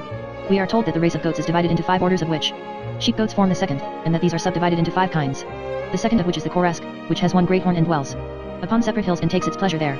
We know also that the Koresk is of the fold of Ormuzd because it is said in the same passage that he educated one of the Zend kings. This helps to explain the fact that several of the one-horned animals represented at Persepolis have cloven hoofs and look far more like goats than like either the bull or the ass. From the time of Aristotle to that of the British College of Herald, scholars have been perplexed by the unicorn's combination of caprine with equine characteristics. The unicorn of Albrecht Dürer, for example, is a horse in most respects, but it has cloven hoofs and a goat's beard, and so has the unicorn of the British Royal Arms. This confusion, preserved by a surprising tenacity of tradition, may have been due originally to the effort of Zoroastrian artists to represent not any single species of animal but a combination of several species which they regarded as the leaders of the pure creation. In thinking of the one-horned figures at Persepolis, we are not to ignore the fact that they are grouped about the royal palace, just as were the 4 brazen unicorns seen by Cosmas Indicoplistes about the 4-towered palace of the king of Ethiopia.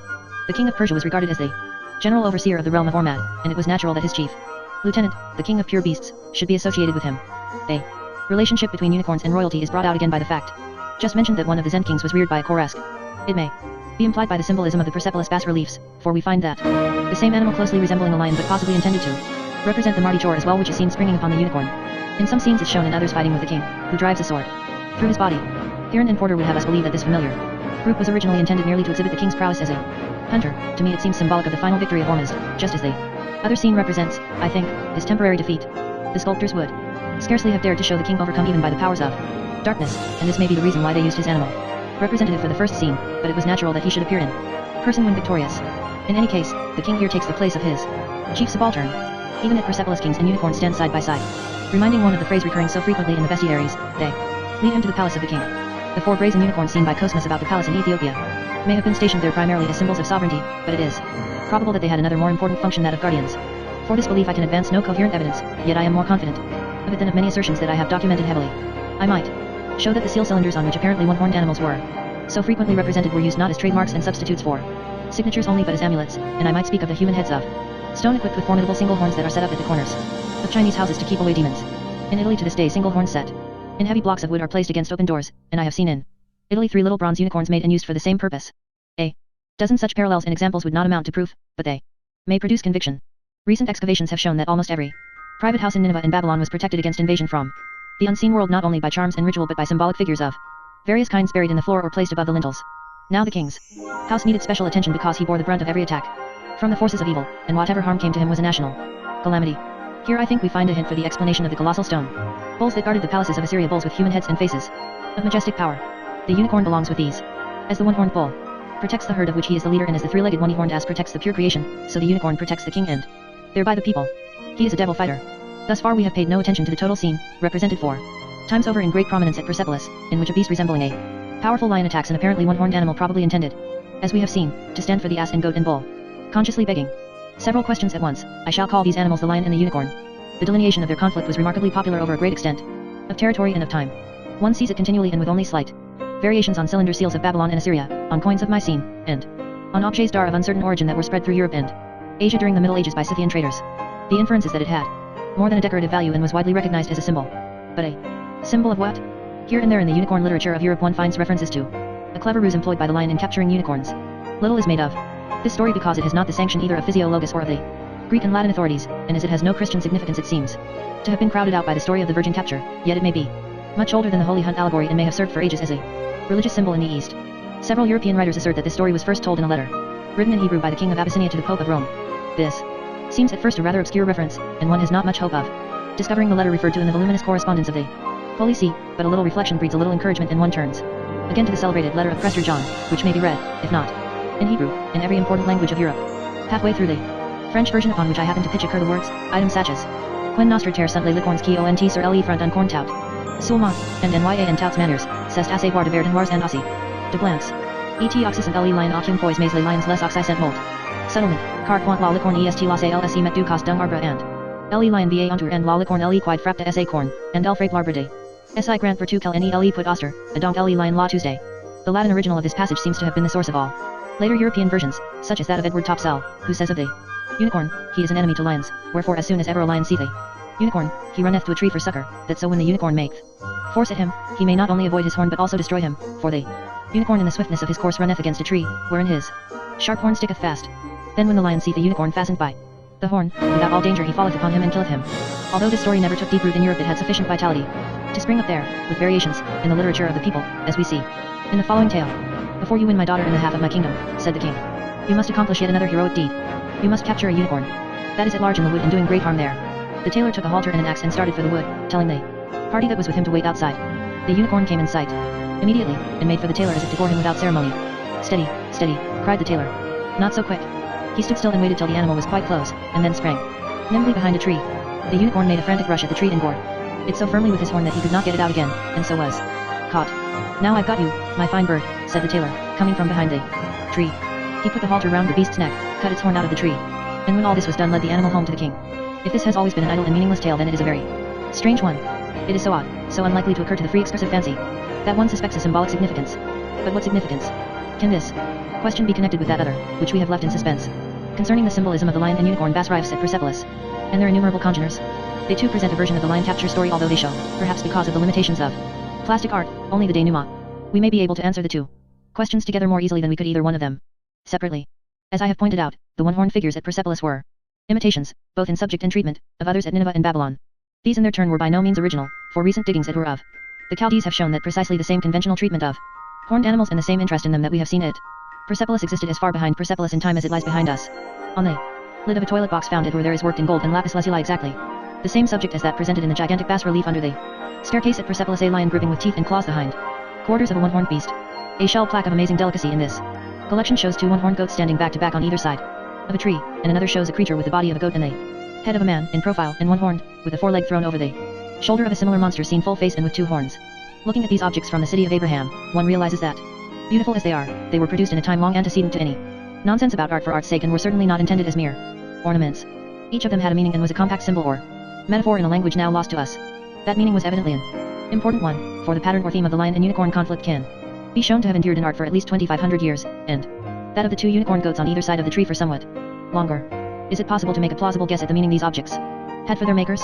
The scholars who are best equipped to answer this question are precisely those most reluctant to hazard even a conjecture. Gazing at these ancient unicorns, however, one cannot help recalling that they come from a region which we have always considered, perhaps because of our ignorance, the very cradle of astrology. Is it possible that they lion and the unicorn, I continue, consciously, to beg the question, so strangely brought together in that dim past, were solar and lunar emblems?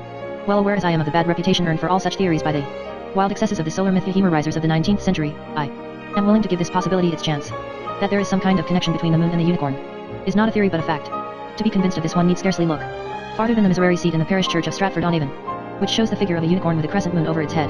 On ancient cylinder seals the crescent moon frequently appears in conjunction with figures of animals which, whatever the original intention, are represented with single horns. Selecting characteristics of the unicorn at random, we see that the animal may be likened to the moon, as they astrologers see it, in several ways. The unicorn is commonly, though not always, thought of as white in body. It is an emblem of chastity. It is very swift. According to the best authorities, it cannot be taken alive. The animal is most readily associated with the new or crescent moon, which might indeed seem to dwellers by the sea to be leading the stars down to the water and to dip its own horn therein before they descend. The crescent moon has been used for ages to represent both celestial motherhood and virginity, whether of Ishtar, Isis, Artemis, or the Madonna. In all his pictures of the Assumption at Madrid, Murillo painted the crescent moon over Mary's head. Old alchemical charts commonly designate the figure of Luna by placing in her right hand a single horn. The Qilin, or unicorn of China, is commonly represented in bronze, bearing a crescent moon among clouds on his back. These matters may seem little to the purpose, and I mention them merely for their cumulative force, but when we turn to consider the unicorn's medicinal properties and to ask what parallel these may have in old beliefs about the moon, we discover something more significant. According to astrological belief and also that of magic and early medicine, the moon's phases exercise controlling influence upon all humors, including not only the waters of the earth but the juices of plants and the blood of animals and of man. The close relationship between the moon and the tides, well known, if not well understood from very ancient times, may have suggested this idea, which later attained a surprising extension and complexity. Alcazawin asserts that the vigor of all animals grows with the waxing moon, that the milk of kine and the horns of beasts and even the whites of eggs increase with it, that during the first half of every lunar month more snakes come from their holes than in the second half, and that their venom is more deadly.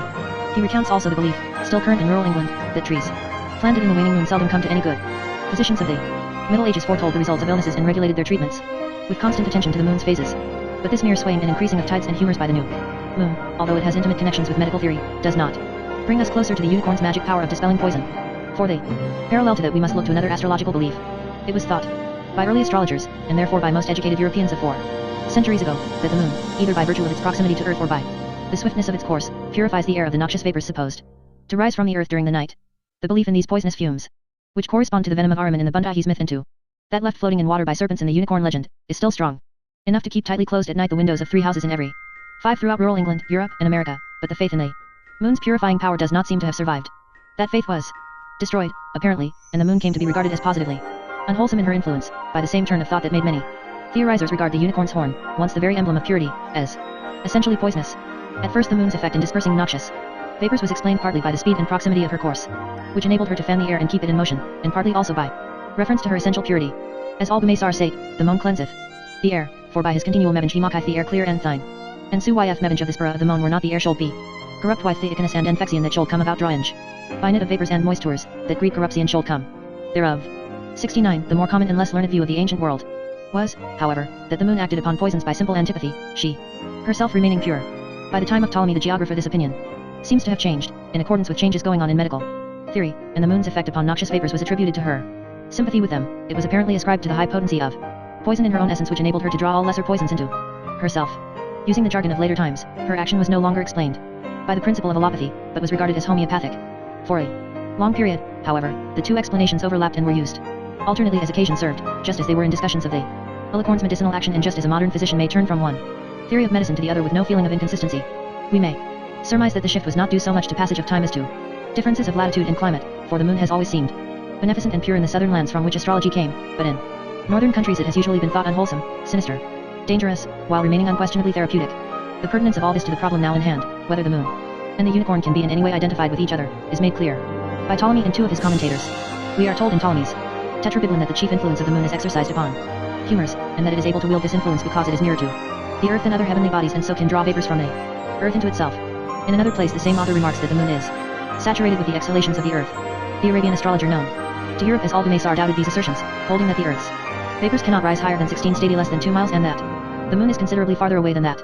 Albumaysar was triumphantly answered by Cardan, who says in his amplified translation of Ptolemy that we can actually see the moon drawing vapors and that she does this not by contact and immediate absorption, like a sponge, but by innate and essential power acting at a distance like the power of a magnet upon iron.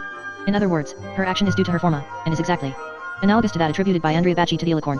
One comes upon these passages and fits them into their place with something like the thrill a mason may feel when he sees his keystone slip smoothly down between the two halves of an arch on which he has been laboring with secret doubts of final success. The petty triumphs of literary research are so minute, and they are so commonly made in large libraries, where one is not allowed to shout Eureka above a whisper, that this bit of confession may be pardoned. For is not the belief in the moon's power to absorb poisons rising from earth during the darkness closely similar to the belief in the unicorn's water conning? Does it not recall the vivid picture of the three-legged ass dipping his golden horn into the waters of the firmament and dispelling their corruption? One's fancy, warmed by exercise, rushes on into the Middle Ages and the Renaissance, almost ready to believe that in these ancient superstitions about the moon there may be found a source for the beliefs concerning the unicorn. When fancy rushes forward at such speed, however, it is always well that some other faculty of the mind should hold back. Solar and lunar hypotheses, as we ought to know by this time, are dangerously seductive. Sirens, and many a tall ship has gone on the rocks just here, so that the voyager who will not stop his ears should lash himself to the mast. And yet I have agreed to give this hypothesis its chance. No harm can be done by a merely tentative and experimental assumption that the unicorn of the lion capture story once stood for the moon. Let us make this assumption and see whither it will lead. If the unicorn is to represent the moon, then the lion, a common solar emblem, should of course represent the sun, and we have only the tree left to be explained. Trees are involved in several problems concerning the unicorn. Many descriptions of the virgin capture specify that the maiden must be seated either in a wood or under a tree, and nearly all the medieval illuminations place her there. Professor Otto Wiener has advanced an ingenious theory that in the original form of the story the animal was captured by the tree itself, and in the story now before us the tree does take the place of the virgin as the lion takes that of the huntsman and his dogs. Unicorned animals are often found on Assyrian cylinder seals grouped with a single conventionalized tree in symbolical arrangement. This tree of the cylinder seals is usually called the tree of fortune, but it seems to be ultimately indistinguishable from the cosmogonic tree, the tree of the world, springing from the nether darkness and holding the earth and heavenly bodies in its branches, familiar in the myths of many peoples but best known to us by the Scandinavian name Yggdrasil. If the lion and unicorn are to represent sun and moon, they will need no less a tree than this as the scene of their encounter. We are now prepared for a bald statement of the solar-lunar theory concerning the lion capture, and I make it in the words of that theory's most enthusiastic exponent. The lion sun flies from the rising unicorn moon and hides behind the tree or grove of the underworld. The moon pursues, and, sinking in her turn, is sun slain. In other words, just as the lion of our story slips behind the tree to avoid the unicorn's onrush, so the sun goes behind the tree of the world, or perhaps into that western grove called the Garden of the Hesperides, and as the unicorn is caught by the horns, so the moon is held fast during the interlunar period, at which time, as many myths assert, the sun eats it up. To this audacious theory the cautious critic objects at once that the moon is two-horned, and that a far more fitting emblem for her is the common one of the bull or cow, and yet the young crescent moon standing upright in the sky does suggest a single horn, and if we are to do justice to the lunar theory, it is of the crescent moon that we must think, in spite of the awkward fact that only the old moon is slain by the sun. It is possible, furthermore, that the unicorn may symbolize a normally two-horned creature such as a bull or cow whose horns are being constantly brought together and twisted into one, as the herdsmen of Africa still twist the horns of their herd leaders. To a pastoral people it may have seemed that the moon was thus marked out as the leader of the herds of the sky that follow her down to the sea, but do not drink until she has dipped her horn. Robert Brown, the chief contender for this lunar theory, makes much of the fact that the unicorns of Assyrian sculpture in gems and seals are for the most part regarded that is, that they are shown with heads turned and looking backward. This is indeed a remarkable characteristic of these puzzling figures. Careful examination of hundreds of examples shown by Felix Lajard shows that almost but not quite all of the animals shown in profile and with two horns are looking forward, whereas almost all of those shown with only one horn are regardant. In explanation of this, Brown says, the unicorn goat, that is, the moon during the first half of its career, bounds forward from the sun, at which in the earth it looks back, and hence it is regardant. During the second half of its career it bounds back toward the sun, looking back to the point whence it has begun to return. Brown also finds significance in the fact that many of these creatures are shown touching or nearly touching the symbolic tree with their horns, and that their heads are invariably turned toward this tree. From this topic he turns, naturally, to the mysterious horn of Ulf, which is probably the most remarkable relic in unicorn lore. This large drinking horn was given to the Church of St. Peter, now York Minster, in the 9th century by a certain prince of Darran named Ulf as a token of his donation to that church of all his lands. The See of York still holds by virtue of this horn several valuable estates called terrae Ulfi. They designs carved upon it, wherever and whenever they were made, are ancient and Euphratean in ultimate origin, highly symbolistic, apparently Byzantine in style. We may account for this fact, if we like, by recalling the influence of the Orient and the Near East upon Scandinavian art, which was made possible by the great overland routes, or we may explain it by reference to the activity of Scythian traders. At any rate, the designs include the favorite theme of the lion leaping upon a horned beast, in this case apparently a fawn. What is far more important, they include the symbolic tree of the world and an unmistakable unicorn, for there can scarcely be any doubt that the artist who carved this design was thinking of one horn, and not of two. The end of this horn is embedded in, or at least is touching, the tree, so that the figure represents exactly the symbol of the setting moon already discussed. The body and legs and head are those of a cow or bull, but there are two additional details that prove beyond a doubt, in Brown's opinion, that the figure is a moon emblem. The creature's tail is converted into a serpent by being equipped with a snake's head at the end, and beneath its belly there emerges from the earth the head of a dog. Now, it is a fact remarkable in this connection that the goddess Hecate Triformis appears in the Argonautica in the three forms of horse, dog, and snake, which are usually interpreted as representing respectively the full, the waning, and the crescent moon. If the unicorn of the horn of old witch, Robert Brown manages to call a horned horse does stand for the moon, its one horn must symbolize the two horns of the crescent coalesced. This horn of Ulf, one must admit, is an awkward obstacle for those who are determined not to believe anything that goes by the name of solar and lunar interpretation. And indeed such incredulity is often made to look like mere prejudice, for there are of course many myths based upon primitive attempts to explain the apparent motions of sun and moon. Robert Brown's effort to show that the unicorn legend is one of these is at least impressive, in spite of its awkwardness and extravagance. If Brown had brought to bear such corroborative evidence as I have cited from Ptolemy and Cardan, concerning early beliefs about the moon, and if he had related his theory to the total sweep of the unicorn legend, I do not say that he would have established his thesis, but at any rate he would have left less room than he did for another book in English about the unicorn. I find that I have suggested 8 possible sources for the unicorn legend. The rhinoceros, the oryx, the separate horn, the freak of nature, horn twisting, a misinterpreted art convention, the three-legged ass, and lunar myth. For each of these I have argued faithfully as though, for the time being, I believed in it alone. The fact is that I believe in them all, and I see no more necessity that the unicorn legend should have sprung from a single source than that the Nile should rise in a single spring, or that an oak with 50 arms should have a single root. It is true that one stream out of all the many that are braided together at last in the Nile comes from farthest back in the mountains, so that all the others are reduced to the rank of affluents and tributaries, but men quarreled and explored for ages before they could decide which stream that is. Similarly, there may have been a primitive unicorn, a unicorn almost divine, of which the rhinoceros and oryx were only the unworthy avatars, so nobly conceived that every object and creature that called it to mind separate horns, single-horned sports, cattle with twisted horns, bas-reliefs that suggested one-horned animals aroused a kind of awe, so holy that it gave rise to a Persian myth. The influence of these subsidiary sources may have been to revive the earlier belief when it was languishing, and to provide fresh nuclei around which ideas that had at first no connection with them might cluster. The rhinoceros and the oryx, for example, may have been at first mere earthly representatives of the supreme unicorn, as the onager of Persia was a representative of the three-legged ass, acquiring later in popular belief some of the characteristics of their great progenitor, which was then forgotten. But through all these languishings and revivals the unicorn has maintained an amazing consistency. From beginning to end of his long history he has been wild, fleet, chaste, solitary, and beneficent. And now, having pursued the unicorn through the ages and seen him take refuge at last in the sky, we may end our search for the source of his legend. We end it not because we have plucked out the heart of his mystery, but because there is no farther to go, seeing that we cannot enter the dark, brooding heart and mind of early man. The unicorn escapes us at last, as we should wish, for he is not to be taken alive. Like every other thing or idea that we pursue to the limits of our powers and knowledge, he goes forth into mystery. Chapter 9. Certainties. The zoologists of 400 years ago believed that every terrestrial form of animal life had a marine counterpart.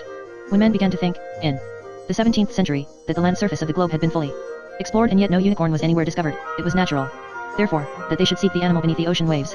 They were justified by at least a partial success. The alicorn, whose origin had been concealed so long by the mists and dangers of the northern seas, and by that old fear of the Atlantic sedulously propagated 2,000 years before by Phoenician merchants, was traced at length to its source.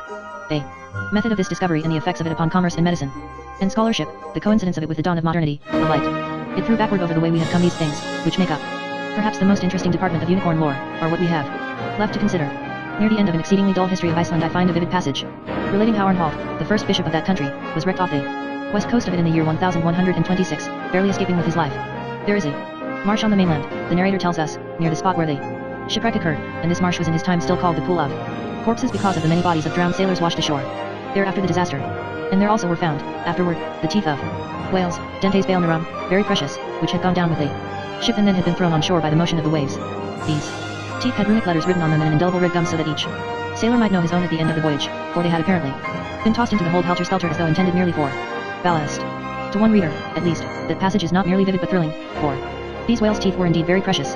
Shakespeare's Clarence saw no greater wealth in his gorgeous dream of the undersea than this that went down with the Bishop of Iceland 800 years ago and was found again in the Pool of Corpses.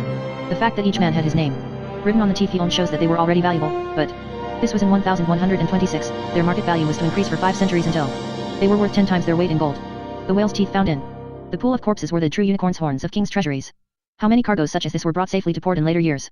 No one can say, for they belonged to a business in which it did not pay to advertise. There were not enough of them, at any rate, to glut the market. Nor did they come in frequently enough to attract the slightest attention in Europe. 450 years after Arnhald's shipwreck there were scarcely more than 20 famous alicorns in Europe, and although these were very famous indeed, no one had the faintest notion of their origin. If the situation had been planned and prepared by a master of salesmanship, it could not have been arranged more admirably. 450 years passed by, and in 1576 Sir Humphrey Gilbert presents to Queen Elizabeth his famous argument to prove that there must be a northwest passage to Cathay. He has to meet the arguments in favor of a northeast passage made by Anthony Jenkinson, one of which is that a unicorn's horn has been picked up on the coast of Tartary. Whence could it have come? Jenkinson asks, unless from Cathay itself? Sir Humphrey replies, first, it is doubtful whether those barbarous Tartarians do know an unicorn's horn, yet, or no, and if it were one, yet it is not credible that they Sea could have driven it so far, being of such nature that it will not swimmy. There is a beast called Asinus indicus, whose horn most like it was, which hath but one horn like an unicorn in his forehead, whereof there is great plenty in all the north parts thereunto adjoining, as in Lapia, Norvegia, Finnmarki, etc. And as Albertus saith, there is a fish which hath but one horn in his forehead like to an unicorn, and therefore it seemeth very doubtful both from whence it came and whether it were unicorn's horn, yet, or no. In the following year Martin Frobisher set forth on his second voyage to discover a northwest passage, and during this voyage his men discovered, in the words of Master Dinas Settle, a dead fish floating, which had in his nose a horn straight and torquay, of length 2 yards lacking 2 inches, being broken in the top, where we might perceive it hollow into the which our sailors putting spiders, they presently died. I saw not the trial thereof, but it was reported to me of a truth, by the virtue whereof we supposed it to be the sea unicorn. 11 years later one of these fish was washed ashore on the coast of Norfolk, so that England had only herself to blame if she continued to pay Danish fishermen the huge sums at which alicorns were then held. Englishmen did continue to pay such prices, however, and the credit for discovering, or at any rate for publishing, the true nature of the alicorn went to another nation. The dead fish found by Frobisher's company belonged to the same species of whales from which the teeth collected by Bishop Arnaud DS. Sailors had come, and that species was of course the narwhal Minodon monocerug. The adult males of these marine mammals, from 10 to 18 feet in length, have single teeth or tusks of pure ivory extending for half their length from the left side of the upper jaw, pointing forward, and a little downward.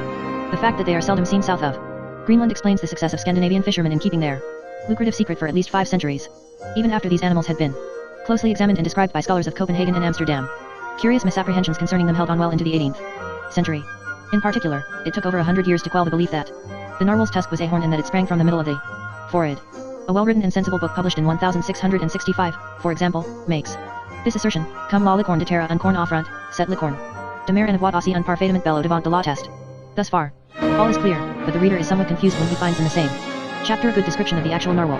It happened that just when the author of this book, César de Rochefort, was writing the revision of his chapter on the licorne de mer for a second edition, there arrived at Rotterdam a Flemish ship from Davis Strait which had on board many narwhal's tusks un quantite bien considerable de ces dents ou corns de ses poissons tu l'on appelle licornes de mer. From these sailors he may have gained his correct notions of the narwhal, but he hands on to his readers without prejudice both the narwhal and the licorne de mer, giving pictures of both. According to the economical customs of the times, these pictures did service in several other books, propagating error wherever they went. They were used by de la Martiniere, for example, in his popular Voyage des Pays Septentrionaux, where confusion is worse confounded by the addition of a vigorous woodcut depicting the capture of a licorne de mer. The author informs us that he saw this capture pretty certainly that of a cetacean because the harpoon was used with his own eyes, and that he studied the head carefully, yet he allowed his engraver to place the horn in the middle of the brow. Furthermore, he says of the creature caught just after this one that it had no horn, but that this was atoned for by the fact that its teeth were beaucoup plus grosses. Now the fact is that the narwhal has only 2 teeth, in the young and in females both are rudimentary, and in adult males one is enormously developed into the tusk. Unless the La Martiniére's second licorne was a walrus, I can make no sense of his passage, and even in that case it remains mysterious how an intelligent man can study the head of a narwhal and still believe that its horn springs from the brow. The unicorn was an unconscionable time odying. No sooner was the narwhal discovered by Europeans putting the legendary beast, as one might have thought, in deadly danger of being explained away than they made a horn of its tooth and placed that horn where the horn of a unicorn ought to be. For was not the narwhal the licorne de mer, the unicorn of the sea? The rest followed, in spite of ocular evidence. A man who was by no means a fool could study the head of a narwhal, seeing clearly with his eyes if not with his mind that the creature's tusk issued from the upper jaw. And yet when he came to give directions to his engraver he was tricked by a mere word, the word licorne, into making the tusk a horn. There is no more vivid example of our inveterate tendency to see only what we expect to see, to think in terms of labels and phrases, to ignore the unfamiliar, to let the present be ruled by the past. One may judge what progress knowledge of the narwhal had made in England by the year 1721 from this definition. Unicorn whale, a fish 18 feet long, having a head like a horse and scales as big as a crown piece, 6 large fins like the end of a galley oar, and a horn issuing out of the forehead 9 feet long, so sharp as to pierce the hardest bodies. About 100 years later still a sea unicorn's horn, 7 foot and a half long, was to be seen at a coffee house in Chelsea. Thomas Roscoe was at this time working at his translation of Cellini's memoirs in far-off Liverpool, and when he came across a note in which Cellini's Italian editor, Carpini, says that the unicorn is a wholly fabulous animal, he wrote, "From all we hear of the fine specimen of a unicorn's head and unique, we suppose. Now in London the Italian commentator will soon be obliged to change his tone." These are the words, be it observed, of a highly educated Englishman of the 19th century. Dutch and Danish scholars had told the world everything of importance about narwhal tusks and their relation to the traffic in alicorns 200 years before the time of Roscoe. They had, to be sure, a definite advantage of position, for ships from the northern seas with narwhal tusks in their cargoes were frequently calling at Copenhagen and Amsterdam, but their chief advantage was that they read everything without believing all that they read, that they were insatiably curious, and that they were rather more disposed than any other body of scholars in Europe to try all things and to hold fast only what seemed to be true. Several early writers attribute to Pierre Belon, the 16th century traveler and zoologist, the first identification of the alicorn with the narwhal's tusk. Feeling that such a discovery would be an important addition to the claims this bold and brilliant man already has upon memory, I have searched his writing for confirmation, but all that I find is his assertion that the alicorn is often merely the dent de Robart. This is not quite the same thing as the narwhal discovery, for the raw heart is the walrus or morse, concerning whose tusks Hector Boethius had made the same assertion some time before. Olaus Magnus, Archbishop of Ups, came closer to the truth in saying that the Monoceros is a sea monster that has in its brow a very large horn wherewith it can pierce and wreck vessels and destroy many men. Perhaps we have here the literary origin of the Licorne de Mer, celebrated by de Rochefort and de la Martiniere, but Olaus Magnus is not entitled to the rank of discoverer, for Albertus Magnus was in advance of him by several centuries. Closer to the fact than either of these remarks is the brief statement of Ammianus Lusitanus, who makes an excellent showing everywhere by the unicorn test that some fraudulent merchants sell whale bones in place of unicorn's horns. Andrea Marini, writing in 1566, suggests that the sea, which often breeds animals very like those of the land, and much more numerous, is the source of most of the alicorns of Europe, and he suspects that all of those in England are of marine origin because there is not even a record of a one-horned beast in that country. It seems probable to him that the sea has cast up many objects with the shape and substance of horns, and he even knows that there is a sea unicorn which has, as it were, a single horn, though just what this horn is he cannot say. 3 years later the excellent Boer Pius of Antwerp goes a step beyond Marini. After a close description of the great narwhal's tusk which was before him as he wrote, one of 3 exposed for sale, he speculates about its origin. I sometimes suspect, says he with the caution of a scholar, that this is the horn of some fish, because many remarkable horns are found among fishes, and also because this horn at Antwerp was brought from Iceland. And yet it occurs to me, on the other hand, that this island is not far from the pole, and that animals may be much more numerous there because of the absence of men, wherefore it is not absurd to suppose that the horn comes from a beast after all. The men thus far named had only glimmerings of the truth. We may learn from them by what slow processes the way is prepared for a slight advance in knowledge, how subject the knowledge once gained always is to relapses, and with what difficulty it was disentangled from old errors. William Boffin, the English voyager, came a little closer in a letter written in 1615 concerning the Northwest Passage. As for the sea unicorn, says he, it being a great fish having a long horn or bone growing forth of his forehead or nostril, such as Sir Martin Frobisher in his second voyage found. 1. In divers places we saw of them, which if the home be of any good value, no doubt but many of them may be killed. Not much credit is due to Boffin for these remarks, however, for he has not made up his mind whether the horn grows from the brow or the nostril, and he does not know whether it is of any good value. The earliest clear statement of all the essential facts that I have found is that of the great geographer Gerard Mercator. In one of his discussions of Iceland he says, among the fish is included the narwhal. Anyone who eats its flesh dies immediately. It has a tooth in its head which projects to a length of 7 cubits, and some sell this tooth as unicorn's horn. It is considered good against poison. The beast is 40 ells in length. Caspar Bartholinus, who wrote 7 years later, in 1628, did not know so much as this, for he still calls the tusk a horn, and if Mercator's statement had been somewhat ampler, full credit for the discovery would be due to him. As it is, the man to whom that credit should be given acknowledges that Mercator had made a prior announcement of his own conclusions. This man is Ole Worm, Regius Professor of Denmark and a zoologist and antiquarian of high attainment. Perhaps the most important event recorded in unicorn lore was his public delivery at Copenhagen in 1638 of his Latin dissertation on the narwhal's tusk. The dissertation was called forth by a dispute among the merchants of Copenhagen about the true nature and origin of the substance they were selling as unicorn's horn, a quaint and antique situation indeed, when it is considered that the learned professor was appealed to, so far as one can see, not for purposes of advertisement, but actually to decide the question. If any of the alicorn merchants of the city expected Professor Worm to put patriotism before truth and to remember who paid his salary, they must have been grievously disappointed, for his remarks were decidedly bad for business. He began with a careful description of the alicorns to be seen in his time all over Europe, everywhere regarded and highly treasured as horns of unicorns. So far are they from being such, he then says, that they are not horns at all. They have neither the substance, nor the shape of horns, and they are not set in the animal's cranium as horns are. He asserts that they have all the characteristics of teeth, and that teeth they must be called. In his third section, Ole Worm declares that the alicorns of Europe are the teeth of narwhals, citing as evidence the cranium of a narwhal, which he has recently examined. This cranium he describes, and also the tusk projecting from the left side of the upper jaw, with painstaking exactness. He concludes by saying that in the future those who do not care to deny the authority of witnesses and even of their own senses will be obliged to admit that the alicorn is really the tooth of the narwhal. One might suppose that after such a public statement of the facts, iterated as it was by the author himself and by many others, the vogue of the alicorn would have ceased and the whole unicorn legend would have begun to die away. On the contrary, the dissertation seems to have had little more effect at first than such productions usually have. Public faith in the unicorn was unshaken. The trust of physicians and princes in the alicorn remained. It is true that the price of narwhal's tusks fell off sharply at about this time, but that was chiefly due to a glutting of the market. I have shown that the tusk was to be used in the royal household of France for 150 years after Ole Worm's dissertation was delivered and printed. It was to be kept on the official pharmacopoeia of London for more than a century to come. Good physicians continued for a long time to speak highly of its medicinal virtues. Ignorance and mental indolence, better known as conservatism, may have been chiefly responsible for this, but they were assisted by these two facts: the disclosure of the marine origin of most alicorns did not by any means disprove the existence of the terrestrial unicorn. On the contrary, if there was a unicorn of the sea, it seemed to follow necessarily that there was one of the land as well. Further, the proof that the alicorns of Europe were whales' teeth did not cause people to abandon the belief in their medicinal virtues, for it seemed natural to suppose that the sea unicorn would have all the properties attributed to his counterpart of the land. We may infer that Ole Worm's dissertation had little effect even in his own land from a remark made by de la Martiniere about the disposition of the two horns taken by his company, to which I have already referred. One of the principals of the company was ordered by the rest in all their names to Present to His Majesty Frederick III of Denmark the 2 seahorses' horns. That we brought home with us, which His Majesty received as a most estimable present, supposing they had been unicorns' horns, of the virtues, of which so many authors had written. He ordered them presently to be laid up among the best of his rarities, promised the company to do them what benefit he could, and presented the bearer with a chain of gold with his picture hanging to it, and forgave him his customs besides.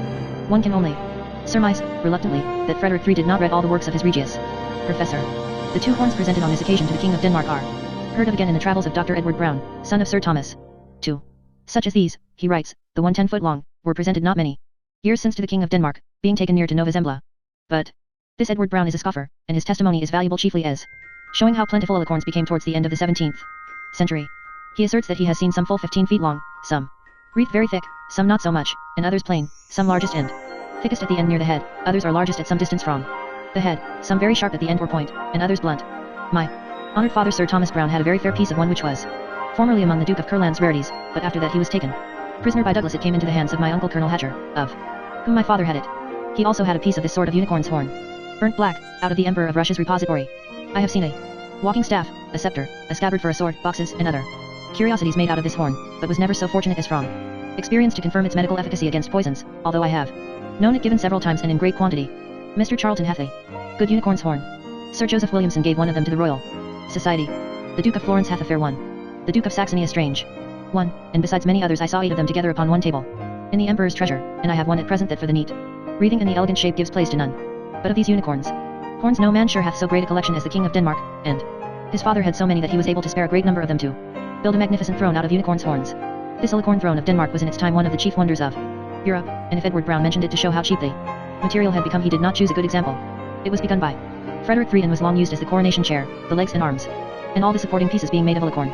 If the construction of such thrones was at all common in the remoter past, then it is clear why all captured unicorns were led at once to the palace of the king.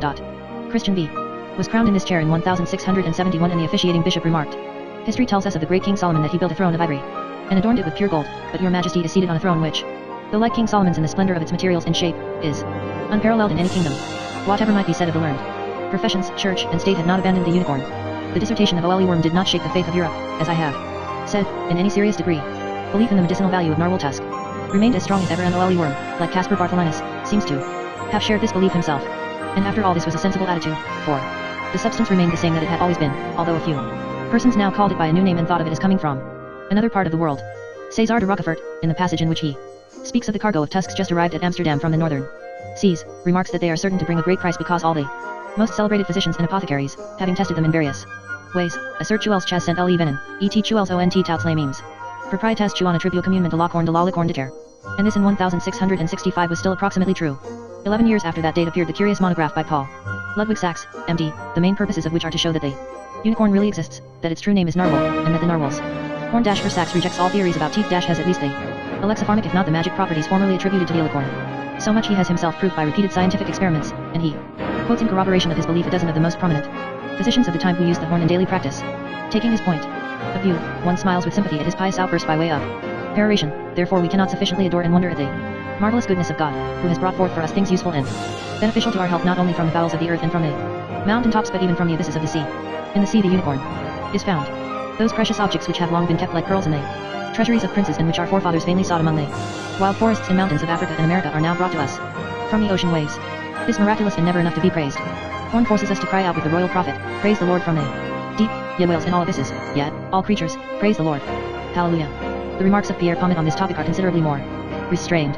He has no more belief in the terrestrial unicorn than Paul Sachs had, and rather less confidence in the tusk, yet he hands on to Rochefort's licorne de mer, together with the inevitable picture, in addition to the narwhal, leading the reader to suppose that there were 2 marine creatures with this medicinal horn. Nicolas Lemery, another French pharmacist of wide influence, says much the same things in 1733, although he tacitly ignores the licorne de mer. He asserts that the narwhal tusk strengthens the heart, induces perspiration, cures epilepsy, and is propre pour resistere au venin. These are exactly the same claims that had been made 200 years before for the unicorn's horn, although nearly a century had passed since the appearance of O.L.E. Worm's dissertation. Lemery says that the reason for the alicorn's great rarity in former days was that the narwhal was then unknown, mais depuis tu en apetit beaucoup de ces poissons, cette corne nest plus gris rare, en entrevache. Plus ears marchants capes par troncons. The remark of Lemery that by the year 1733 the alicorn was much more common than in former times leads one to ask what had been the narwhal tusk's commercial history. The materials for an answer to this interesting question are few, partly because that history belongs to a time when no trade records were kept, and partly because those concerned had no desire that their transactions should be generally known. what little can be said on this topic, therefore, must be based primarily upon inferences. One of the inferences to be drawn from the few facts at our disposal is as unquestionable as it is significant. I have already spoken more than once of the fact that in medieval pictures of the unicorn found in illuminated manuscripts that go back to the 12th century, the animal's horn almost invariably shows the characteristic striae, the anfractuous spires and cochlear turnings, which are found on no object in nature except the narwhal's tusk. Now when we consider that the narwhal is almost never seen south of Greenland, that the seas in which it swims were utterly unknown to Europeans in the 12th century or, for that matter, in the 15th, and that its tusk will not float, we can reach only one conclusion. Narwhal tusks have been articles of merchandise for at least 800 years. The same conclusion is indicated by the remarkable passage quoted above, in which Arngrimur Johnson records the loss, in 1126, of a cargo of tusks collected among the gulfs of Iceland. A study of the Mediterranean trade carried on during the Middle Ages in Scandinavian bottoms will show that there would be no difficulty, when once such tusks reached Norway or Denmark, for them to find their way into the treasure chests of Europe. How much farther than that they went, and how much earlier than 1126 they set out on their travels, is harder to say. The overland routes by which the trade of Scandinavia was carried into Russia and southward toward the Black Sea must have absorbed many of them, and the tradition that the two alicorns of St. Mark's in Venice were taken at the division of spoils from Constantinople in 1204 is therefore, in itself, not incredible.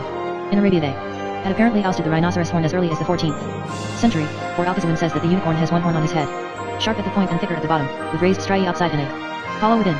We may be fairly sure, however, that the tusks did not reach China in considerable numbers until the legend of the Keelan was complete, for there is no evidence of acquaintance with them in the descriptions and representations of that animal. Whether they gave rise to the Italian word licorno one cannot certainly say.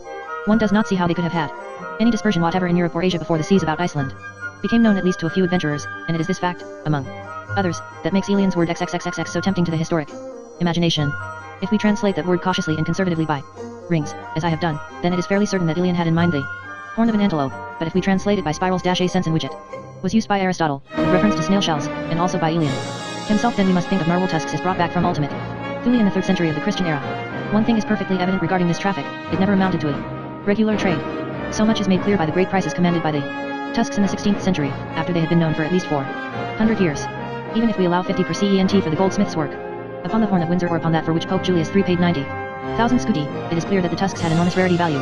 In the middle of the 16th century there were probably not more than 50 whole tusks in all of Europe and Great Britain, although the smaller pieces were more numerous, and these, seeing that they were precious and almost indestructible, represented certainly a large part of the total importation from the beginning. Taken together with the huge prices and the fact that the supply was almost unlimited, this paucity is somewhat perplexing. We can scarcely believe that the middlemen who conducted the sales had the economic foresight and knowledge which would have made them refrain from flooding the market. Perhaps we need only remember that the voyage to Iceland and Greenland was a different thing in the centuries of which we are speaking from what it is now, that means of advertisement were almost entirely lacking, and that the number of persons who would be practically interested, so to speak, in alicorns was always narrowly restricted. Furthermore, the maintenance of high prices for the tusks is partly explained by the fact that just when they began to be more plentiful in Europe, a fresh impetus to the belief in their medicinal value was contributed by Portuguese travelers returning from India. The rhinoceros was introduced to Europe at about the same time, and it was felt that his horn would not meet the specifications because it was too short and not at all like the alicorns represented in pictures. Narwhal tusks, on the other hand, corresponded exactly, and for the best of reasons, with pictures of unicorns, horns that had behind them almost the authority of revelation. We may be quite as certain of one other thing about this traffic: during the earlier centuries it did not involve conscious deceit on the part of anyone. The seamen of the north who collected the tusks may not even have known under what name and with what representations concerning their value they were finally sold. Those who conducted the final sales may not have been aware, in the earlier centuries, of the tusk's origin. Even if they had been aware of this, their notions of zoology and of materia medica were certainly no clearer than those of the scholars and physicians whose opinions we have examined, and they would have felt entirely justified in selling for 10 times its weight in gold a substance for which such miraculous powers were everywhere asserted and accepted. There was a definite, though restricted, demand for alicorns, but there was no general agreement as to just what these were. Rhinoceros horns had a considerable following, and walrus tusks, artificially straightened, had probably a greater. Fossil bones and petrified wood and even stalactites were used in large quantities. After the end of the 14th century, however, the tooth of the narwhal defeated all competitors and was accepted by the experts as true unicorn. A busy merchant could not trouble himself about such niceties. The public wanted unicorn's horns. His business was to give the public what it wanted, and to get the best price he could. Before it established itself above all rivals, the narwhal's tusk met with some opposition, as we have seen, from those who knew what the ancients had said about unicorn's horn. The chief objection was to its color, for both Pliny and Elian had said that the true horn was black. Boethius de Wood disposed of most of the horns to be seen in his time by saying that they were not of the right color, and Ammianus Lusitanus advised his readers to purchase the black variety antelope or rhinoceros horn when it could be had. Pietro della Valle, again, although much interested in the tusk shown him by Captain Woodstock, who had found it in Greenland in 1611, could not agree that it was the true horn, for this, if he remembered his Pliny correctly, had been described as black. Another objection to the narwhal tusk was that it was not large enough, even at the base, to permit its being made into beakers such as those used by Indian potentates, but this difficulty was evaded by fitting together several lemons sliced from the tusk and so constructing a tankard not unlike a German Stein, or by inserting a single piece of the tusk in a cup made of other materials. During the 17th century, however, those who had narwhal tusks for sale were confronted by more serious difficulties and objections. A probing, curious, skeptical spirit was spreading through northern Europe, inciting men to ask questions that had never been asked before and to deny beliefs that had been held for ages, beliefs that were still held, of course, by all but 1 or 2 in the million. Those who were infected by this new spirit laid a novel emphasis upon what they called experience and we call experiment, rating the evidence it provided almost as highly as that given by authority and by reason. Not quite so logical as the Skolman, nor quite so erudite as their own immediate predecessors, although their book learning was still enormous in comparison with that of those whom we call scientists today. They sought for evidence not so much in authority and tradition and the consent of the ages as in what they were more and more disposed to call facts. Such a spirit was not good for the traffic in narwhal tusks. Very slowly but surely it diffused throughout Europe an intellectual climate in which the unicorn could not feel at home. Like all transformations in the fundamental habits of our thought, this change was very gradual. Recent news from Tennessee and Oklahoma shows that it is far from complete today, and Europeans may reach the same conclusion upon evidence gathered near home. The mass of men, quite unaffected by oily worm of whom they had never heard, went on buying powdered alicorn for more than 100 years after his dissertation was delivered, went on drinking alicorn water, went on believing what they were told as they always had done and as they always will do. Thomas Bartholinus certainly exaggerates the influence of the Danish discovery when he implies that it stopped the traffic in narwhal tusks. Our merchants would have filled whole ships with this pretended horn, says he, and would have sold it all through Europe as true alicorn, if the deceit had not been detected by experts.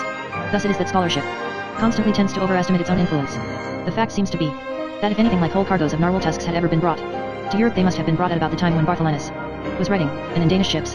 No, the scholars of Denmark may have done their best to kill the goose that laid their country's golden eggs, but the goose declined to die. All the little that may have been lost in British and European markets by oily worms' unpatriotic disclosures was made up by new markets in Russia, or rather by old Russian markets first developed by the Scandinavian overland traders. When these were gone, there were still others, as we shall see, in lands much farther off where Latin dissertations were never read. For all this, the difficulties encountered in selling the tusks at anything like the old prices did certainly increase as the 17th century wore on. Pietro della Valle gives us some significant information on this topic in his account of the efforts to dispose advantageously of the tusk found by Captain Woodstock, as he was bound to do by the terms of his agreement. The captain turned this tusk over to his company of merchants, who sent it at once to Constantinople for sale. The best offer made for it there was only 2,000 pounds. Hoping to get more than this, the company sent it to Russia, where about the same amount was offered, and in Turkey the bids were even lower. The fact that no effort was made to sell the tusk in Western Europe is significant. At last it was cut into small pieces and disposed of bit by bit, realizing a total sum of only 1,200 pounds. Even clearer evidence that the market was rapidly falling is found in de la Pere's relation to Groenland, which first appeared in 1647. 'Tis not long since, says this garrulous writer, that the Company of New Greenland at Copenhagen sent one of their agents into Muscovy with several great pieces of these kind of horns, and amongst the rest one end of a considerable bigness, to sell it to the great Duke of Muscovy. The great Duke being greatly taken with the beauty thereof, he shewed it to his physician, who, understanding the matter, told the great Duke 'twas nothing but the tooth of a fish, so that this agent returned to Copenhagen without selling his commodity. After his return, giving an account of the success of his journey, he exclaimed against the physician who had spoiled his market by disgracing his commodities. "Thou art a half-headed fellow," replied one of the directors of the company, as he told me since. "Why didst thou not offer 200 or 300 ducats to the physician to persuade him that they were the horns of unicorns? If we have been right in saying that there was no conscious deceit in the earlier history of the traffic in tusks, that period is now definitely past. There are several references to this Copenhagen Company of Greenland merchants to be found in unicorn literature, although not so many as one could wish. It seems to have enjoyed something like a monopoly in the traffic for a time, and during a still longer period Denmark kept the business in her control. We read in Purchas His Pilgrims, for example, that in 1561 a citizen of Hamburg begged the gift of a unicorn's horn found in the ice of Iceland, and sold it after in Antwerp for some thousands of florins. When this came to the King of Denmark's ears, he ruled that no Germain should winter in Iceland at any cost. Another record shows that in the year 1606, a company of merchants in Copenhagen sent 2 ships into the straits, under the patronage of the Chancellor Christian Fries, and they traded with the natives. On this voyage the ship's company brought back the teeth, or horns of the unicorn fish, which at that time were unknown, and were valued at 1,200 pounds apiece in Copenhagen, and were sold in Russia for a great price as the horns of the land unicorn. Although there was certainly a period of depression, we are not to suppose that the unicorn, after his millenniums of glory, was snuffed out by a dissertation, or even that the traffic in his alleged horn was permanently disabled by the discovery that it was really the tooth of a small whale. Superstition is armed in triple bronze against all mere learning, and as for trade and commerce we should know that they will use science for their own ends precisely as far and as long as they find it lucrative. We reckon ill when we ignore the enterprise shown by modern business in finding and exploiting new markets. When it was found that Western Europe would absorb no more alicorns at the old prices they were sent to Constantinople, Turkey, and Russia, and when even these markets began to fail, others were discovered to take their places. One of the more amusing events in unicorn lore is the emergence of the alicorn, late in the 18th century, in the trade of the Far East. The story is told by Charles Peter Thunberg, a traveler and botanist whose account of the medicinal use of rhinoceros horn in South Africa I have already quoted. He visited Nagasaki in 1775 at a time, that is, when the Dutch factory on the neighboring island of Desina still held a monopoly in the Japanese trade. This monopoly, which began in 1601, had formerly been of immense value, 2 voyages sufficing to make a Dutch captain wealthy for life, but it had recently fallen away for the sad reason that the Japanese had learned from their European visitors a few elementary tricks of trade. Among the articles imported by Japan in 1775 were camphor, tortoise shells, spectacles, glass and mirrors, watches, chintz, and unicorn's horns. A collocation is instructive. Unicorn's horn, writes Thunberg, sold this year on Kambang very dear. It was often smuggled formerly, and sold at an enormous rate. A Japanese have an extravagant opinion of its medical virtues and powers to prolong life, fortify the animal spirits, assist the memory, and cure all complaints. This branch of commerce has not been known to the Dutch till of late, when it was discovered by an accident. One of the chiefs of the commerce here, on his return home, had sent out from Europe, amongst other rarities, to a friend of his who was an interpreter, a large, handsome, twisted Greenland unicorn's horn, by the sale of which this interpreter became extremely rich and a man of consequence. From that time the Dutch have ridden to Europe for as many as they could get, and made great profit on them in Japan. At first each cash 3/4 of a pound sold for 100 kobangs or 600 Reichsdollars, after which the price fell by degrees to 70, 50, and 30 kobangs. This year, as soon as the captain's wide coat had been laid aside and prohibited to prevent smuggling, all the unicorn's horn was obliged to be sold on Kambang, the open market of Disma, where each cash fetched 136 Reichsdollars. The 37 cash's 4 tails which I had brought with me were therefore very well disposed of for 5,071 taels and 1 mas. The tael, in money, is about the equivalent of 1 Reichsdollar, which enabled me to pay the debts I had contracted and, at the same time, to expend 1,200 Reichsdollars on my favorite study. Here we may close this inadequate outline of the narwhal tusks commercial history, not because there is nothing left to say, but because we should find chiefly disillusionment in pursuing the research until we came to the hogsheads crammed with alicorns that may be seen stored today in the London docks. And here, too, we may as well end our sketch of the lore of the unicorn, although certainly not for lack of further materials. It is something to have shown how it happened that, perhaps on account of a curious set of beliefs about the moon worked out ages ago by Mesopotamian astrologers, a European scholar of the 18th century was able to equip himself for his botanical studies by selling bits of narwhal tusk at 12 Reichsdollars an ounce to credulous Orientals. At any rate, I have accounted for the long, straight stick of ivory that lies before me on the table. Chapter 10. Reflections. Religious history presents few stranger possibilities than this, that the beast sculptured on the staircases at Persepolis may have come at last, after as many changes as the old man of the sea went through, to stand depicted in the windows of Christian cathedrals, that the three-legged ass may have been transformed eventually into a symbol of Christ, that a lunar myth of Mesopotamia may have produced after 2,000 years an allegorical representation of the central Christian mystery. Whether these changes ever occurred or not, the unicorn has preserved through all his long history a character that would have made them possible. For the most part we have made the beasts of fancy in our own image far more cruel and bloodthirsty, that is to say, than the actual lower animals. The dragons of the Western world do evil for evil's sake, the harpy is more terrible than the vulture, and the werewolf is far more frightful than the wolf.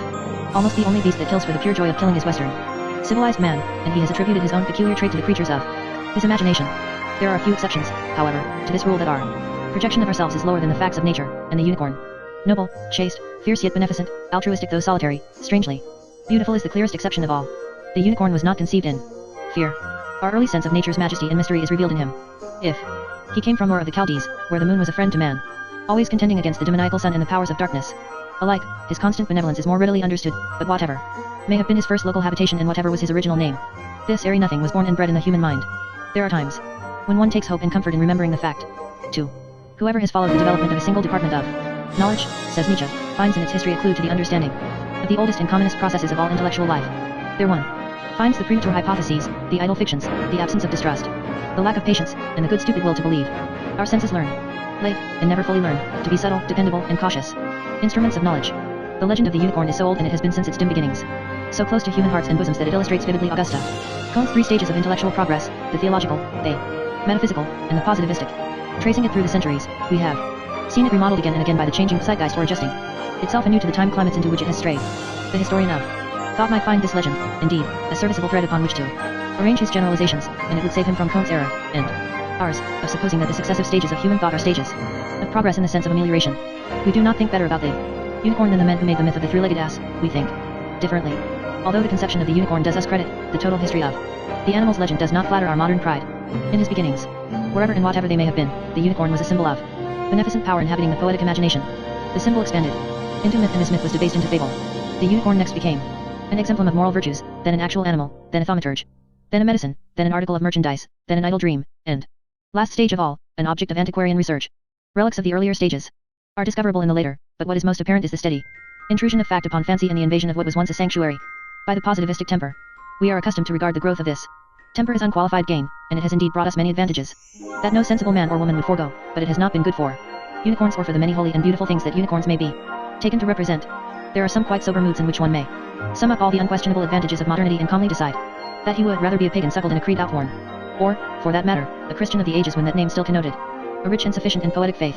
It is true that the Middle Ages moralized the unicorn, thus contributing their share to his degradation, for Christianity inherited from the later Stoics a feeling that all nature is a vast copybook of maxims designed for mankind's edification, a sort of subsidiary revelation of moral truths.